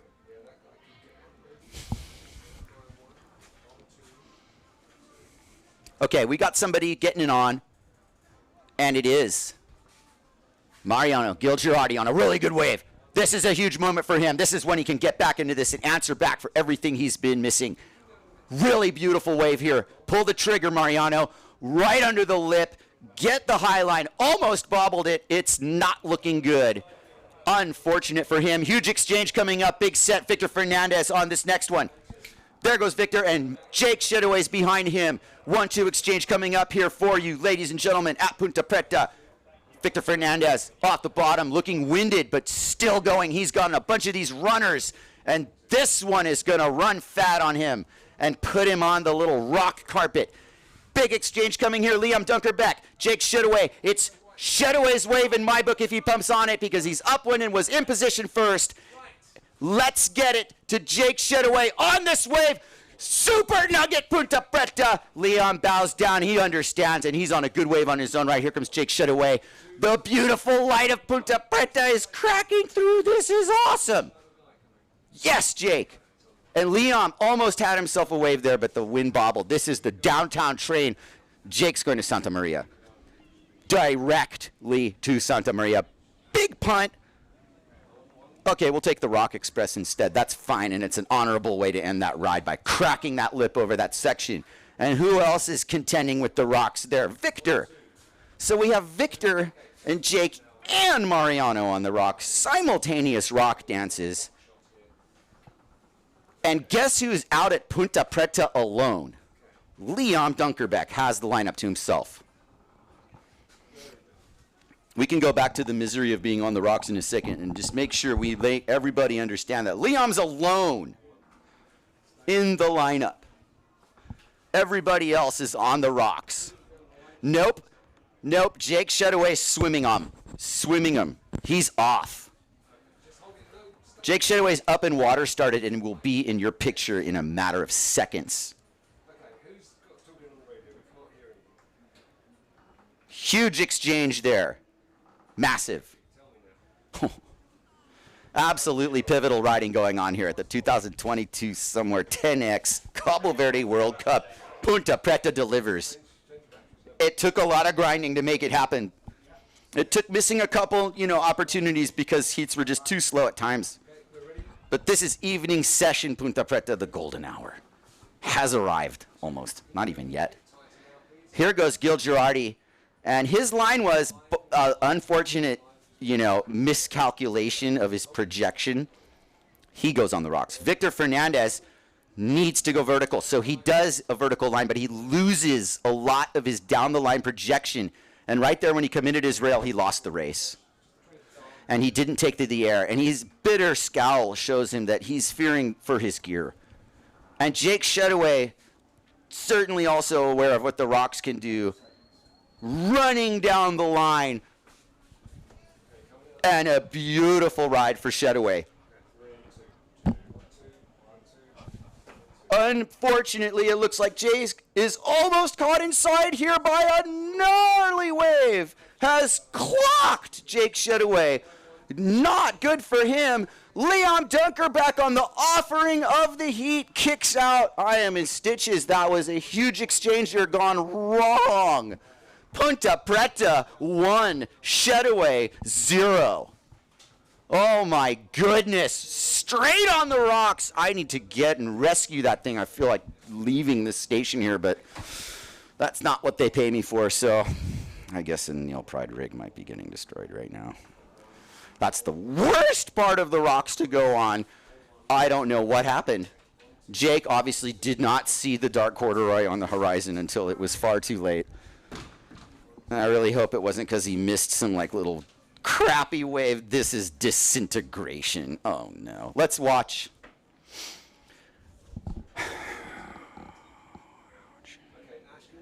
Well, at the end of this contest, there might be some gear for sale. It's not going to be a board. That was a hero's effort right there. And Jake can only watch as 14 minutes remain in his heat. Hero job there. It was the swat down. And it happens. It's just not supposed to happen in a heat to you. You're supposed to be on that wave. And I don't know how in the world he ended up in that position. It's just bad wind and bad timing. Those are the ways you're looking to ride, man. Oh, man. And some sort of, rig separation has occurred. The worst case scenario in windsurfing. This local is a hero for saving this rig for Jake. And he's standing here because he knows there's urchins and glass sharp lava to deal with. Crab diving on it. We're not missing anything. You want to see a course in survival? What if this is part of winning a heat here? Just, in the scheme of things. There's Shedaway. I applaud you, Jake. You handled that pounding. There might be a price to pay for your gear. It looks like it came off unscathed, though. And whoever that was who saved it, heroic. Heroic. 13 minutes and change. We're not done. Shedaway's not done, but now he has to get his gear and go all the way down the shore break and launch again while it's firing up here. And guys are nipping at his heels, and he's not in the lineup. And that's disheartening, but it's not impossible. He could re-rig a sail in 5 minutes if he had to. And I do feel compelled. Jake's running. He's running down the beach as Mariano Gil Girardi's running down the beach even faster, way faster. He's blew by Jake, who's running down the coast. Mariano with the floater easily close to his best effort in terms of length of ride and positioning. This time he delivered, during this heat. Whether or not that factors into his overall score, that doesn't matter. But however, firing Ponta Preta is on tap for Victor Fernandez. Straight under the lip and bottom turning his Fnatic board under the crown of a clean African offering. Behind him, Bjorn Dunkerbeck, first check turn as Victor Fernandez gets closed out again. Don't worry, but he did make his wave and he's going on the rocks. Rock count for Victor is multiple. Bjorn Dunkerbeck continuing to go down the line here. Slice and dicing. This is what I wanted to see from him. This is a wave where he's interpreting it according to Duncan Coombs' scale. And he's totally absorbed the lesson of how far down the line you can go, Ponta Preta. And he's also making a statement that there's good offerings down here. There's scoring opportunities. Is he going to do a rotational move? No, he's out. Shore break done. Nobody's riding upwind. Massive exchange and really, really good ridden wave for Bjorn Dunkerbeck. Who, the momentum meter might be slightly in his favor. 8.38 versus Shedaway, sitting with an 11.12, being a 6.5 and a 4.6. And a 6.3 to a 2. So Bjorn Dunkerbeck, logistically on that wave, I think that's his second best score coming up here. We're about to find out, or did we just find out that he's now in striking distance? We did just find that out. 4 drops down. Really tight battle between Shedaway and Bjorn Dunkerbeck, who now has his final tally at 10.38 versus Shedaway's 11.12. Shedaway's ride is not going to be... Oh, yes, it absolutely was a 4.6. Therefore, that one, yes. Okay, you don't get points for getting caught inside. No. Not the kind of points you want. Roll the tape. We do have a set outside. We do have a couple people up in a position here. There we go. There goes Gil Girardi here. Get it in there. Nice power carve. Floater, makes the wave. Difference maker, hard to say. Victor Fernandez dropping down, diagonally. Having to gain ground and knowing it. Respecting Ponta Preta. The fact that it's such a fast wave. Okay, we're live. And that is Gil Girardi trying to attack and get into this. Because the lineup's empty. Shadowway's dealing with it. Victor's dealing with it. Shadowway's sailing out. Now you see him right there under Gil Girardi, who splats a fairly decent effort. Ponta Preta's firing. Straight up. Look at this. Oh my goodness. This is awesome. Yep. Got to have some faith in what you see. And that ruler edged low did us right. And the tides were right. Everything is where it needs to be. It's what we call in Hawaii, it's pono right now. Things are pono here at Ponta Preta. And we will bring the aloha spirit of wave sailing to this wonderful African island and humbly thank everybody for allowing us to be here, for celebrating what we love here safely at a distance, and pushing the very highest level of windsurfing there is on the planet. And I'm not saying that today's the best day in the history of Ponta Preta, but I am telling you that barring a few names here and there, the best windsurfers and wave sailors in the world are right now here. At arguably one of the best wave sailing locations that is turning on quite nicely for us. I am super fired up that it even got this good on this swell, and I will always leave some room for the unsuspected swell boost. 8 minutes to go.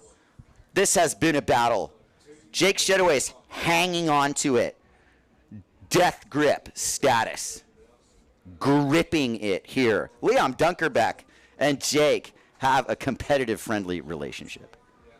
They are both at the top of their respective discipline of wave sailing. Up and coming phenomenons, both of them. Jake didn't really, have a father who was a multiple world champion, but Phil Shedaway, nonetheless, knew how to raise a windsurfer and moved to Maui right when it was time. And I remember Jake when he was younger, he had the long hair and that unsuspecting look, not quite deer in the headlights, but he was living his dreams, and this had to have been a spot on his list even back then.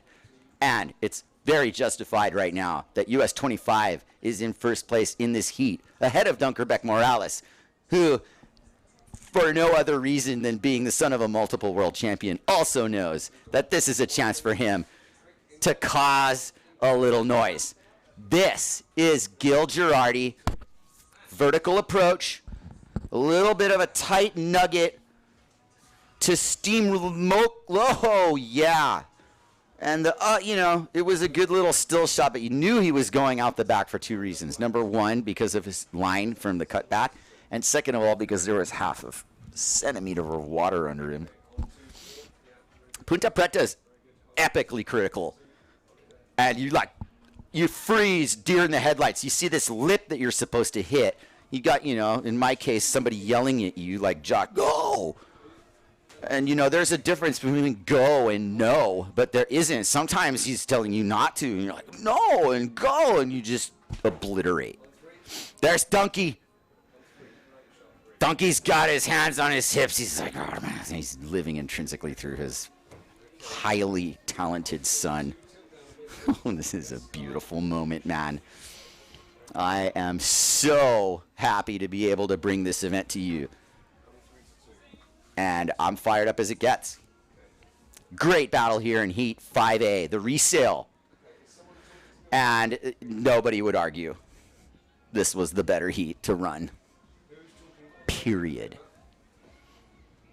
Good job, Duncan. Yes. All right, clean, green, African machine, rolling down the point like Mr. Clean. And 5 minutes and change for the Balas. The Spaniards in third and fourth, that being Victor Fernandez, a Spaniard. And Gil Girardi apparently is a Spaniard. Guess that's what happens when you live in Las Canarias. This is a tight battle. This is a score away for Girardi now. 8.8, 9.6, and 10.8. You're not quite splitting hairs, man, but, you know, there's room for a little shave. Jake Shedaway ain't completely safe here. There's 450 left. There's a lower set coming. I spy it myself. Who's in position for it? Where is everybody? Oh, everybody has done this again as we watch our passerby to the beach. If we can get a camera, everybody to go upwind to the sailors after these passerby are having a good time. We don't want to necessarily promote all their behaviors that we display there. Now, these guys are up top, above the sign. They're way beyond the peak because this has now turned into a position battle. Whoever's upwind gets the wave, except for that they've all pushed themselves out of position entirely for what's coming in. And Gil Girardi has absorbed this, and Victor Fernandez sees what's coming, and they are a good clip away from this set. And it's because who gets planing first? Bjorn Dunkerbeck probably won't have a sniff in this. Gil Girardi's going to go on the first wave. Jake Shedaway is going to slide into the wave number 2, and he commits to it. That's the important moment here. Decision had been made. Victor can't really go, and he knows it. And here comes Jake with a nice wave with 3.5 minutes to go. He jockeyed that one. Smart sailing and good deciding. Big sky aerial for Shedaway. Bam! Behind him, Bjorn Dunkerbeck, excuse me, sorry. Good rail work. A bit of an upper set, not quite the same offering that Shedaway had. And Shedaway wisely didn't go to Santa Maria on this one. Santa Maria, you know, it's pretty far away. It takes a lot of time. We want to see good riding. And it's fine that we, you know, pay attention to you, even if you, you know, flop down like Girardi did. Because he just didn't end up on the wave he wanted. You know, force the turn, and then you start sailing like that, and you get all pissed off, and it's... Grr. He knows that he had a heat there skizzling by. And would you really, I mean, okay, you'd want to win a heat like that, fine. We all have. most of us. I know I have. And so, like, or do you, you know, understand that the conditions were just that much better in this heat, and that's how it shook down. And you got some stuff to learn. Gil Girardi's baller. He knows he's one great heat to keep. Kicked my ass. Fernandez, you know, former world champion, he kind of looks at this as like, whoa, Bjorn's son is ahead of me. Here comes Jake Shedaway on the, look at the rail position of his board. I mean, where the arrows were pointing there. It's beautiful. And I guess, you know, what I can say about this Neil Pride combination is that it took a pounding and kept on ticking. Here's Bjorn Dunkerbeck, not to be underscored on that opening look, and that's a beautiful wave. It had more of a, you know, a teepee to it, a triangle look, the upper part of the reef. Now that we're seeing the swell go north, maybe it's not out of the question that we'll be here tomorrow. And the level of riding, sure, you know, it sure dictated that the guys are able to make this work in half a centimeter of water. That's good to know. 1 minute and 30 left in another one of the arguably best heats of the day. And this one had a full-blown set that came in. Epic Ponta Preta on display. Man. Everybody got their shot. No two ways about it. Okay, final stanza, minute left. Bjorn Dunkerbeck, no, excuse me, Victor Fernandez on a very good wave. Liam's behind him. This isn't over yet. Here comes Victor. Nice looking air, two waves, one after the other. Victor kind of on the inside. Liam's got more wall to work with it below, but they're both taking shape. Victor on his third exchange. Bjorn Dunkerbeck off the bottom. First bottom turn. Ace work, camera crew. We haven't missed a thing. Here we go. Bjorn on his starboard. Severn combination. Can he punt something here? A little bit of a re-entry, kind of like the earlier one. He's connecting the dots, and that's what you want to give him credit for, is he speeds down the line full speed. Give him a little credit for the floater and the hopscotch, and then sail like a man and jibe and find a bomb. Good riding. You know, like, it's on. Ponta Preta is working here. Everybody's price of admission, nobody is complaining once they saw the bomb Shedaway got. Heat's over, by the way. Jake Shedaway takes it. He's in the 16. Sweet 16, I meant to say. As far as the single elimination. Oof. Yeah, nobody's happier that they canned that last one than Jake Shedaway. And while we're at it, let's just hold court here because a really nice set's coming in. And these are sportsmen on a sporting holiday. And let's pan outside to Victor and Shedaway on a super nice exchange that doesn't count. And maybe this reflects why we really are here in the first place. Outside to Shedaway. Beautiful deep carve and a super nice hook under the lip. Beautiful wave positioning. It doesn't count, but you know what? It counts. These are like life points that you get when you get a wave like this. And he's going to take this all the way to the shore break. I'm not going to say anything. Just watch.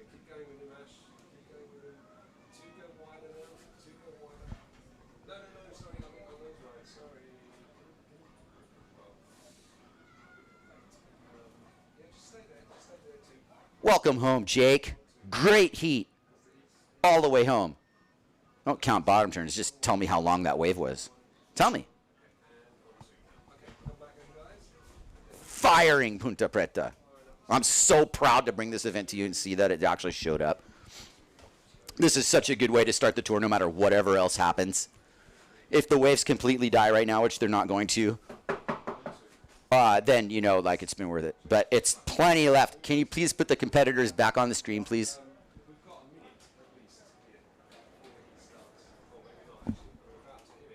Los competidores, please.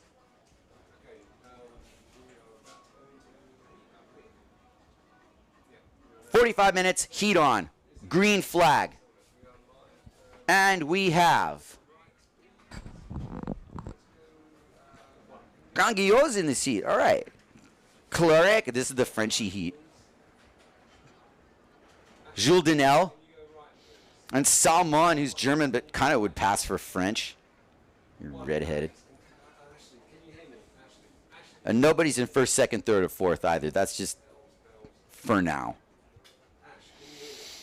This heat represents a chance for every rider in it to possibly get one of the best waves of their life on starboard tack, number one. Number two, it's certainly in an effort to look at whatever seating was related to this, a chance to legitimize their position in this event.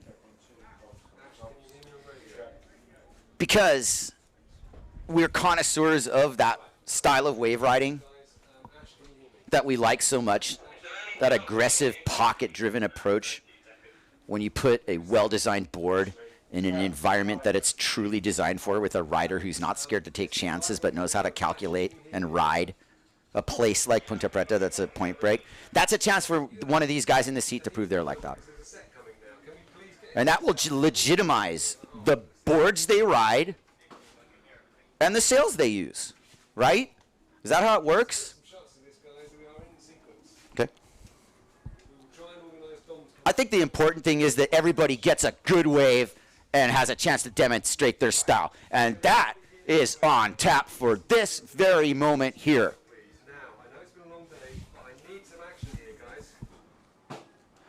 Beautiful exchange coming up here. And that is how you like to start them. It'd be superior to have the names of the competitors in the seat on the screen with their score. Thank you. Ridden all the way through with style and panache. We stuck with our one rider with a little bit of a one-dimensional look at the action, but what happened behind him was that the rider, which I will identify shortly, didn't really get a good one. And this guy's going to Santa Maria. Viva Santa Maria, it's Carnival, and I will sail there myself. And the crowd will pick me up in my rig and walk me down the main street and take me back to Ponta Preta. Yeah, right. Easy with the Santa Maria. All right, who was that? That looks like one of the Japanese guys. Is it? I might be wrong about that. It's an RRD rider.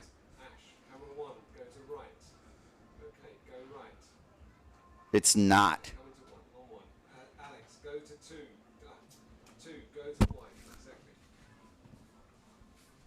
Wow. Frotha, frotha, frotha. Look at Ponta Preta. It might be a little bit of a low moment. But I do see these corduroy lines marching around the middle of, it's clearing Monteleo. The swell is not going to be too north right now. And some of these lower sets are really factoring in. And I am so super stoked we had some of that exchange. If I can get a couple of Shedaways waves from that last heat, if we're in a slow moment here, let's do some replay if we can. Because our fearsome foursome have basically a small exchange at bay. 1 point rides went down. 4.5, excuse me. So that was Clarek. But this is Shedaway from the heat before. That's how you win a heat. You go from 11:35 to 5:30.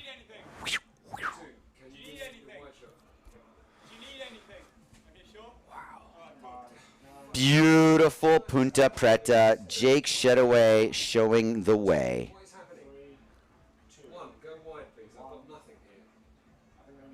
All right, we got some pumping going on. Guys are showing some intent.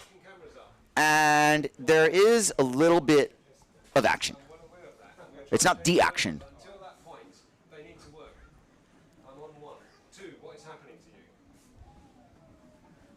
Two, go left. Not missing much in the lineup here. There's a little side jockey hustle going on. And Denel appears to have a wave. Jules Denel fading behind it, letting this wave grow. He's reading it correct. Where are we?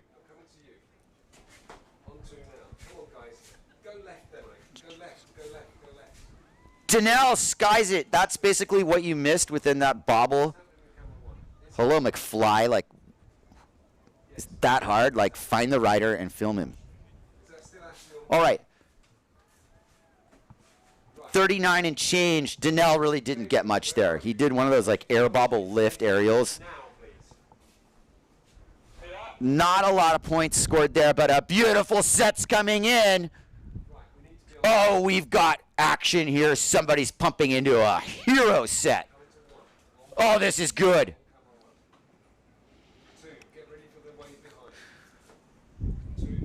Cleric again.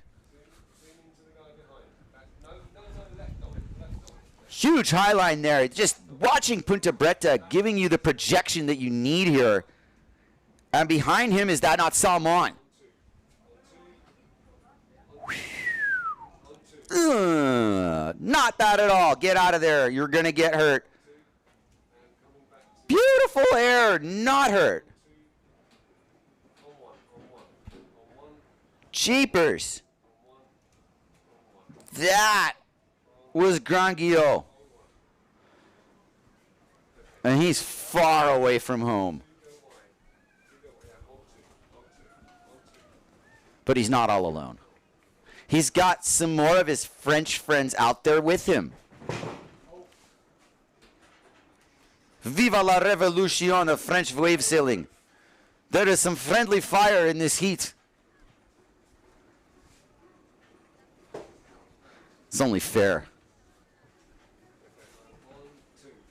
Nothing against French sailors. I'm just saying there's a lot of them, and they're going to start encountering each other early. That's my point. And they really do have a once-in-a-lifetime opportunity to ride Ponta Preta in a situation where they're going to, you know, be able to get the waves they want.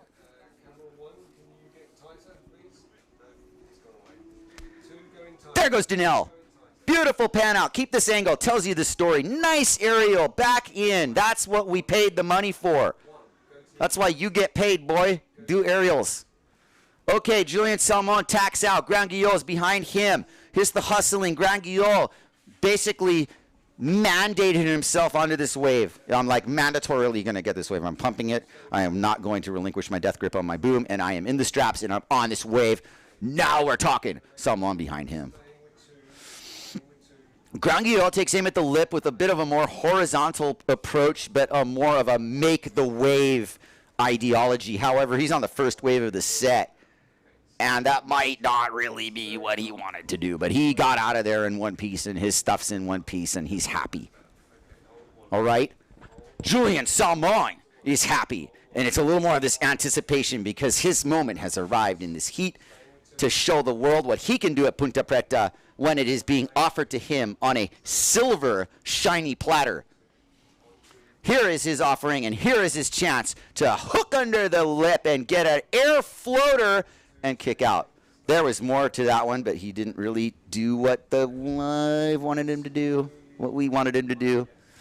No, that thing ran fat. He'd probably gone on the rocks at some point. And it might not have him catch Cleric, who's sitting on a 4.5 and a 3.88. Wow. Big exchange. And there's more waves coming. Ponta Preta straight fire. The 20th of February 2022, Ponta Preta welcomed back the PWA. And on the first day, after much suspense, in fact, a northwest swell, which had picked up the night before, reeled into Ponta Preta, offering multiple scoring opportunities here. Flycatcher bringing it to you live. We are at Ponta Preta in Cabo Verde on the island of Sol. Ponta Preta is a point break. As you can see, waves are reeling down the line. It also has side shore wind. It also has side offshore wind. And it also has offshore wind. And that's what just happened now. Somebody pressed the offshore button, and it is extremely difficult now to catch waves. It just happened as I spoke. Shifted. Watch really closely to who absorbs that lesson, because what happens now is that you get in trouble if you go too deep on the waves. But the problem is, not only are they next to impossible to catch, you can't get them unless you're too deep. It's quite a quandary. But you know what? Send him out and sort him out. And F258 Clark started this heat on a tear. And Salmon's in second. And rightfully so. Danielle had his opportunities, and he did pull a 3.6. And that 0.5 that he scored on his first wave would have been much higher had it not. Here's Clark. This has to be him. Yeah, that's Clark. Oh, man. Clark, F258. Great sailor. Love this style. Love the low croucher. Here's Salmon. This is all beautiful replay. These are images that are going to be with them for the rest of their lives. I don't care if it's a head-high wave. It's a beautiful head-high wave, and it's a moment in their career they are going to savor. Because in Julian's sake, you know, he's here. He's got to prove that, you know, he can handle in these conditions just as much as he has to in Pozo and wherever else. That is the whole point of crowning a world champion. You use the world to crown him. Okay, you can change now. Well, you never change until I tell you to. There's some great stuff going on with our crew here, and we're doing our best to bring it to you live and in an organized fashion, and pardon us if we happen to miss something, but we've done really well here. And the cohesion between us and bringing this to you, keep in mind, okay, just please. We're on an island off of Africa bringing you a live stream. There's challenges. Thank you. TIA. This is Africa. It's Cape Verde, though. And now I was touching on that earlier. This is an autonomous country. They're independent. And Cape Verdeans are a friendly bunch. And I'm proud to call many of them my friends. I really hope to be able to bring my wife and boys down here. Start to expand into their repertoire of water sports, specifically surfing and windsurfing in environments like this.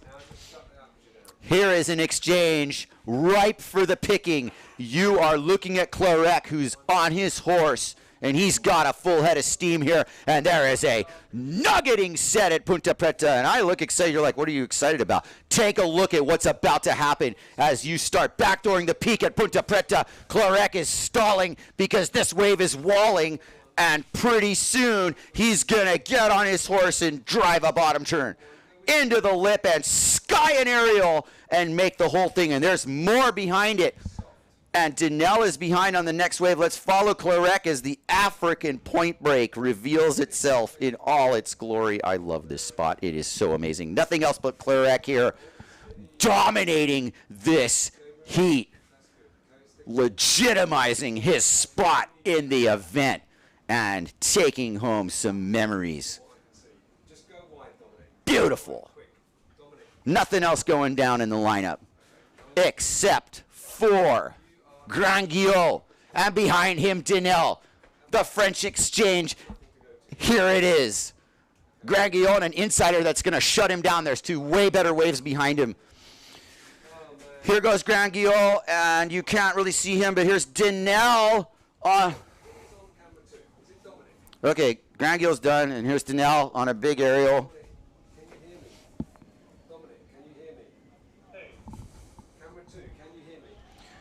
And there was Salman with arguably the biggest aerial of the heat. I can't hear you. We have no comms. We need some cohesion here. A lot went down that you didn't just see. Hang on.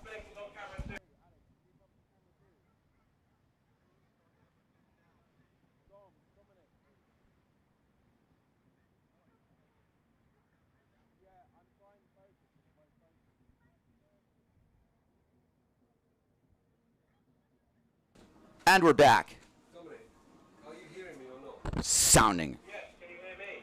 Yes. So much went down there, and like the quintessential Ponta Preta thing. It's really hard, you know, for these camera guys to follow everybody, but that was a big bobble, and I'm pissed. Okay, 29 minutes to go.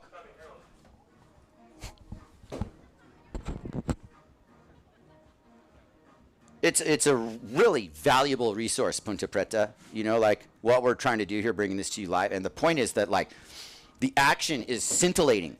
but it's rapid fire. And like I said, if you blink, you missed it. Well, there's a lot of blinking right there. Clarek F258 with a 788 Commander. Julian Salmon's air that you may or may not see if we had someone else filming it, 6.25. Jules Denel with a 5 and a 3.62, nipping on the heels. 8.62 total to 9.37. That's second and third. I mean, Clorex at 12.5 total. That's one of the higher heat totals of the day. Clorex having the heat of his life, apparently. I mean, you tell me. Granguillau's squeaking around at the 3.7. He had a bunch of opportunities that did not go his way. And he was also on the first wave of his set. That would have put him in first if he had caught the best wave of it. There were waves that went unridden in that, but the one that got ridden by Julian Salmon to up his score, we can only hope there was some level of documentation there that you guys missed there, but we hope that doesn't happen again. Let's get it together here. All right. If we can just keep it here, we won't miss anything. You know, going into these tight shots and expecting everybody to get it. Maybe we just keep it simple, eh? All right. This is Granguillau. Nice little hack. It's a beautiful wave if you're watching in person. The camera's maybe like shrinking it a little. It's a little bigger than it looks. Here goes Salmon. Beautiful. That's how we do it. This is, you know, good. Oh, excuse me. Clarek stealing it again. Better wave of the exchange. In position with some sort of no wind bottom turn. Really nice looking RRD rig. I'm claiming it. That's looking like effective equipment. It is handling Ponta Preta's fickleness and wind shifts perfectly. Really is.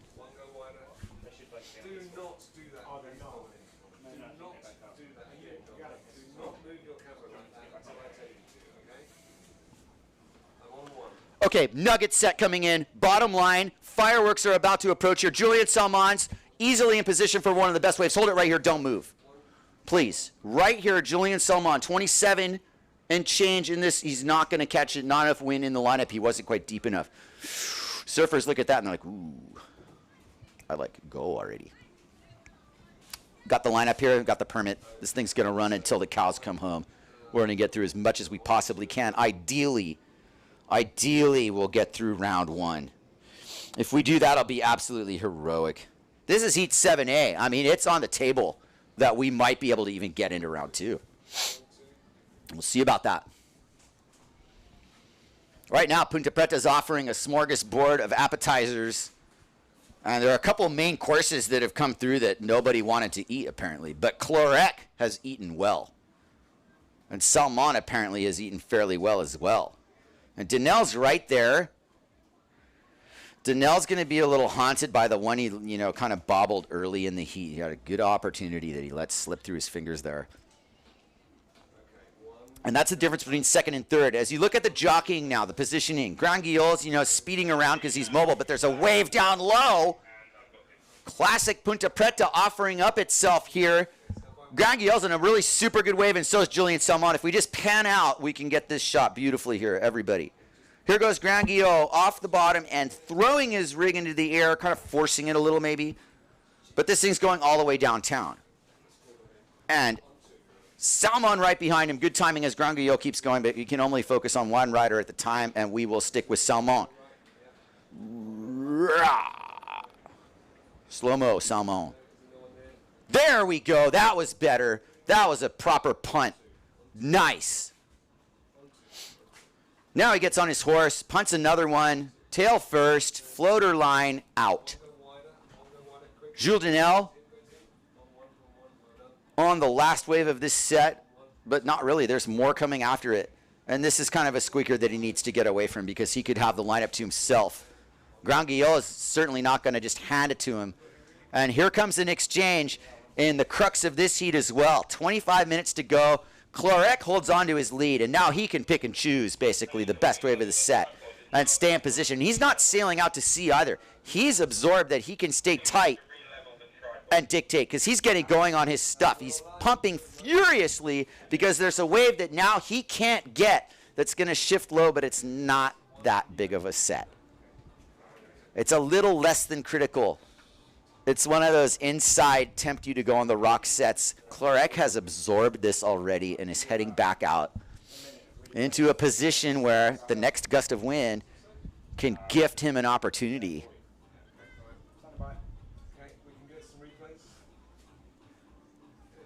I would hang tight. There's a good set coming here. I see a really nice set on the way in. Danel sees it. Clarek sees it, but he went out to sea. Grandguillaume sees it too. Keep the dynamic here as we pan out and watch these guys follow down. This is going to be a 1-2-3 exchange when it's done. This is one of the best sets of the day. Let's make sure we hold court here. Danel, wave number 1. All right, Danel's out. Second wave is going to be Grandguillaume, who's pumping and barely getting into this, but he's in. And then there's going to be one behind it. Here's Grandguillaume. Tepidus bottom turn kicks out. Next is Clarek. There we go.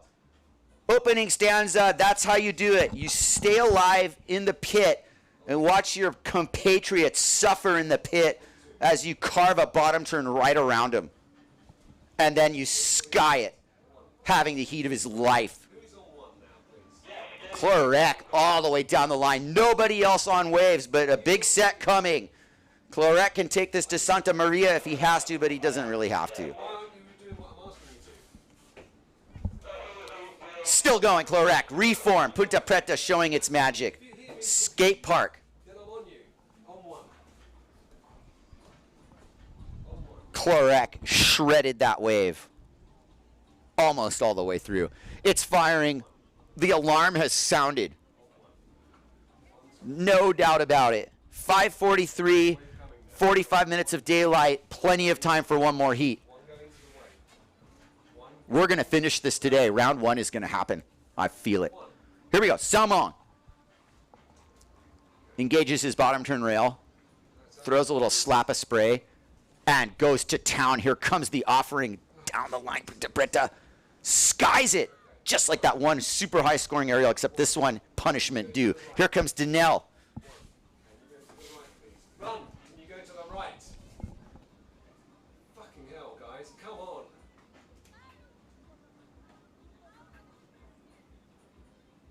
On 2. Jules Danel, 21:56 left to go. As you see, it kind of does the grower thing here.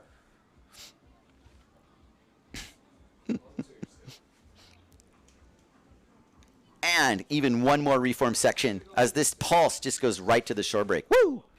All right, we're panning around. Where are we now? My job's actually to talk about what's on the screen, but we're experiencing some technical difficulties about what's on the screen sometimes, and I'm trying to get the action in the screen to do the same thing. I would love to be a cameraman and just talk to you guys, and I would have no problem. Here we go. Grandguillaume is in position with Clarek on his hip. Clarek is going out, and there is an absolute offering here. Let's go to the lineup. Someone is suffering, and that is big exchange coming up here, and you're looking at it, and it's Grandguillaume and Clarek who tax. Grandguillaume on the first wave. Serious amplitude possible here. This is such a good set.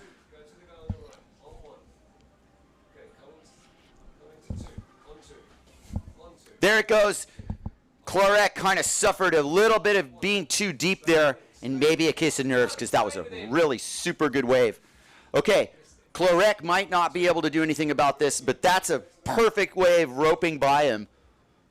I promise you, I might just start rigging while I'm talking to you guys because there might not be time.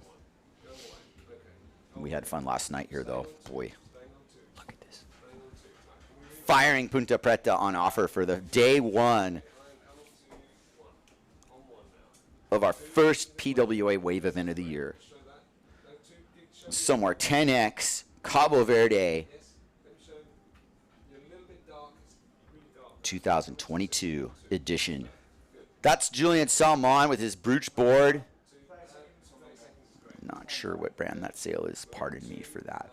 He's got some walking to do. So, What that tells you is Salman's out of the lineup. It's Danel, Clarek, and Replay's ready. Okay, 2, give me a wide shot, please. I only see Danel and Clarek in the lineup. I don't see Grandguillot. He got munched somewhere along the line. Okay, let's go to our replay as you see a little half a foot wave break. Finally, a break in the action. That's Julian Salmon. Stand by, I'm coming. Zoom in a bit more, 2. 2, going a bit tighter, 2. And that's why he's on the rocks. Talking to each other and listen to me. On 2, go in a bit tighter, please. 10 seconds. 10 seconds. Coming up to 5, 4, 3, 2, and they're coming up now. 2, 2. Okay. On 2. What is the noise out here? What noise? I don't know, there's people talking in my ear all the time. Gabriel, have you still got your... 18:28, and that is the remaining time in this heat. The cards are stacked strongly in Clarek's favor. Homeboy is just having a party out here at Ponta Preta. 14.62 heat total. Woohoo! He has made his country proud with that effort. You know, you never want to just sail in with 18 to go, but man, what you want to do is put your foot down. Don't let up at all. Little bit of an in-between here. Not as much corduroy in the horizon.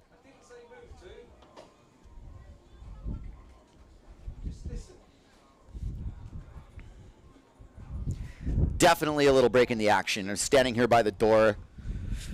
The African heat is kind of letting up. We're getting a little bit more of our cold air evening breeze. It's going to cool down here. And the second it does that, it's going to start getting windier and better. And the waves are going to fire, and Ponta Preta is going to rear itself up again for the evening session. The golden hour is here. There is a super solid set setting itself up on the point, and nobody can get to it because it's a bit of a light spot in the wind. And what you're seeing now is set number 1 with Clarek, no dice, and even inside of him is Danel. And you see this set now hit. Where's my surfboard? I'd sit out there and bring this to you live if I could, because none of these guys are going to get it, and it's a nugget. Danel might have a shot on the next one. That is good chance. Clarek up on his horse now, but out of the picture, really. Danel has a shot here to get major points. Here he goes. Jules Danel with Clarek behind him. This is a 1-2 exchange. Jules Danel skies an aerial over the section like only he knows how to. Right? Everybody does that air. That's the air you want to do, the one there you can make the wave. Jules Danel shutting down his ride a little bit. And we're out to Clarek, who's setting up for a real sealer dealer here. Oh, Clarek, you took the boom to the head. That's why we play the game. He was giving it a look, but he looked too long. And I think all that jockeying and being deep, he didn't see that the bulk of the wave had actually passed him by before his bottom turn.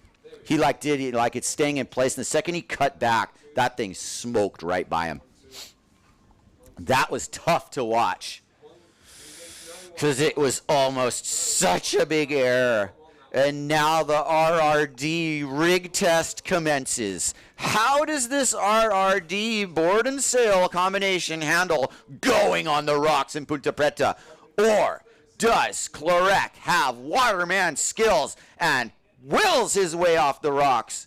There's nothing else happening. Stay with this ordeal, please. We are going to see both the impact, resistance, and general toughness of Clarek manhandling his rig off the rocks. Keep swimming, buddy. Don't stop. Take the back strap. It's better. But you also want to keep your rig facing out, and it's in one piece. There is a set coming in, unfortunately for him. Little bit more shutdown, slap down for Clarek, who finally paid some price. He was having too much fun, dude. Ponta Preta taxed him.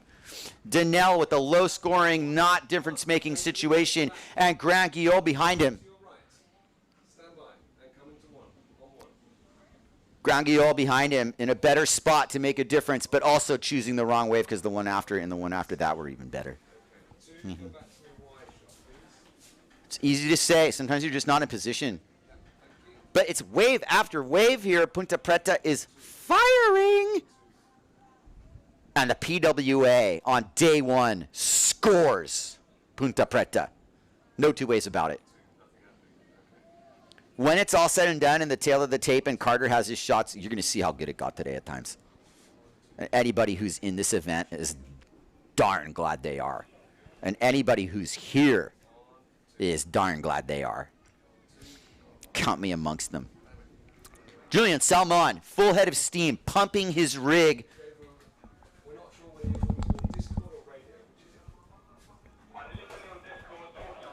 There we go. There's Julian Salmon. Good choice. And there is his first bottom turn. Low like a pro and full projection. Awesome effort for Salmon. Will he get swatted? He's getting swatted. He's going on the rocks. Behind him, Grand Guillaume. First. Oh, that's a nice cutback for him. Spray flying everywhere. A little bit more of a little forearm shiver before he's out.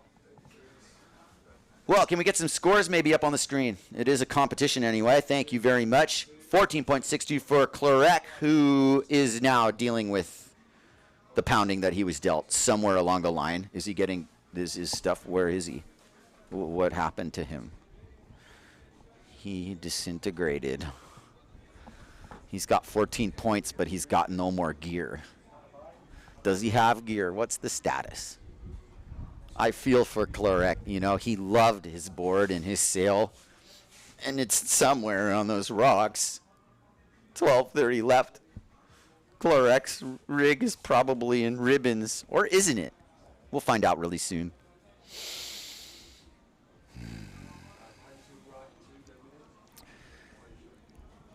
In the next heat are some world champions and Aloha Classic champions. It's going to count for something, right? There's a world champion in the next heat. Our current world champion, Philip Koster's in the next heat. And so is Bernd Rodinger. And a few others. Here we go. Grand Guillaume up on the top part of Ponta Preta, giving it his all because this is one of the best waves he's been on. He almost bobbles this rail, but he gets up in the air, and he's just not prepared to project on this tack yet. As good as that wave was, and he just gives a little shrug. It was what it was. That thing would have gone halfway to Santa Maria, but not all the way. So I guess he wants to go to Santa Maria. And he'll get his chance. Because if he doesn't get on his horse, he's done for the first round and might as well go back to Santa Maria. 5.5 total, and it seems like he's stuck there. Denel also seems like he's perpetually stuck at 9.24, but look at this between Salmon and Denel. Has Salmon actually, put a little distance, or has he left the door wide open for Denel? It's one or the other. Here comes replay. You have permission. There's nothing coming. Here we go. Salmon punches his bottom turn, projects, lifts himself over that section. So it wasn't quite that, the vertical thing. And it's like, yeah, I just went on the rocks for that and left the door open for my friend Jules. Or not him. That's not called taking advantage. That's called dodging. Something I'm very happy to do here sometimes because the consequences might end your trip in my case when I don't have a pile of gear here. Got good gear though. And I love sailing here. So we all go through a little bit. Here comes Jules Denel in real time, kicks out. 10 minutes to go. That's not going to be the difference maker he needs. And he also might not be aware of the score situation. And that's, something to consider. Julian Salmon, is squeaking through here.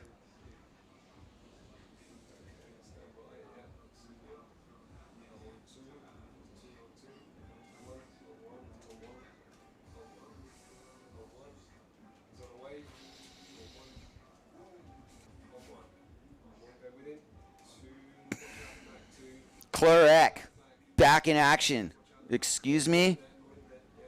No, this is, yes, that is Clarek, excuse me. And that's Salmon behind him. And he really got under the lip there and almost got clocked. Saved the day for Salmon. You don't, like, he's got to put something up here. This is a huge battle between him and Danelle. Where's Danelle? Danelle's in the pit here, trying to get on a difference maker. Danelle's up top, but he can't catch it. As we stay on Graham Gill, who flips himself over. And that's your lineup shot there, with Salmon kind of finishing his ride ungloriously. And Clarek got back busy. So he's back in action with the heat of his life, I promise you. His highlight reel of the waves he got on. He can walk tall no matter what happens. Proud of the guy. Really nice when Ponta Preta blesses you with waves like that. We're good. That's your next four, basically, in the next tee, except Danelle on the green, you'll pride down low. Those guys are being nice and getting out of the way by the buoy. But Danelle is a hungry hippo. He's a hungry French hippo. 9.24. But he needs to nip the heels of Salmon, who just upped the ante a little bit. 10.37. It's close. Will it be close but not quite? We shall see.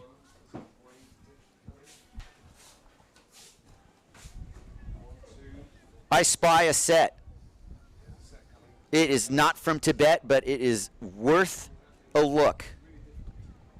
It is not a difference maker wave. It might be fool's gold.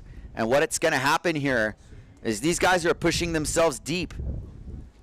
Have to make sure they see this down low nugget. Because it's coming and it's doing a little low swipe. Salmon might see it. There's a really good wave coming in here. And we will see if people look down low enough for it. Here it comes. 30 seconds away. What you're looking at is Salmon on the bottom of your screen and Clarek sailing upwind. What you don't see on the screen is the set that's coming to the middle peak. And I promise you, this is a three-wave set. And here comes Danelle, has turned around. And so has Graham Guillaume, and they have absorbed this. And the race is on to find this wave. You will see it eventuated in a second. Here comes the evening wind, too. Big moment in this contest. Jules Danelle in a pivotal moment in his career. I won't mince words. Here's his chance. Ponta Preta offers it up. He's backdooring on a solid one. Watch this. Fading into the peak. We do have a rider. It is Graham Gill behind him. But stay with Jules Danelle, who bottom turns under the crown on a beautiful Ponta Preta offering. This is only getting better. Nice aerial. Equidistant landing. People are clapping because it was beautifully ridden way for Jules Danelle. A difference maker in this. And bam! Perfect execution. Nothing behind him. Stick with Jules Danelle. Stick with him. Here we go. He's going down the line. He's getting tired of bottom turning. This is how you ride Ponta Preta. You keep turning and you keep riding this beautiful African wave. Wow. Jules Danelle might even be in the lead. We'll see. That's a tall order with Clarek holding 14 card. And behind him, Jules, that was, yeah, here we go. The exchange is Graham Guillaume on this wave, looking good, still going. Nothing else happening. Stick with Graham Guillaume, trying to make a difference in this seat, trying to punt, make a difference. But he's running out of steam. Is it time to punt an air in front of the crowd? It was a nice little air. Here he goes. Beautiful. Okay, upwind, Julien Salmon. Right there. Julien Salmon is fading into the peak. And begins his wave ride. Couldn't quite catch him on the other camera. Salmon punts in air with a lip line landing and another one-way trip to the rocks. He's on him. And there's a big set behind him. He's going to scrape on the rocks. Salmon's heat might be done. And the momentum meter has shifted towards Jules Danelle, who is about to receive the score that is probably going to put him in an advancing position here. That's how I feel. We'll see if that actually happens. Salmon's still in second. All right. Jules Denel still not in possession of his score. They're going over it. I guarantee you something's going to go down. Here goes. Whoa, that was futuristic. Clorek spinning around and getting pounded for his efforts. That was a really stupid thing to do in the pit. With the set coming to this momentum meter anti. I mean, if you just want to leave the door open, go do something like that. Hard to say that that was worth the effort. There we go. Jules Denel is in second. 8.12. Highest score of the heat. Clorek has an 8, and Denel's holding an 8.12. That's going to matter.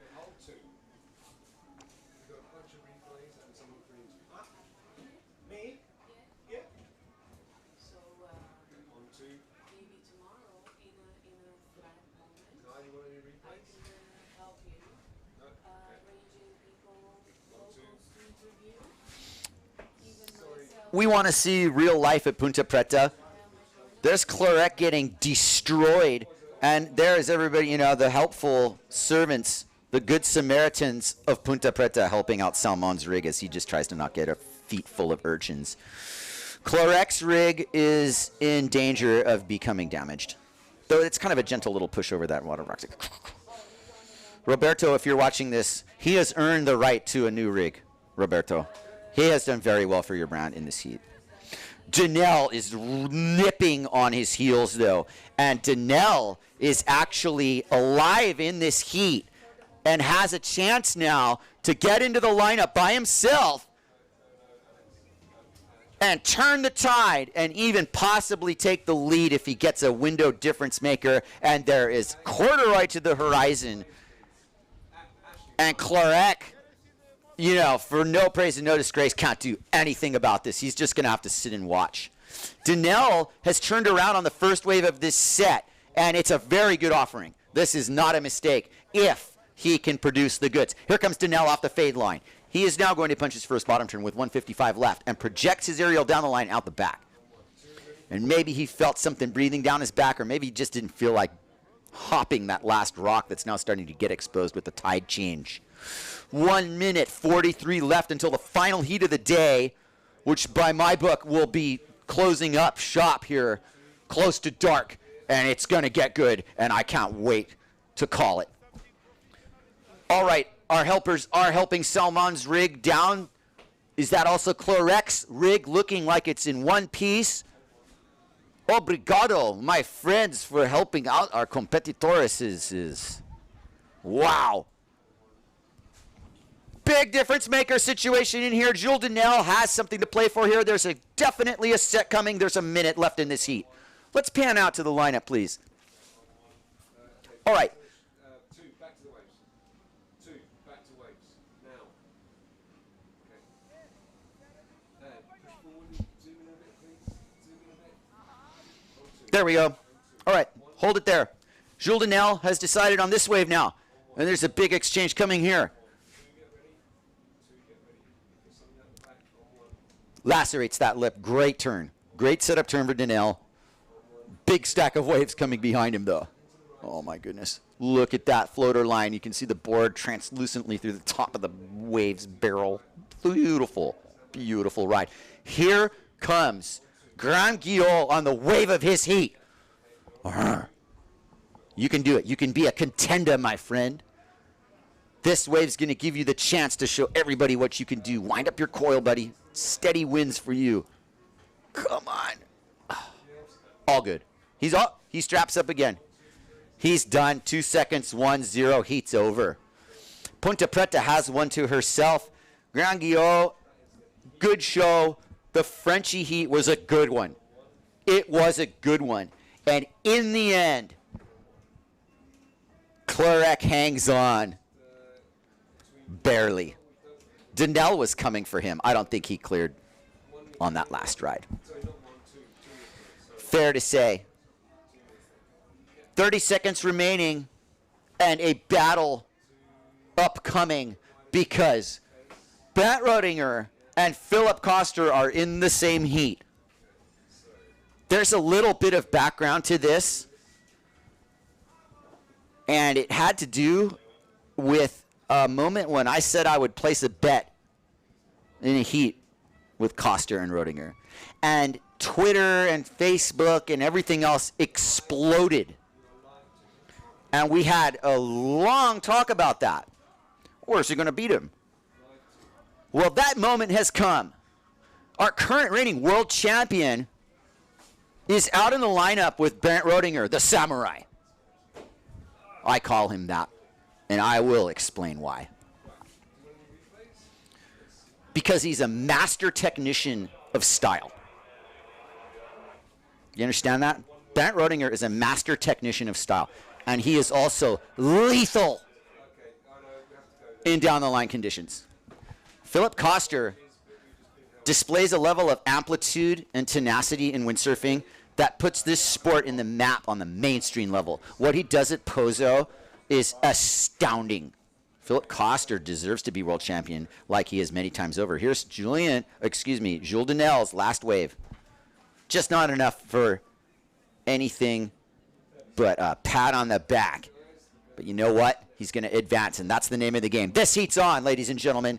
And we can also focus back to our lineup because the waiting game has begun, but the other unspoken game has also begun. It's the mind game as we watch Graham Guillot on a nice wave.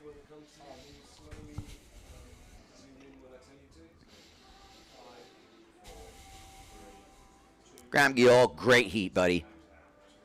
Proud to be a part of this epic event. So stoked that this shook down like this. 44 minutes left in the heat and about 43 minutes left of daylight. I told you we'd be here all day long, and we have been here all day long. 7:30. Skippers meeting 7:30. First heat on the water 8:30. I applaud you, Duncan Coombs, for listening to local knowledge and remembering that if you don't remember history, you are doomed to repeat it. And this was perfect execution of the heat order. You read it right through high tide like you should have. Great job, Duncan. You can be rewarded for this. Now Ponta Preta needs to pull through with the reward right at the end of this event right now. Drones are flying. We've got the live stream streaming. There's still plenty of people here, but we've outlasted most of them. Our enthusiasm for wave sailing has not waned. Let's talk about this heat and some of the other riders in it. Philip Koster's in it. Bernd Roedinger's in it. And that's not lost on Flycatcher. This has been years in the making. And I'm excited. Maybe we can get the competitors on the screen, please. The scores? Okay, you can't. Okay.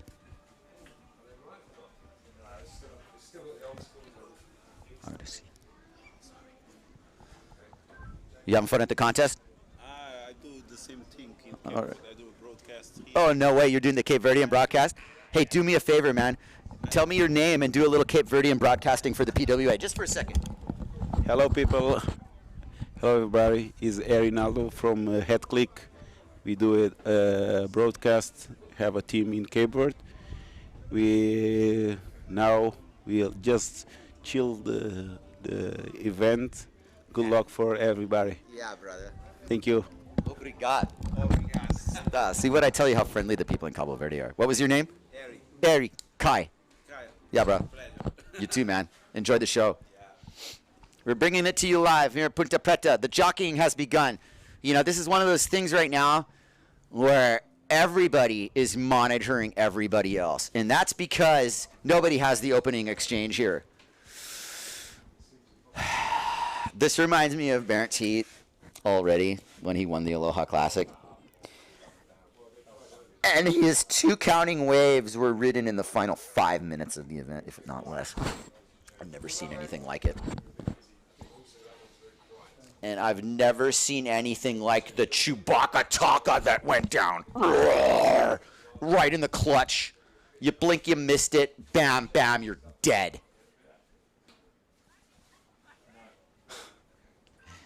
The situation is so ripe for that kind of a situation. And I'm not going to write off our other competitors here. I'll just download this as soon as the PWA lets me know on their feed who's who. No, we're still in Chlorec.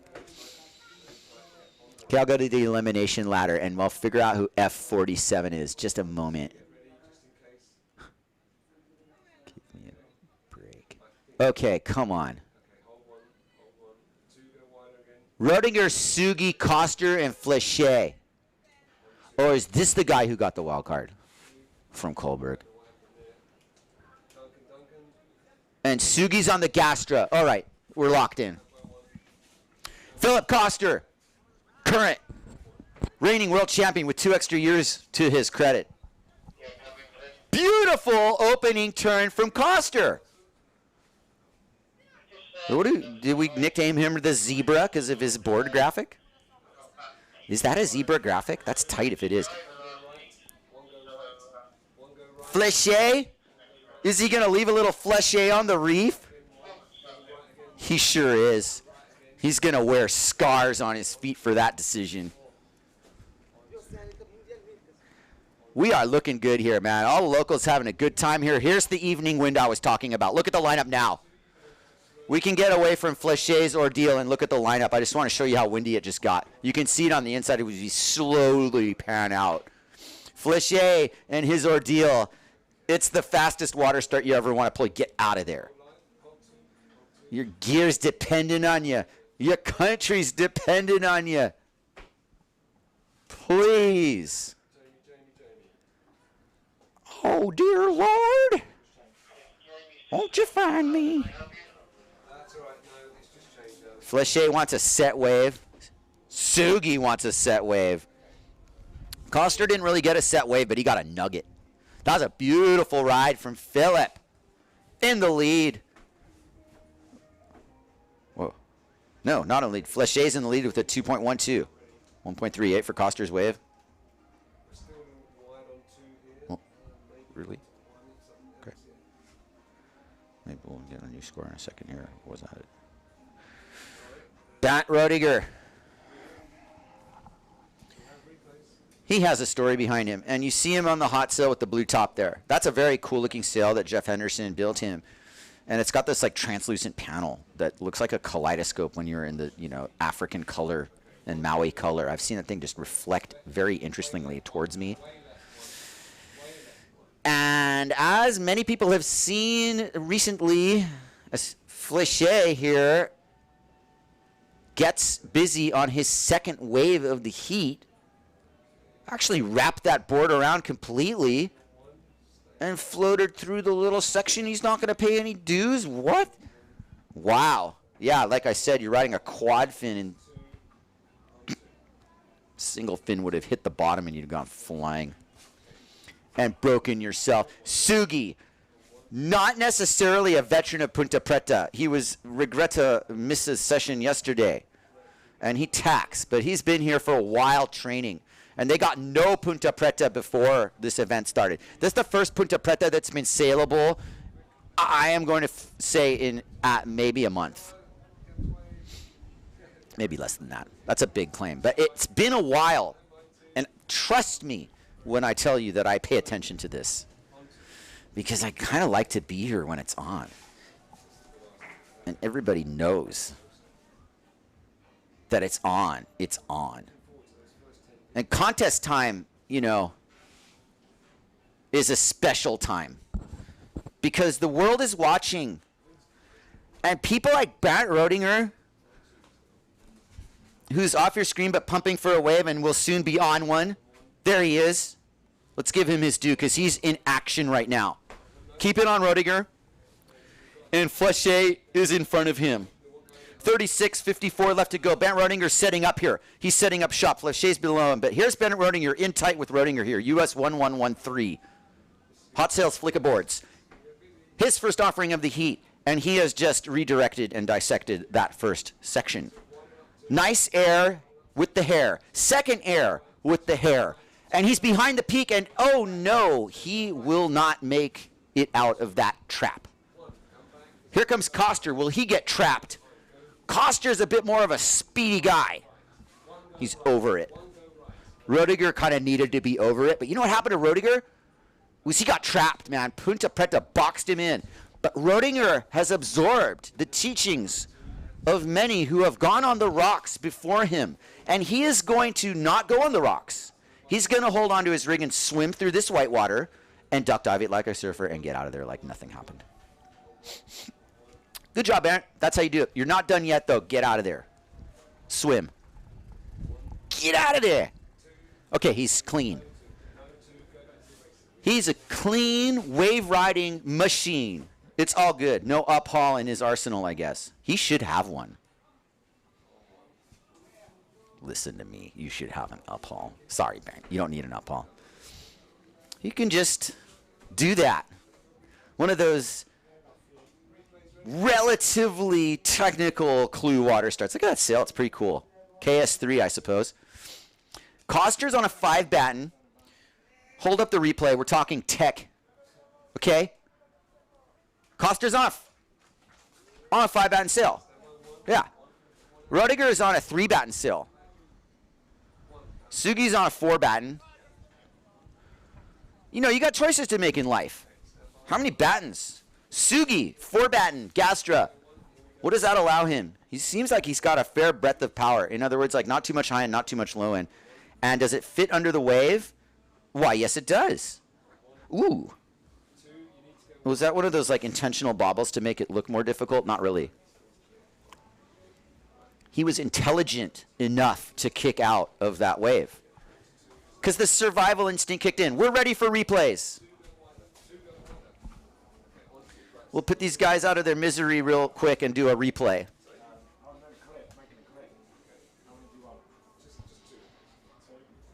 Ponta Preta has something in store for all 4 of these guys. And it's just time to recognize that when your turn and your number is called, you rise to the occasion. Because there's not a lot of daylight left. There's not a lot of chance to make an impression. Sugi knows this.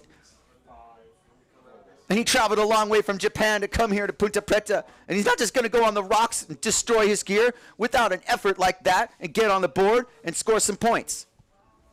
Because he came too far from Japan to come to Cabo Verde. How do you get to Cabo Verde from Japan? Well, I suppose you fly to France and then Lisbon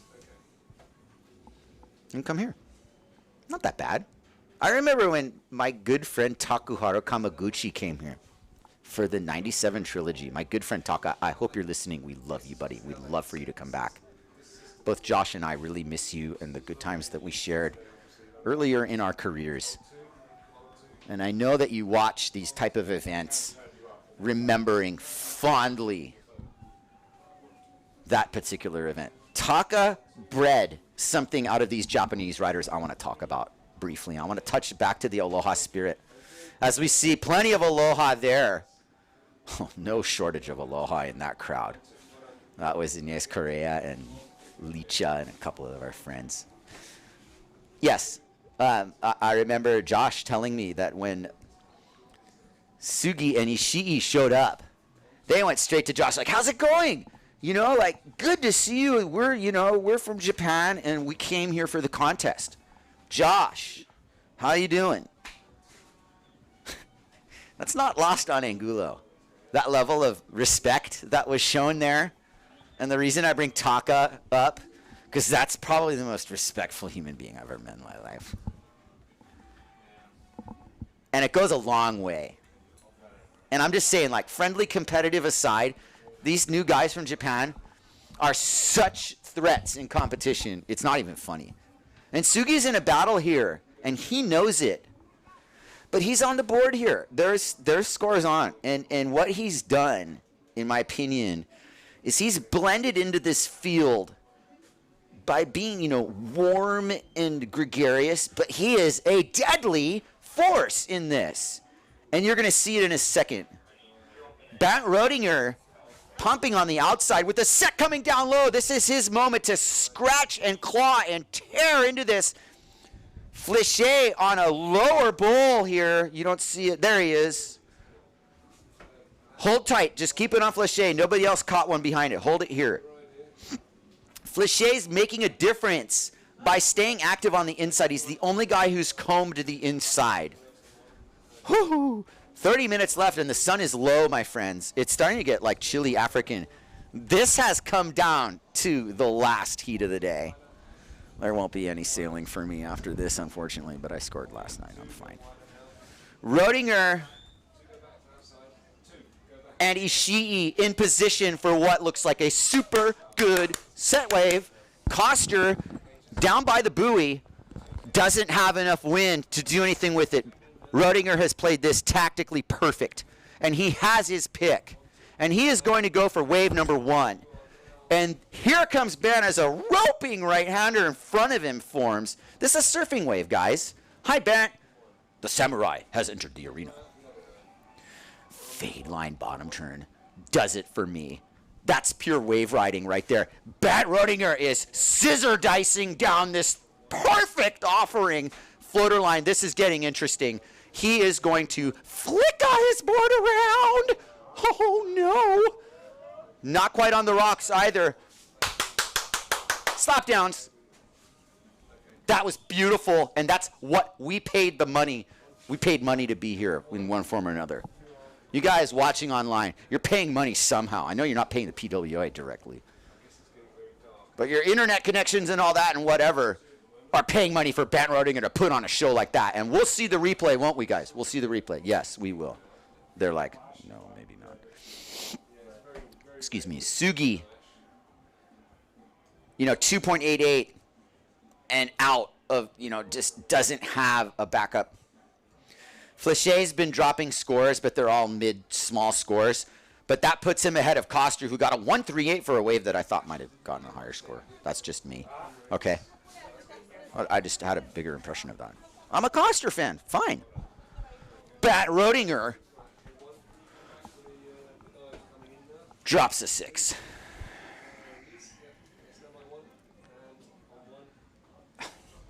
I want to see a replay of that lockdown Taka hit.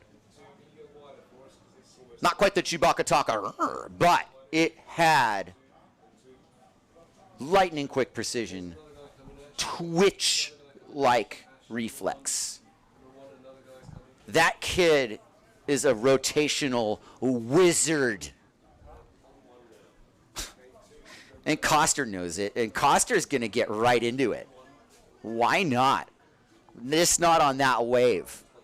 Here goes Sugi. And Rodinger is going to sniff something that Flichet's sniffing.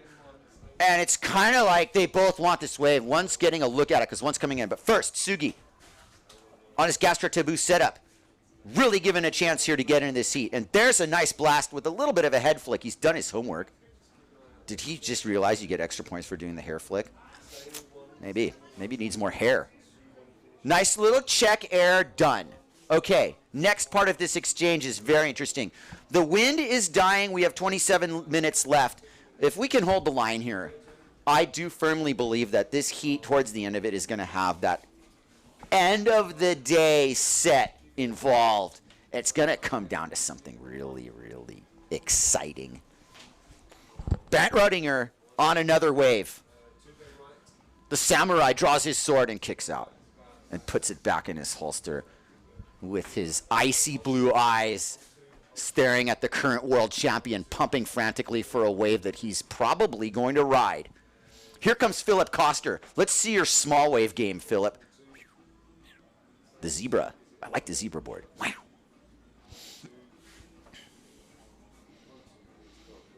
Really interesting looking kit there. Koster gets a similar score to what that was, I would suppose. I mean, he's in 4th place in this heat. He hasn't really gotten on a great wave.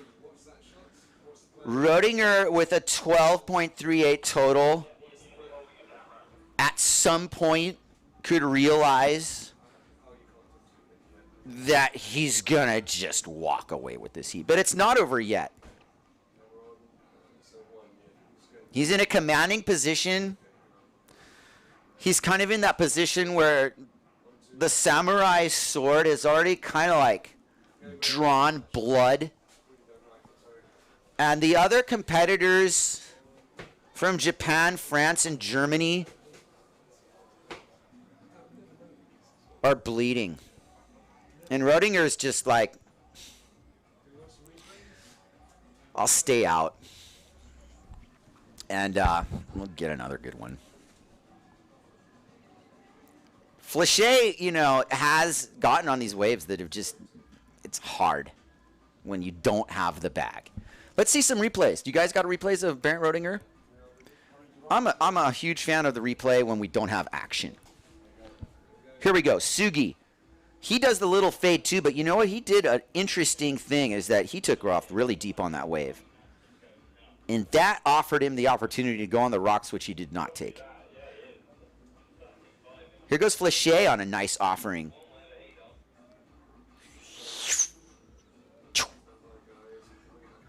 We're good. We're not missing anything. Keep the replays on. Bernd Roedinger with that fade line. And that, my friend, was, like I said back in the Aloha Classic, that was Barry Kay at Sunset Beach, man. The lineage of that opening fade line was so distinctly linked to surfing that by the time he goes wizard level attempt on the Taka rotation, which basically, you know, was a kick out, I suppose. He's got the judges in the palm of his hand. And they know that can come in here and take over if he wants to and gets on the right waves. I've seen it too many times, you guys. The samurai just knows how to play the game. Because in a spot like Ponta Preta, what he might have learned yesterday when we had an evening session here, which apparently was a really good one for him, and just yesterday in general, I think has changed him. It's what yesterday and today has done is he said it. He's gotten to live the manifestation of his art and his dreams in real life. That's what this means to him. Ponta Preta, probably specifically after last night, was just like, are you kidding me that this place allows someone like me to ride in that level? There's Pons. There's Adam. There's Paul from Fishbowl. What's up? Enjoy the show. A couple more fireworks to go, and you can call it a day in a round one exchange. And then we're going to talk forecast for a little bit, just a little bit. I've had some great exchanges with Bant on an interview during contests. He's a very interesting kid to talk to. He's got his opinion. He's got his way of showing that. And none of that matters to me when you can sail like he does. That doesn't mean you can't carry yourself like a professional, which, you know, people have described him as unprofessional. I'm not going to go there. Because, no, he hasn't ridden for the same brand for the entirety of his career. And you know what happens? Philip Koster knows about this. He hasn't always been on Severn. You know, Flachet, I don't know about his history with Hot and Sugi with Gastra. It's hard to say. It is hard to say. But you know what? Roedinger's on something that's really working for him. And Flachet looks like it's working for him too. And now Ponta Preta Golden Hour is starting up again. It's a lower set. It's a really significant look. This is not what this is what I said was going to happen. And it's happening. It's not the first time, okay? Been here enough times and seen it enough times to know. Sugi on wave one. Roedinger behind him. And yeah, I am pacing. I was like about to rig up and ditch the mic. I'm sorry. I love this place too much. It's so fun to watch Sugi just bat the lip like that. And now we should go to Roedinger. Sugi blasts the lip. He's out in outer space and he makes it. That was beautiful. Here goes Roedinger opening up his ride. Sugi really did himself well. He's in this heat now, and you'll see the replay on that. Roedinger dissects the lip and comes down to the train station where the rest of the ride awaits him. And he's going to stay interested and slap that thing all the way down to Santa Maria. Boom. Not quite. All right. Flachet finishing up that exchange. Sugi got the best of that exchange. He did a gigantic aerial right when we panned away. Sorry, that was kind of my call. when I get the both rides and I shut Sugi down on a big aerial. Maybe someone else got it one of the other camera angles. Hard to say. But Sugi skied a giant air. And ladies and gentlemen, what I do see happening as a result of that punting, that sincerely large projection there, is that he's going to be real close to Rodinger. Rodinger's got a 6 and a 6.38. And Sugi's got a 2.88 and a 3. And he's in second. So maybe that's just his best score of the heat, period. Let's see how that shakes down. Sugi with a 6.5 remains in second, 9.5 to 12.38. Rodinger is still very comfortably in the lead because that's by far Sugi's best score. His other score is a 3, but a 6.5 happens to be the highest single score in the heat. So while you see 9.5 there, that's the total of 2 waves. Sugi's right there. And Rodinger probably knows it because he watched him ride the wave in front of him. And he knows that a large aerial occurred. 20 minutes left. We'll see if we can see these riders start to disappear, but it's really phenomenal that the wind held true here, and really, you know, we call it in Hawaii mana from heaven. Well, this is Sosabi, baby. We love Ponta Preta, and Koster loves Ponta Preta, and he got something for that. He certainly didn't get pounded on the rocks. Here we go. Look at a crux moment in this heat right now. Koster knows that he's not in the lead, that's for sure. And he might feel like he's got a sniff at second place, but he's also got a front row seat for Sugi here, who knows that Koster's watching him. So take this world champ. Watch me and my Gastra fling off the lip here. Let's do it. Whew. It's getting dark. I love it.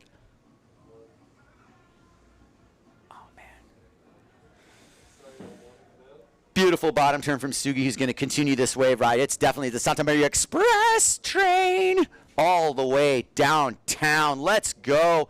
Oh, we have rotated Ataka. Oh, we have definitely made an impression here. That was like Levi Cyber in the windsurfing movie. Do you remember that one? Oh, my goodness. Replay as soon as possible, please. 18:28 to go.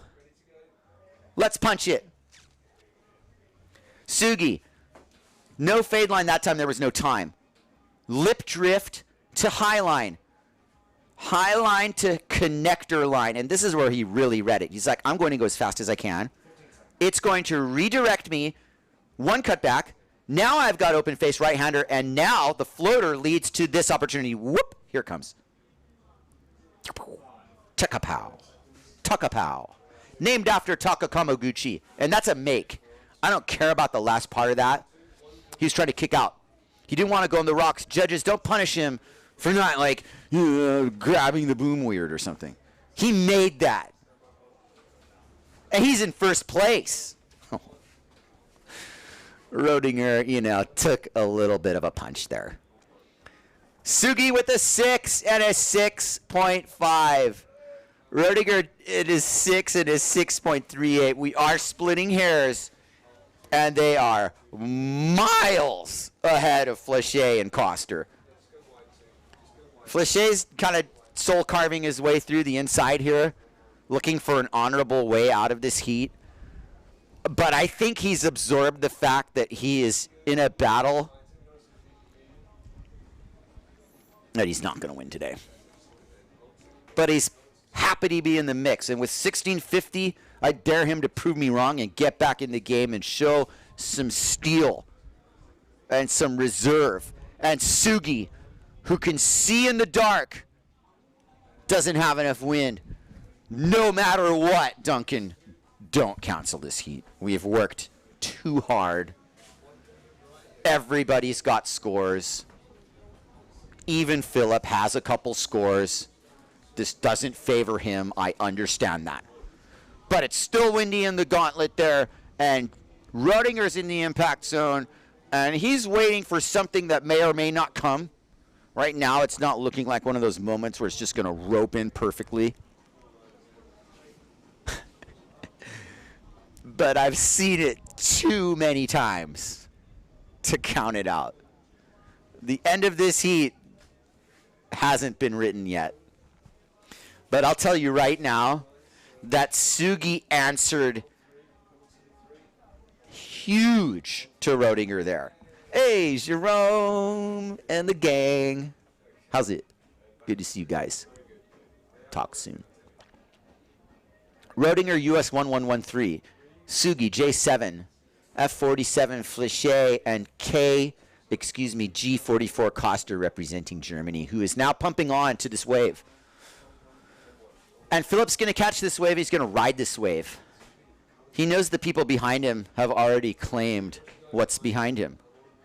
So he realizes that's not a difference maker, and maybe, wisely just puts himself in the cycle of going back out for more. Flichet's over it. He's not going to burn Sugi. Sugi's on the wave that might offer him, a chance to rotate something mean here. He's high on the lip. He just wants to go on the rocks, I guess. No. Get out of there. Sugi. Outside, there is a set. And if Sugi can't water start, he's not where he wants to be right now. All right, Roedinger. I think he sees it. It's not a really big set, but there's a long wall to it, and I might be underestimating what I'm seeing on the outside. There is a good set coming in here. Okay. How do I know? Because I'm telling you. How do I know? Because I'm telling you. There is a set coming. Don't you ever listen. All right, here we go. Flichet. 14:10 on the clock. This is only the, best wave event of the year so far. Flichet. Big head of steam. Now outside of him is Koster. Philip Koster, difference maker moment. Huge cutback swoop. Behind him is Roedinger. Philip Koster is on the express train to Santa Maria. He has punched his ticket. He is going down low. And he's out. Bet Roedinger with his first turn of the heat. That was seamless transition to Roedinger. That was what I was talking about. This video game level. He's behind the peak. He's going to sky another air. He gets on his horse. This one's kind of headed down to Santa Maria too. Barry Roedinger is on the express train to Santa Maria. In fact, he is driving the express train. He is the locomotive driving that train. He is still going. He sees this. It's going all the way to the shore break. Bingo! And around and making it. What? Okay. Answer to Sugi. Samurai has spoken to Sugi directly.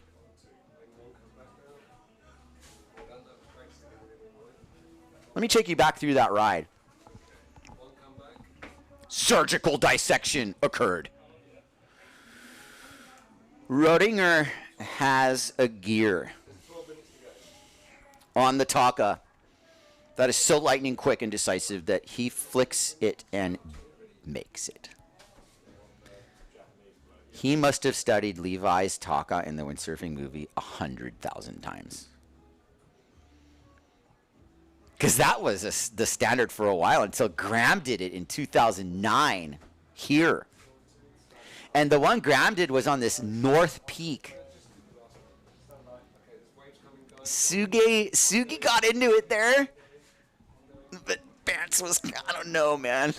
I'm not a judge. Boy, does Sugi have a nice wave. Beautiful evening, Ponta Preta. Now we're under 12 minutes to go, and you can see the color is getting dark, man. And we're out here wave sailing. Outside of him, Philip Koster, G44, Severn, starboard. And he's behind the peak. He might get punished. No, the zebra is going to get out of town and get on his horse. I mean, on his zebra. How would it be to ride a zebra? Just ask Philip Koster. And his zebra lives to ride another day. G44. What sound does a zebra make when he scores a 5-point ride?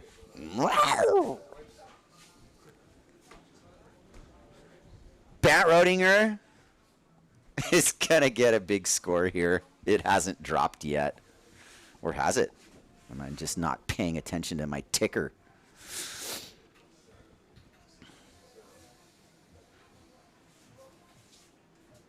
I see a 588. I see a 588, and that might have not surpassed his total, or else we're just waiting for it. Let me refresh.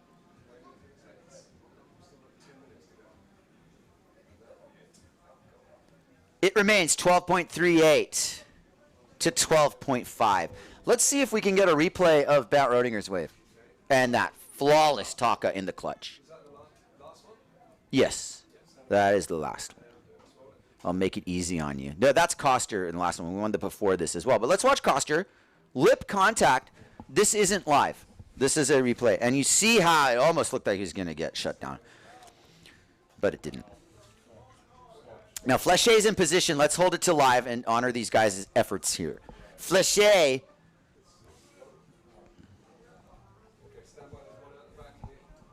Okay, we're good.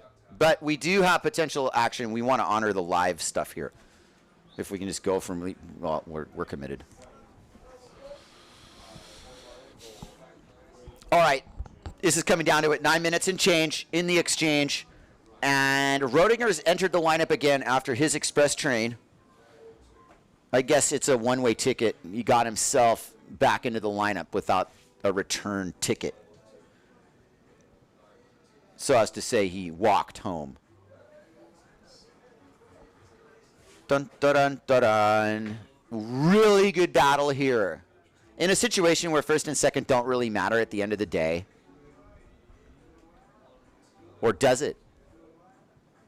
In other words, does the seeding that happens because Rodinger is in second and might finish at second in the seat affect the remainder of his contest negatively because he didn't get first, based on who he has to sail against now in the next round? We'll see how it plays out. I know that this was a long time coming in terms of Rodinger and Koster being together in a heat. And if I, talked to my bookie in Vegas, someone might have taken Koster in this. But my money was on Rodinger all the way.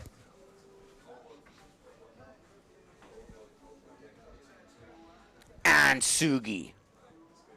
And now you see the wind shadow in the lineup.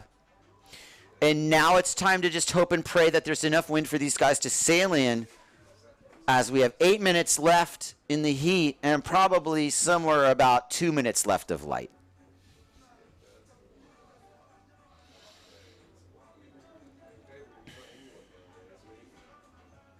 It's going to be a beautiful evening of reflection here, and I want everybody who has watched this contest from the beginning to the end today, and wherever you are, thank you for sticking with us. It's been a trying situation.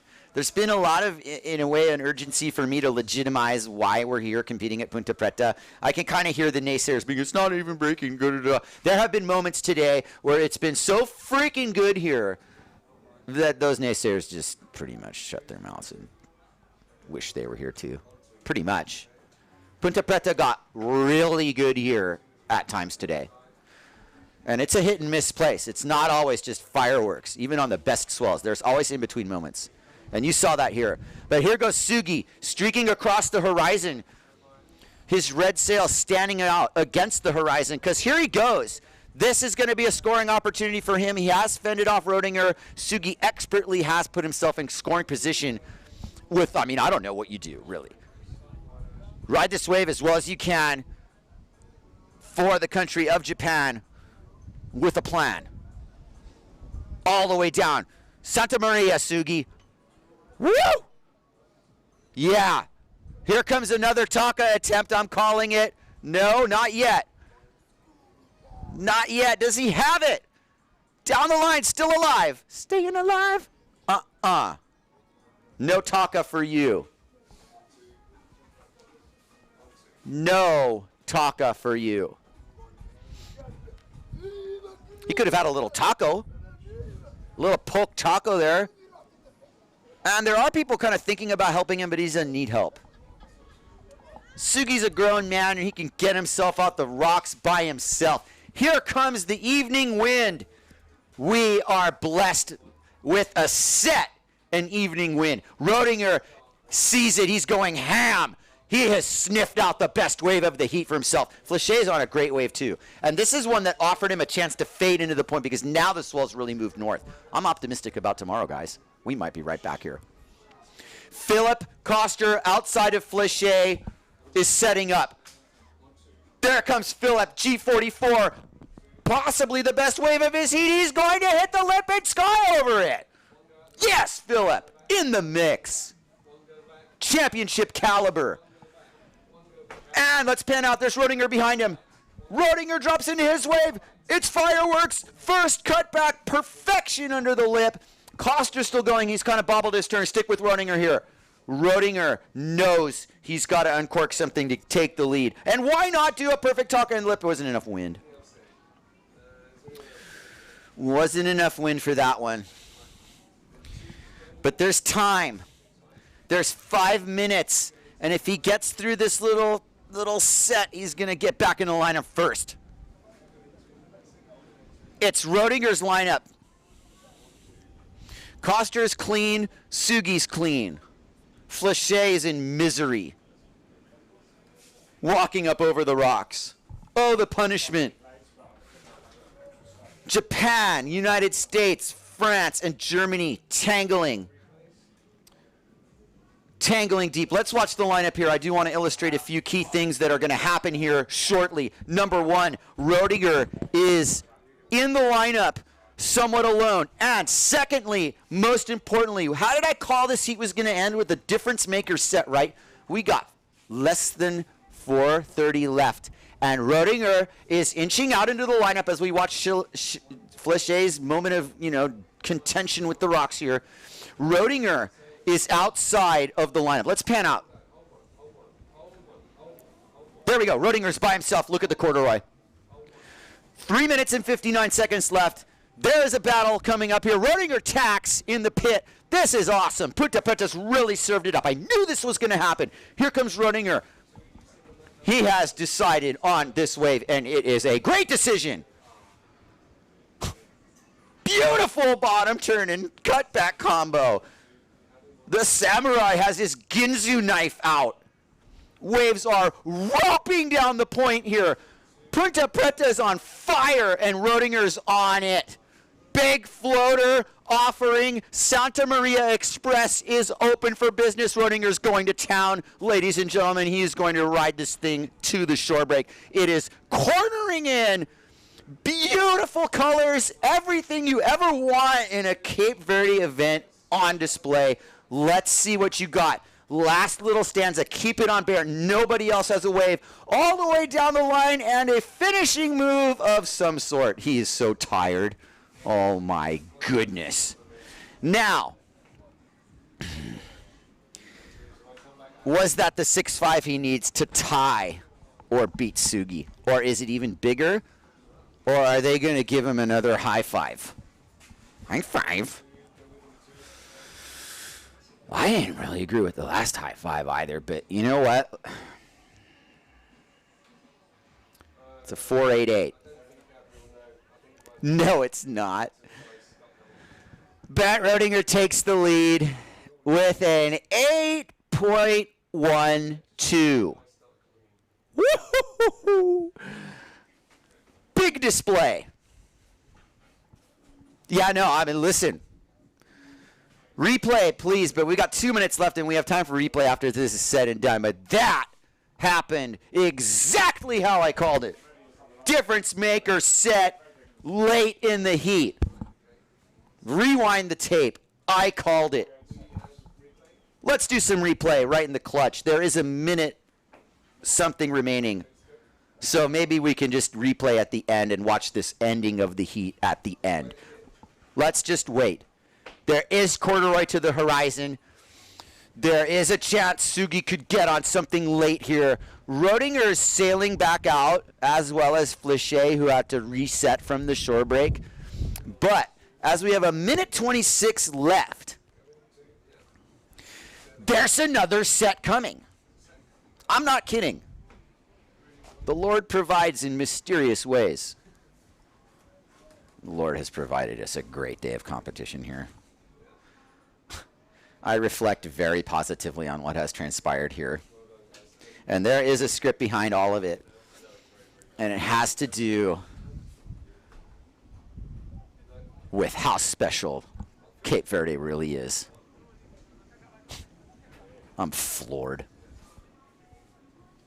It got really good today. Period. 40 seconds left in the final heat of round one. And what a round it's been.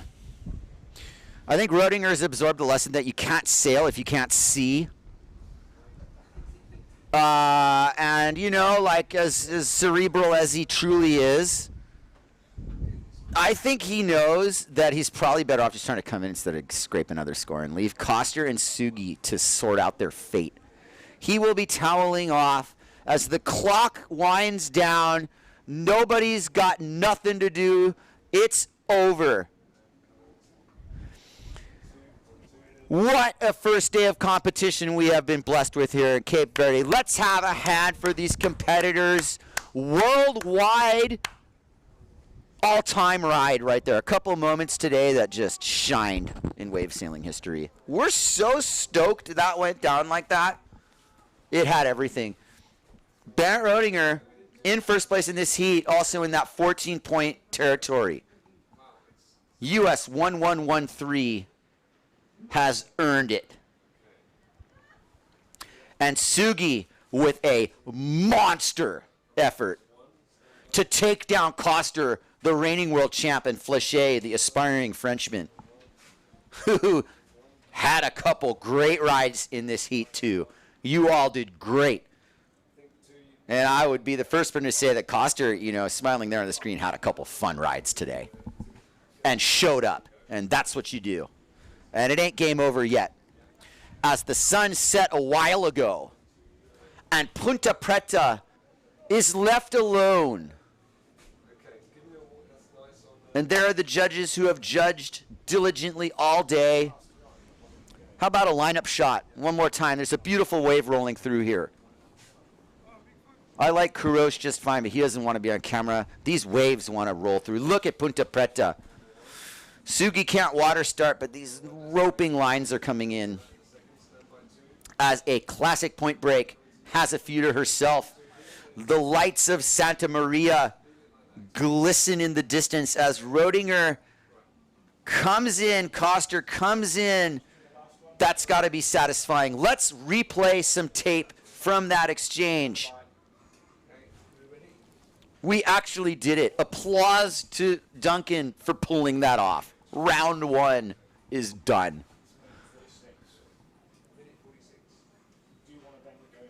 Beautiful riding from Flechet. I mean, come on. Look at that flow.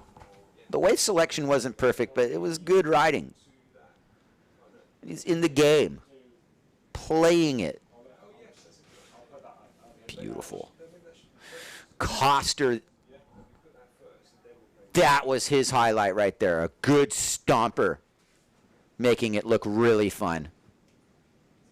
And behind him, Rodinger. This was a big exchange. This was exactly the symbolic moment of this heat. You know, Koster really trying to understand he wasn't a knife fight.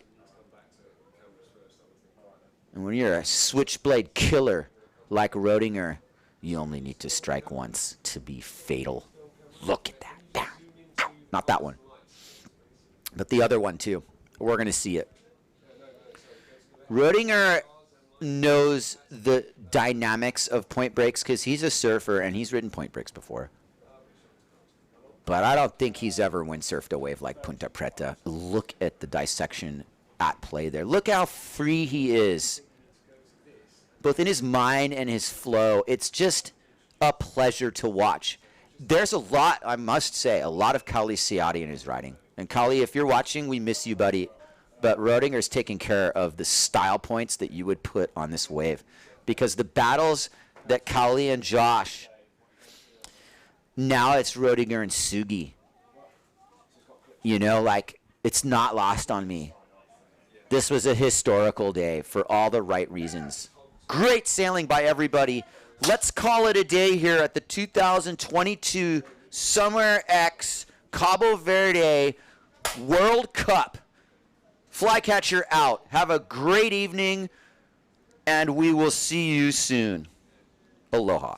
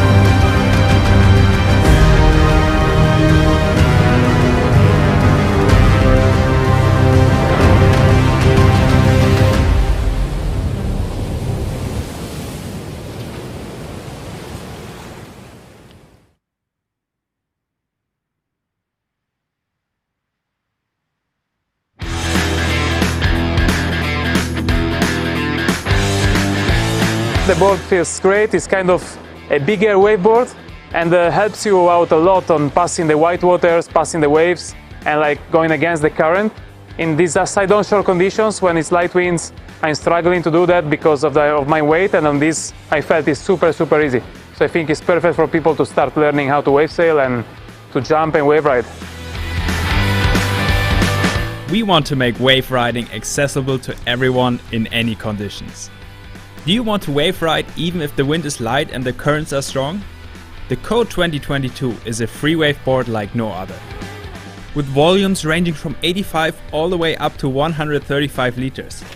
This year we have increased the area behind the fin. This gets you lifted up to speed even quicker. To balance it out, we also increased nose area, which creates a smooth ride in choppy waters. And by adding curvature around the foot straps, the new codes improve greatly in maneuverability during bottom turns and power jibes. The 115, 125 and 135 are the best large waveboards we ever made.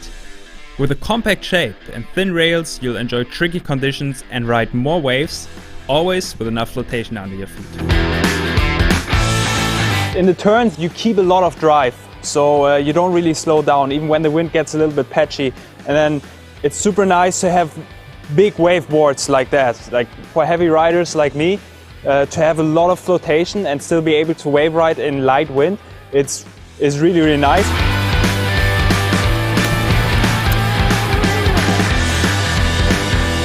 The 2022 codes come with two fin setups.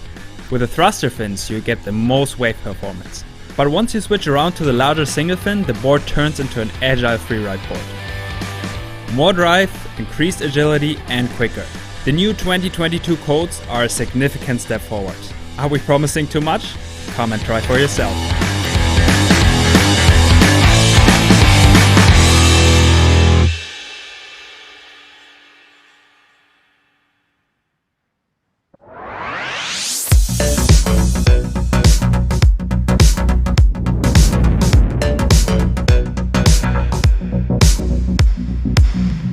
The Ultra Code. Our wild waveboard comes either with 5 fin boxes, allowing you to choose a different setup for varying conditions, or as Thruster Edition, making it the lightest waveboard we've ever made.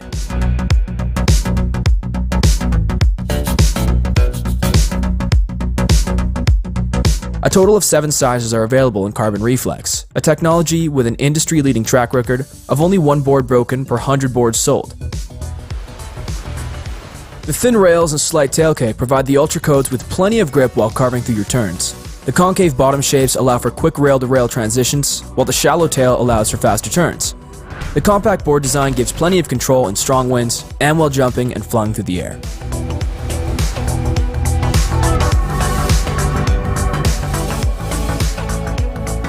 The board is very fast, so it's super easy for jumping.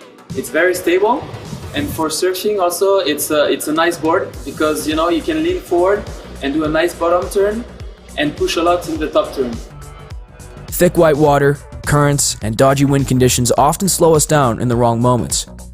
But with its fast rocker line combined with an extra thick center line, we ensure the Ultra Code picks up speed quickly. We designed it so you never have to miss a wave and can set up for the next jump even if you have to cross some white water to get to that perfect ramp. It feels so comfortable either for jumping or for wave riding. When you want to change the rail into the top turn, you don't lose speed and the fins you can release it really well. Also in the jump, you can go really high because the board shape. The 2022 Ultra Code is wild, light, and sturdy. Come and ride your next wave with us.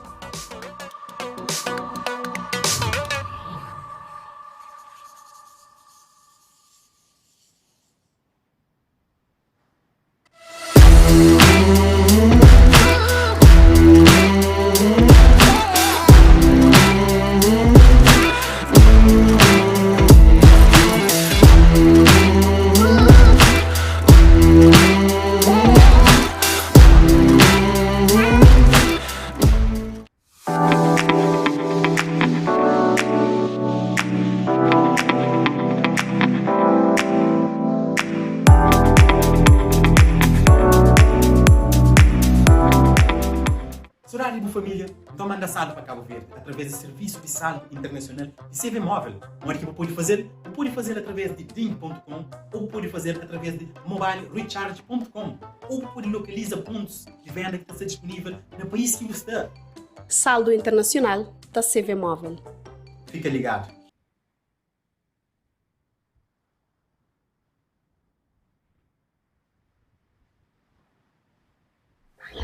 You and me are not the same. We're at the pain just to make you sweat. You try to tell me that you're over it, yeah. You know I love you, you know I love you. You got something to say.